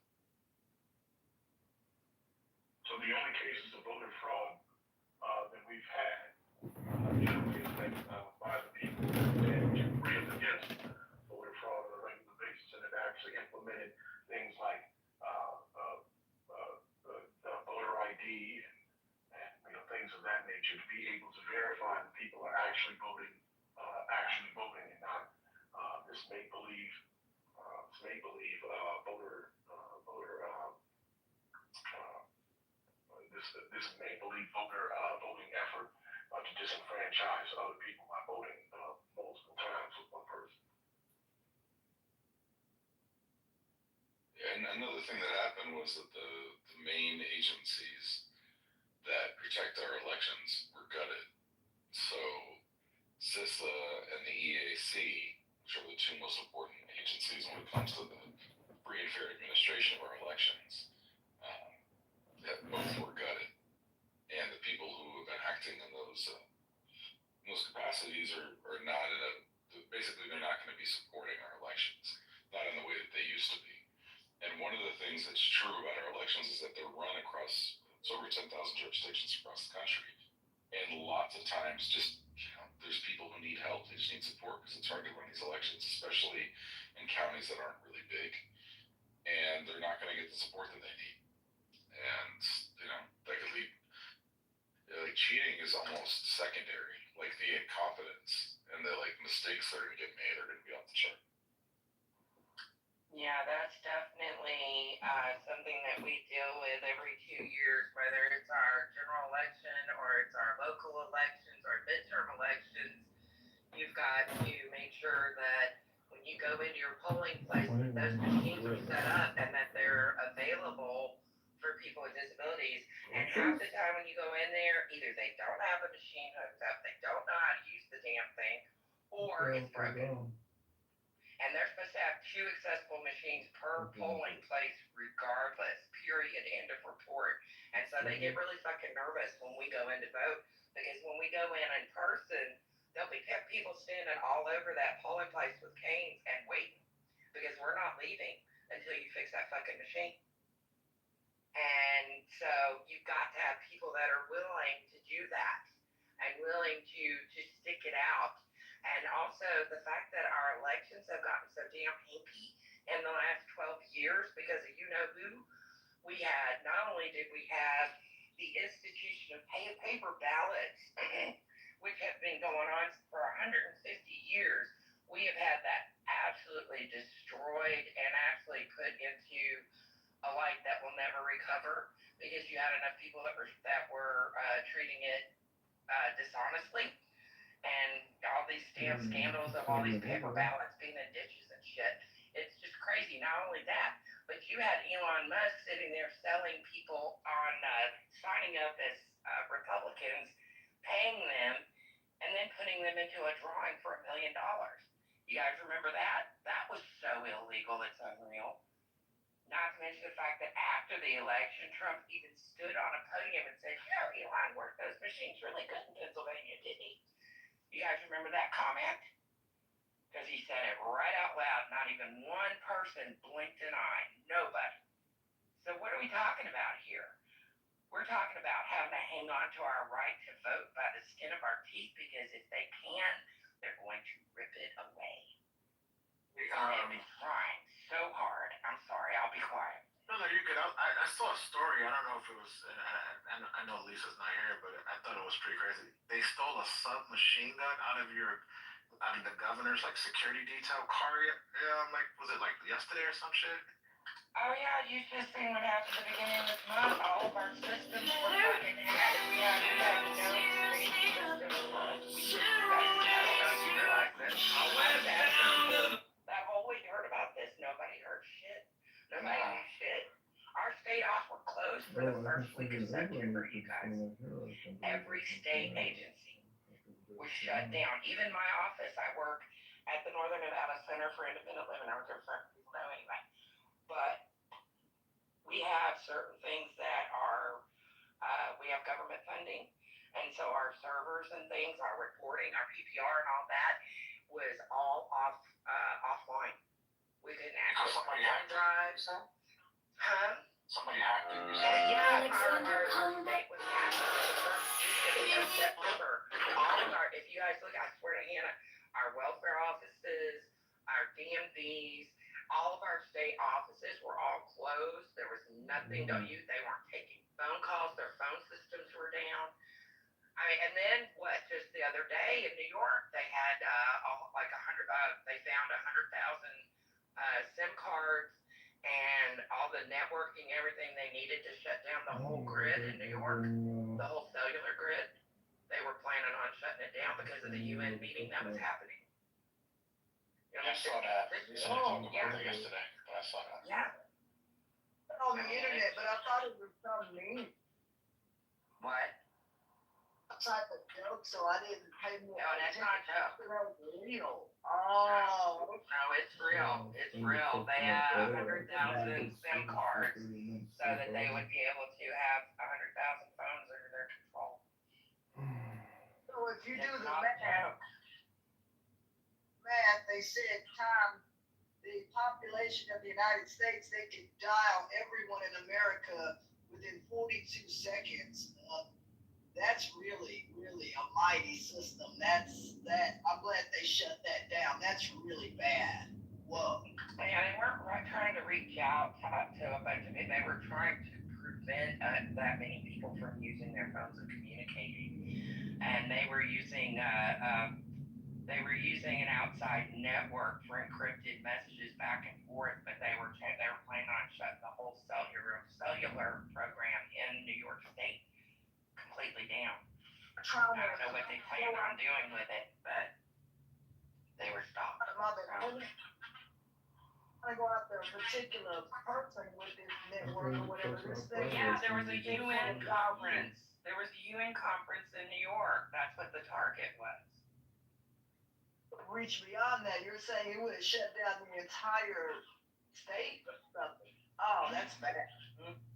Yeah, but that was to cover up who they really were trying to control, and that was that UN conference. Was it a UN what was the meeting called that they had? The UN General meeting where. There you go. That's it. Where all the leaders meet up. Yeah, they was sophisticated. I mean, I was pretty impressed that they had all that. Yeah, they were really, they had it all over the place, covering their ass, you know, so it could have been really, really, really, really bad. And eventually somebody's going to be successful. I mean, this month alone, like I said, it was just the state of Nevada, but next thing you know, it could be anybody else, you know, in their systems.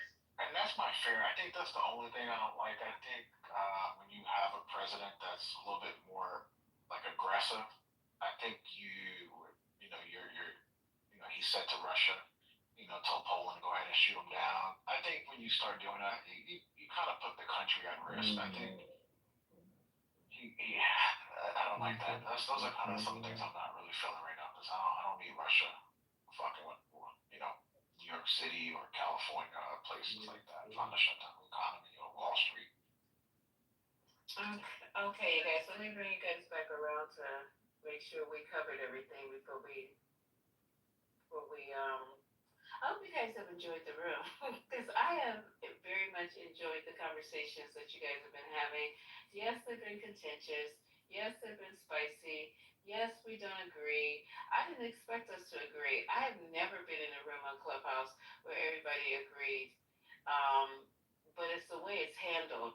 And then I've been even in religious rooms where it gets a little spicy and contentious. But we seem to be able to come here every single day and talk about what's going on in our country, and we're gonna have to do it. And if you guys like, we can have prayer room tomorrow where we all just come in and give testimony and prayer. We can do that, and we'll see how that goes. But today, in this country, there's a lot of stuff going on, and it's very troubling, and we just have to talk about it. And this is a political room, even though it says 420, it's still a political room.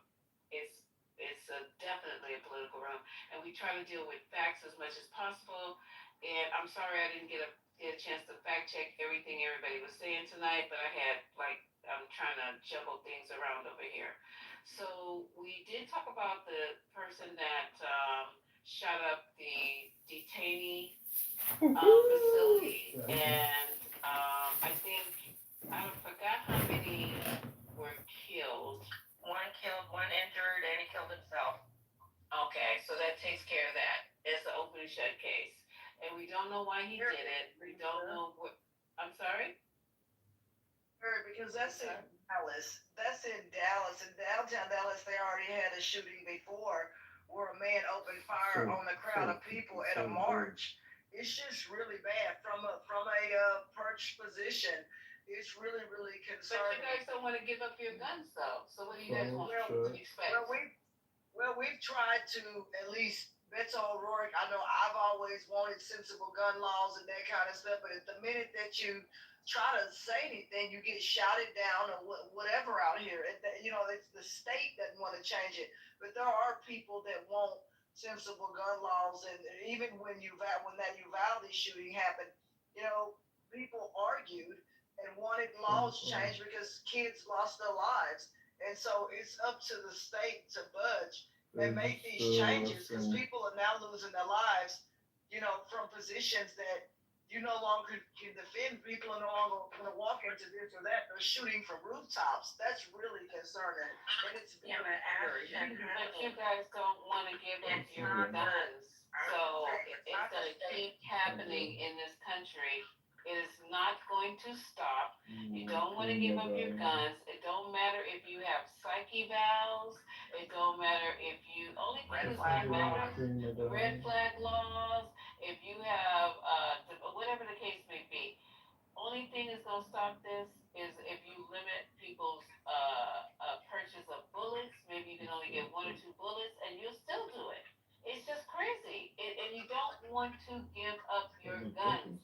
So people in this country are gonna die. Children, adults, elderly, dogs, anything and everything that could be killed is gonna be killed in this country. So I don't even know why we keep having these conversations like we really care, because you really don't care. Because it's not the officials, y'all. It's the voters. Because they wouldn't be able to do this shit if you would vote. Like if people would actually use their right to vote and vote correctly instead of being so scared to lose their rights. Because that's the thing, is that you love something enough, you let it go. If it was meant to be, it'll come back. People are holding on to these damn gun rights like there's nothing else on the other side.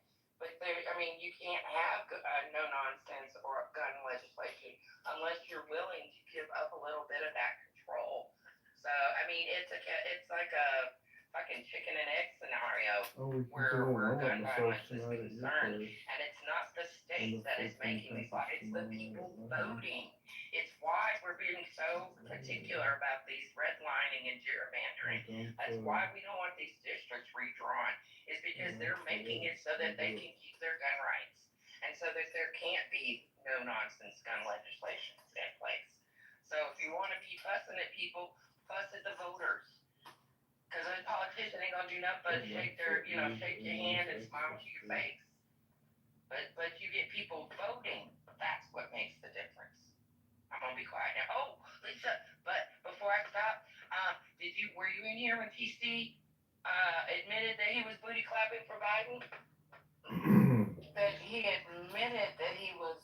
Yes, girl. I got him. No, tell me. You mean he was lying? He admitted that he jumped the fence, that he was booty clapping for Biden until whenever he decided to change his mind, and now he's a Trump. So he was always a Republican. Is that what he said? But he's a wishy-washy flip-flopping motherfucker. No, he was all about Biden. You remember when we first started on Clubhouse when we were all in Million Marathon, and then they started the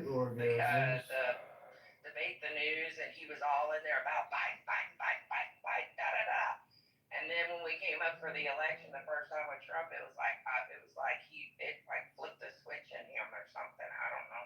We have to pretend like it happened in this room. I don't know. No, it was before this room even was made, Miss Lisa. No, but that's what he tells everybody. Yeah, I know. That's why he tried on the room tonight. Oh, Mona and I used to say, no, we didn't. Don't put that collar on me. But no, yeah, it was kind of funny actually. Well, I'm gonna go back and listen to the replay. But y'all, let me tell you something. There've been the only numbers that are in are from 2023, and almost 50,000 people have died of gun-related injuries in the United States. It's 47,000, but I just rounded up. That's just ridiculous. It's just no goddamn excuse for it, and it's gonna be what it's gonna be. So the next thing,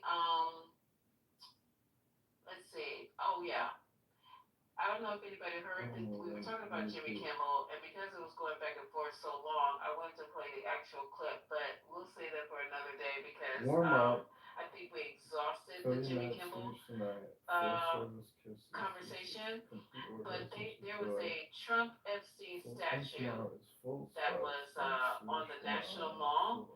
They were given permission to put it up there. It was supposed to be up there for 5 days. I don't know if it made it, but it's actually Trump and Jeffrey Epstein holding hands and looking like they're running through a field of miners. I put that in.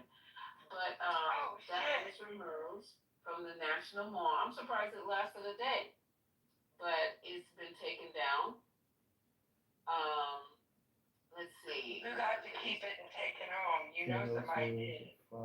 I hope whoever took the time out to make it, because it's very lifelike. So I hope they got that it. would be I so hope they got it.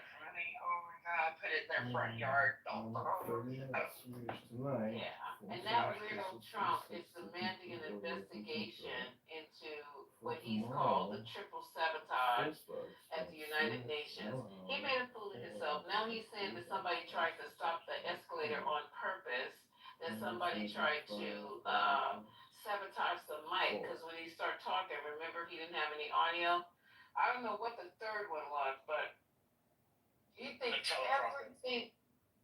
The teleprompter? Yeah, the teleprompter went out too. You can't read anyway. How ridiculous does this sound to you, Magas, in here? How ridiculous does that sound?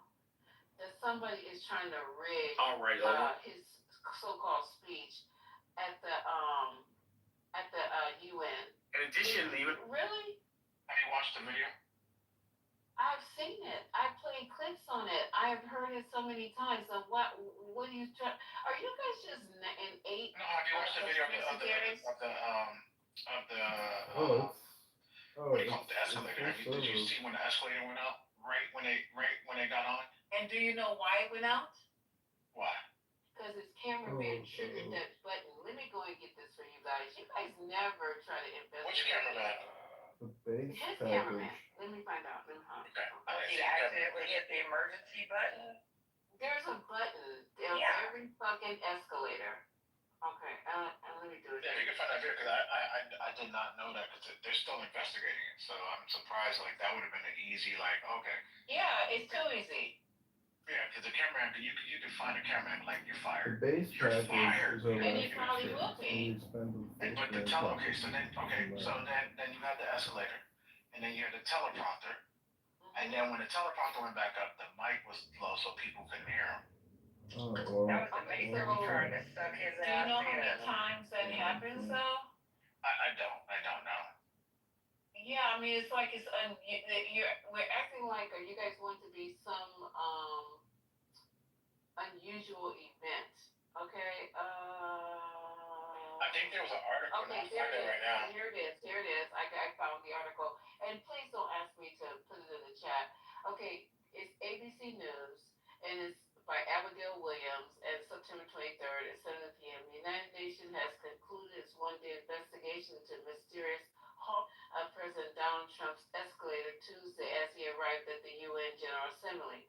The accidental culprit, a White House videographer who most likely tripped the safety mechanism. I've seen people do that in the fucking mall.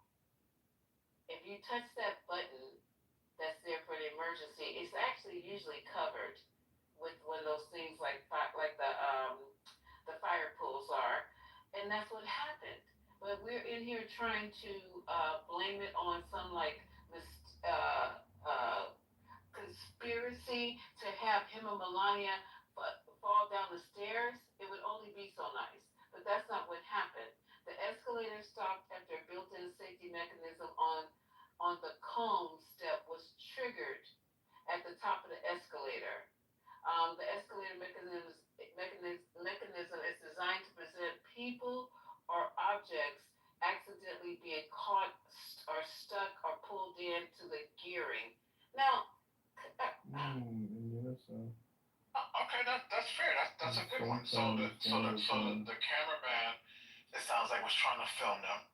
He stepped on it and that triggered it. Okay, that makes sense. Okay, that makes sense. Thank you. And that's not uncommon. I mean, every year we have the National Federation of the Blind Convention, and we always have escalators in the hotel.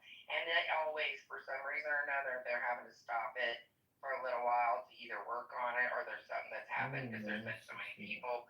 But that happens all the damn time. So he's just being paranoid. And okay, so then the other thing, the teleprompter. I just love the truth. A UN official told NBC News that the White House was responsible for operating Trump's teleprompter. What should we do? It sound like somebody internal. It sound like this is an inside job they trying to fuck with him. But why does everything have to be a fuck with Trump situation? It's just life. If my fucking tire goes down, They might not like the boss. They might not like him. They might not like him. Like he maybe he yelled at them or did something that pissed them off, and they just wanted to fuck with him. Who knows? You never know. It's when it the 7 ways to get you after Sunday. It's a perpetual victim. That's all this is. It's ridiculous. Nobody else is crying like a little bitch but him. Every time something happened. Did he fire his fucking makeup crew? They had him looking like he was a bird. Thank you. That's who he needs to be firing. The person who applies all that fucking dust to his face. That shit, he needs to fire that person. Well, he's got a habit of having incompetent people doing everything for him, so it's not surprising he would have somebody that wouldn't be properly working the teleprompter. Not to mention, does he ever actually read a teleprompter? I didn't know he could read. He does read the teleprompter. I didn't know he could. Oh. So I think it's just bad, like it's unprofessional, right, and unbecoming to actually say that something is what you think before you know, right? Right. Thank you. At the MetaConnect conference, which happened this week or last week, Mark Zuckerberg had a glaring, well, we call it demolitis in the industry, right? And it's just when things what can go wrong will go wrong, and it's how you handle that, you know.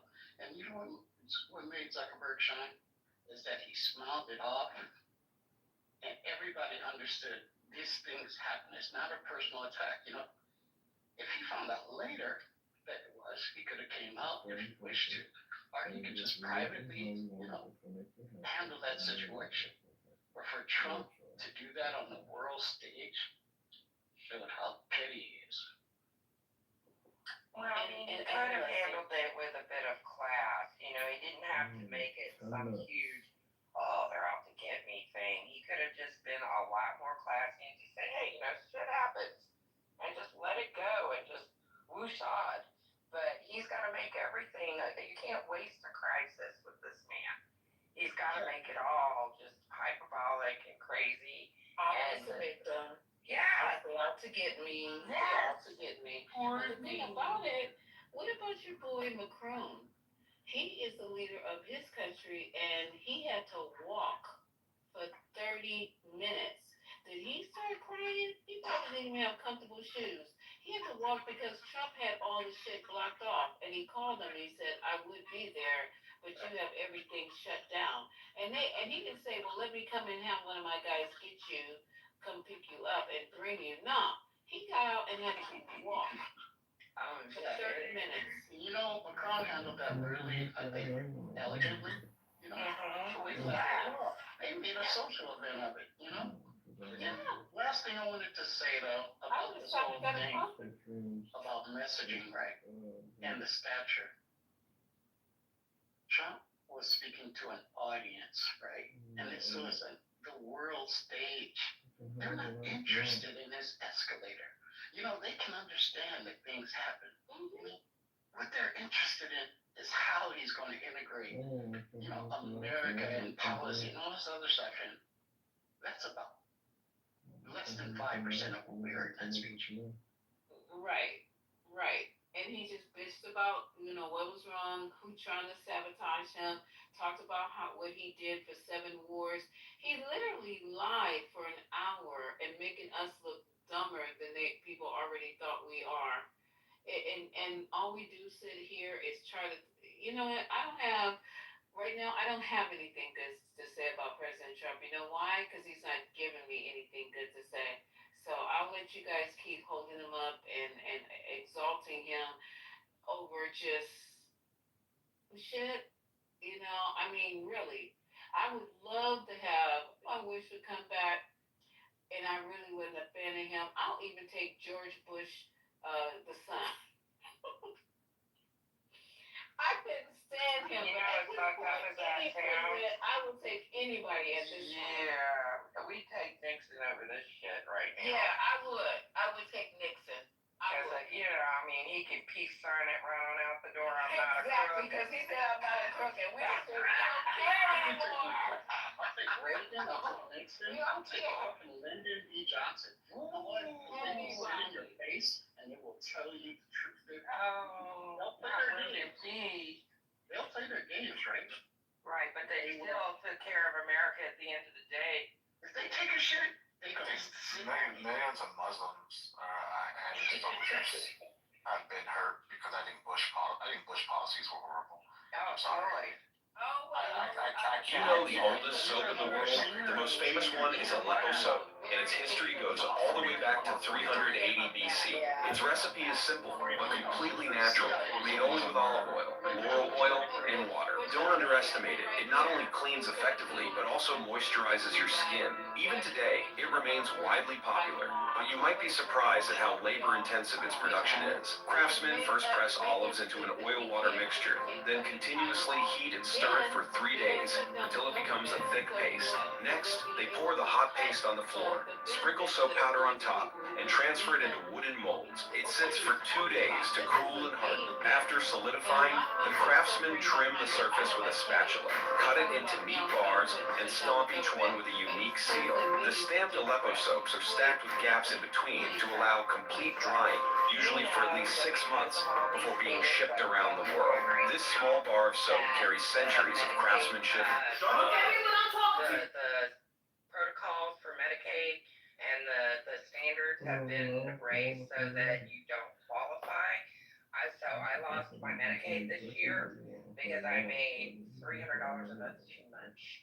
And so now I'm having to pay not only $185 a month for my Medicare premiums that I'm having to pay out of my pocket now, my rent also got raised to $165 a month because of the way that they're calculating housing right now too. This is crazy. So my bills went up $360 a month this year, and that may not sound like a lot to you guys. No, but that's yeah. I'm blind and I work, but I only work part-time, so I can stay under my income cliff, because otherwise I'd lose a third of my income. So not that it matters, but I only make $2,900 a month. So getting $360 of that a month chewed out for nothing it hurts. It hurts a lot. I mean, I'm not like wondering where my next meal's gonna come from, but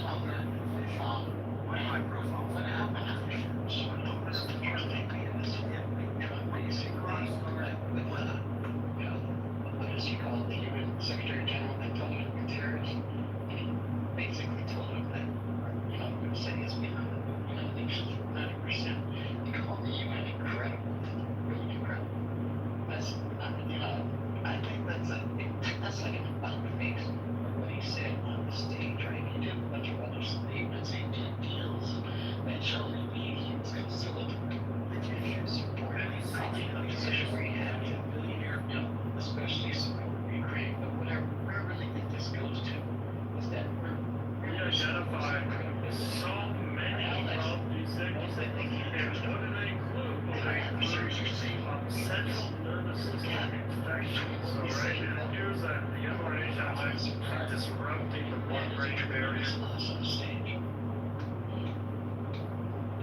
Well, I know you guys know that the maggots like to come in here because they're allowed to speak in here. Hopefully, it's not in disrespect to you guys, but I think I work with people who have certain views as well, and I have to listen to them for 8 hours, so sometimes 16. So you guys have to listen to these maggots for 5 to 6 hours while you're in 420. There should be a rule where we will allow the MAGA people to educate us on how Trump is positive, has positive outcomes for our country. They need to go down one by one and tell us everything he's done that has been positive for this country. And I don't mean the wealthy. I'm talking about the quote-unquote working class people, how they're benefiting from his presidencies, the different outcomes, how schools have improved, how healthcare has improved, how infrastructure has improved. And I want to see tangible things. I just don't want to hear podcasts going left and right and all front and center. I want to see how the Trump presidency has really progressed and moved us forward as people. Because all I'm hearing is cuts this, cut there, eliminate that, get rid of this. And I just see a lot of suffering. So you guys get your talking points together, do your research. We have to back it up with data, and don't put stuff in the chat like Pink Pill did in the first paragraph we read. Counterclaim to claim. You have to be able to tell us exactly how you feel this country has advanced and moved forward since Donald Trump's been in office. I like that idea. Lisa, I would like to. Oh, go ahead. No, go ahead. No, go ahead. I said, Lisa, when are you going to tell me? Because I can imagine. I noticed since you've been allowing us to come on stage, there has been an absence of some of the people. I don't know if I'm just my hope and is that we're not causing any rift amongst anybody. No, this is 420, and it's been 420. It's been the same road. And ever since we opened it, we just have more of you. I mean, there was just Mindy was coming in, and then we had an occasional, who else? Yeah, and Kennedy, Anthony, Casey,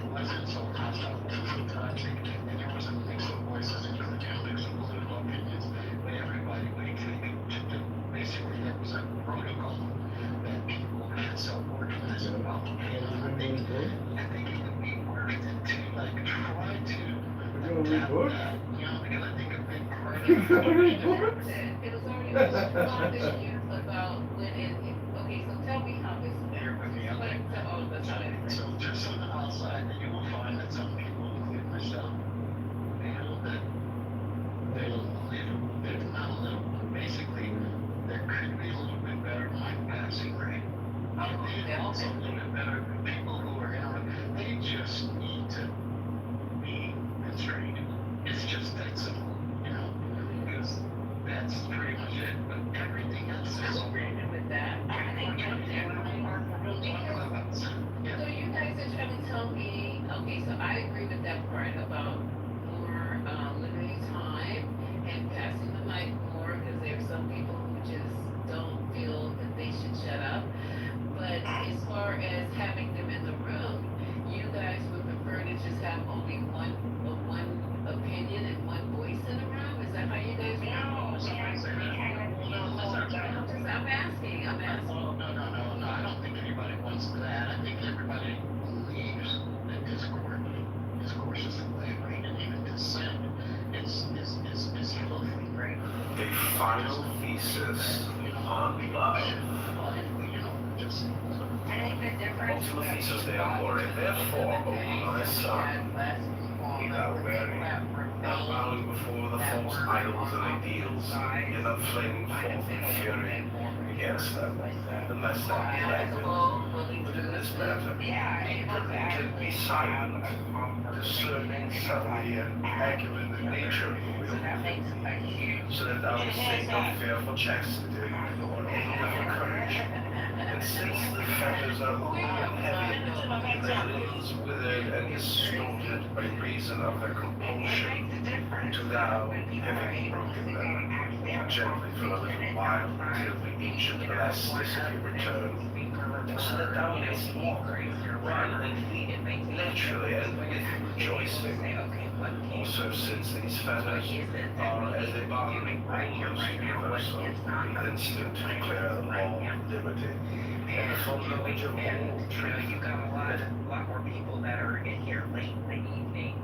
One, they're exhausted and they don't want to fight, bitch, and argue at each other anymore. And two, a lot of times people who actually are supporters of one side or another, because I think they have a lot of people that are conservative when it comes to spaces like this. They will act a certain way. For a dog, which you like people rise up every week.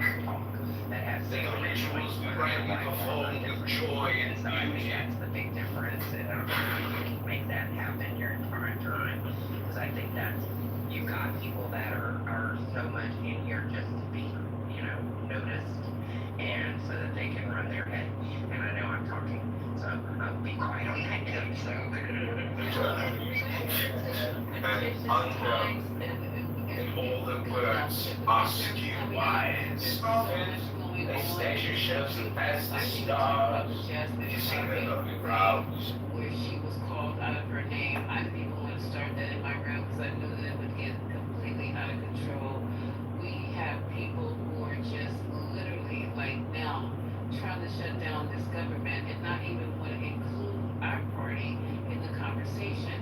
There's going to be cuts in your health care. Let's get it together, people. They're cutting Medicaid. They've already started cutting food stamps. Patients tell me that they have been cut off of SNAP already, that they've changed whatever qualifications are needed to get SNAP. We are not talking about the Department of Education, how that's affected the school systems in your state. We are not talking about all the things that are going on, that has happened, because there's so much shit every fucking day. You turn on the news, there's another shooting. A man got shot in his neck. We got people being canceled because they're trying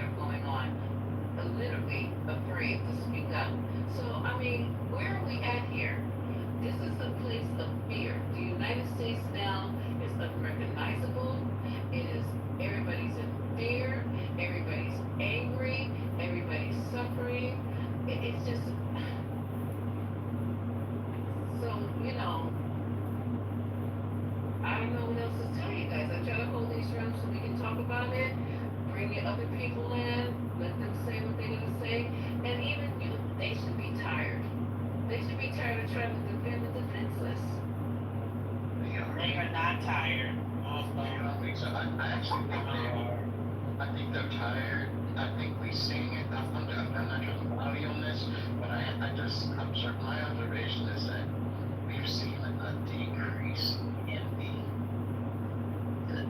what they bring, right? How hard they fight. Like you're saying, it's a bit with Anthony, even Anthony. And I don't think it's because of his relationship. I think it's because they're having to confront the realities. That's getting closer to home. I agree. I think they are, some people say they're not getting tired, but they have to be exhausted at what's going on in this country. You have to be. I think they have to really be affected, Lisa. I think that they really have to be down bad before they go, okay, you were right, we're fucked. I honestly think that they are going to have an experience in their own personal life, and that's the only thing that's going to change their perspective on how we're doing. And I think they will die on that hill until they are so damn bad that they have no choice but to admit that this is not the best thing for us, that we are going the wrong direction. I don't think that's true because I don't think they'll ever admit it on Clubhouse because they came so hard. So, you notice that they don't say as much. They don't come in here and just start going crazy like they used to. I don't think they'll ever come in here and admit, I made a mistake. I voted for the wrong person. What do you guys think? I don't think they will, but I also know that I had a disagreement, from a Democrat when Kamala was running, and I was like, who I voted for, but I was like, it wasn't fair what the Democrats did to her, right? Like the amount of time that she had to run a whole presidential campaign, that wasn't fair. And arguing me down, she was built for this. Well, so you can't be honest in that it wasn't fair that this woman only had 100 and some days to put a campaign together, and then she writes a whole book about the 107. You know what I mean? So it's like, why couldn't you admit that? And I would say it's far worse on the left. On the right, with admitting that they made a mistake, because what they will say is, I did, like what I've been hearing lately is, I don't agree with what Trump said during the Charlie Kirk Memorial. Like how that made it about him. And I'm like, this is the Donald Trump that we see all the time. It took that for you to see it, but I don't think that they'll ever, capitulate and say, oh, I made a mistake. But I think they are starting to say things you disagree with more. That I've seen also, because when Stephen Miller got up there and literally almost told them, he just said it in Cody's speech, but we know Cody's speech. He literally said that he was putting your motherfuckers back on the plantation, and you're not really a part of this country. Literally. So that kind of threw them off a little bit too. Once we start breaking it down, not trying to hear what you want to hear, and I understand that, shake that, but this is what he said. This is what this man said. That he mentioned every country that was almost a pure white country. It's no such thing anymore. But he mentioned all of them as being the ancestors and the forebearers of this country. When he knows good and fucking well that black people are here probably before his people. The nerve. You can't take anything that guy says seriously. That guy is a You have to take it seriously. You have to. Writing legislation. Yeah. No, he's not. Right? He's not. Yes, he is. Stephen Miller is definitely the architecture of all of it. Yeah, absolutely. But if you say that, then so are everyone else, right? No. You're not having to say that everyone else. No, if everybody else with Project 2025 is also writing legislation, including Trump. But Stephen Miller has his ear more than anyone. He's in closer proximity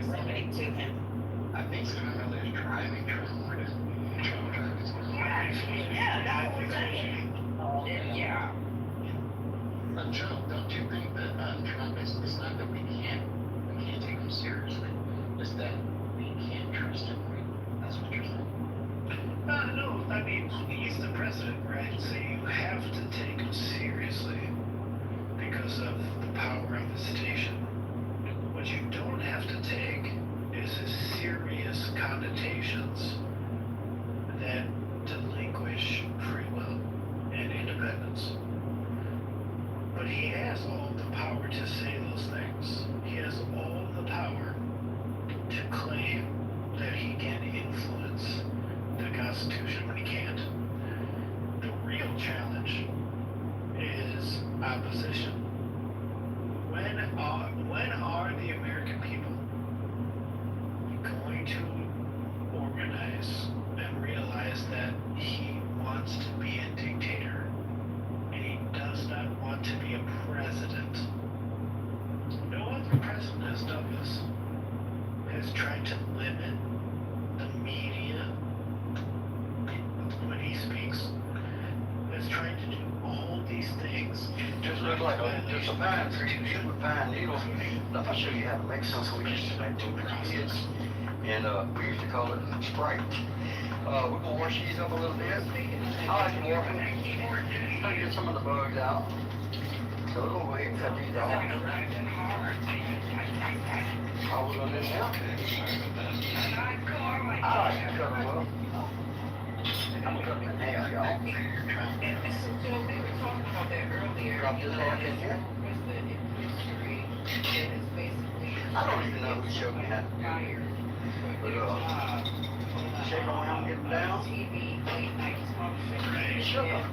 And then since after he thought it was all said and done, he said that everybody who says something about him or who goes up against him should be fired. When does that happen? Oh, it's happened quite a bit. And everything, all you do is look at it. Always start to the top. That's because America used to be where the comedic late night television I like to shake it up, get that sugar melted, sugar's all on the bottom here. It all melted. Now what happens when the sugar melts?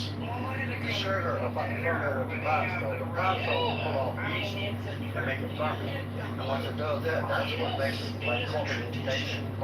It makes it taste like alright, y'all, we got them all made up. Now we're gonna do it, hurry up and wait again. It seems like everything I say, I got to hurry up and wait. We're gonna let this sit here about 3 or 4 days. Hey, y'all, it's been about 4 or 5 days.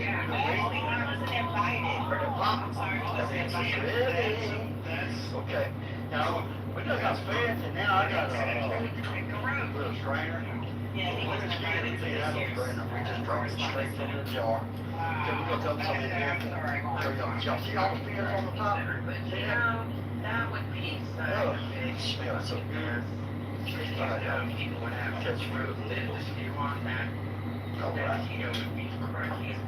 Y'all will be in there, y'all? I wouldn't say anything. And I'm Yeah, I got some little tasty cups in there. I'm fancy. Well, I think it's quite obvious, right? So it's quite obvious that Jimmy Kimmel bring back childhood memories. Can be influenced by. Yo, this is good. It's real good. If we really do have free speech, right? Jimmy Kimmel says a thing, and it is actually subject to Disney and ABC, who are obviously also contributors to politicians. That's the biggest problem. And Jeremy's in the audience. I think Jeremy says this better than I can. When they diluted and they restricted, or they got rid of the ability for anybody to financially influence politics in the United States, they failed. You just started the failure. You started it. So now there is the people who have the most money in America influence everything.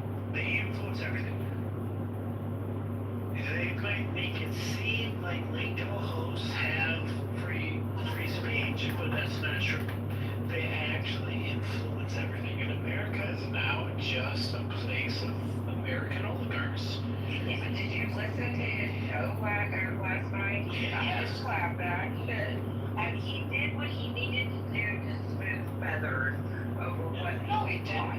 He did what he needed to do to claim his place.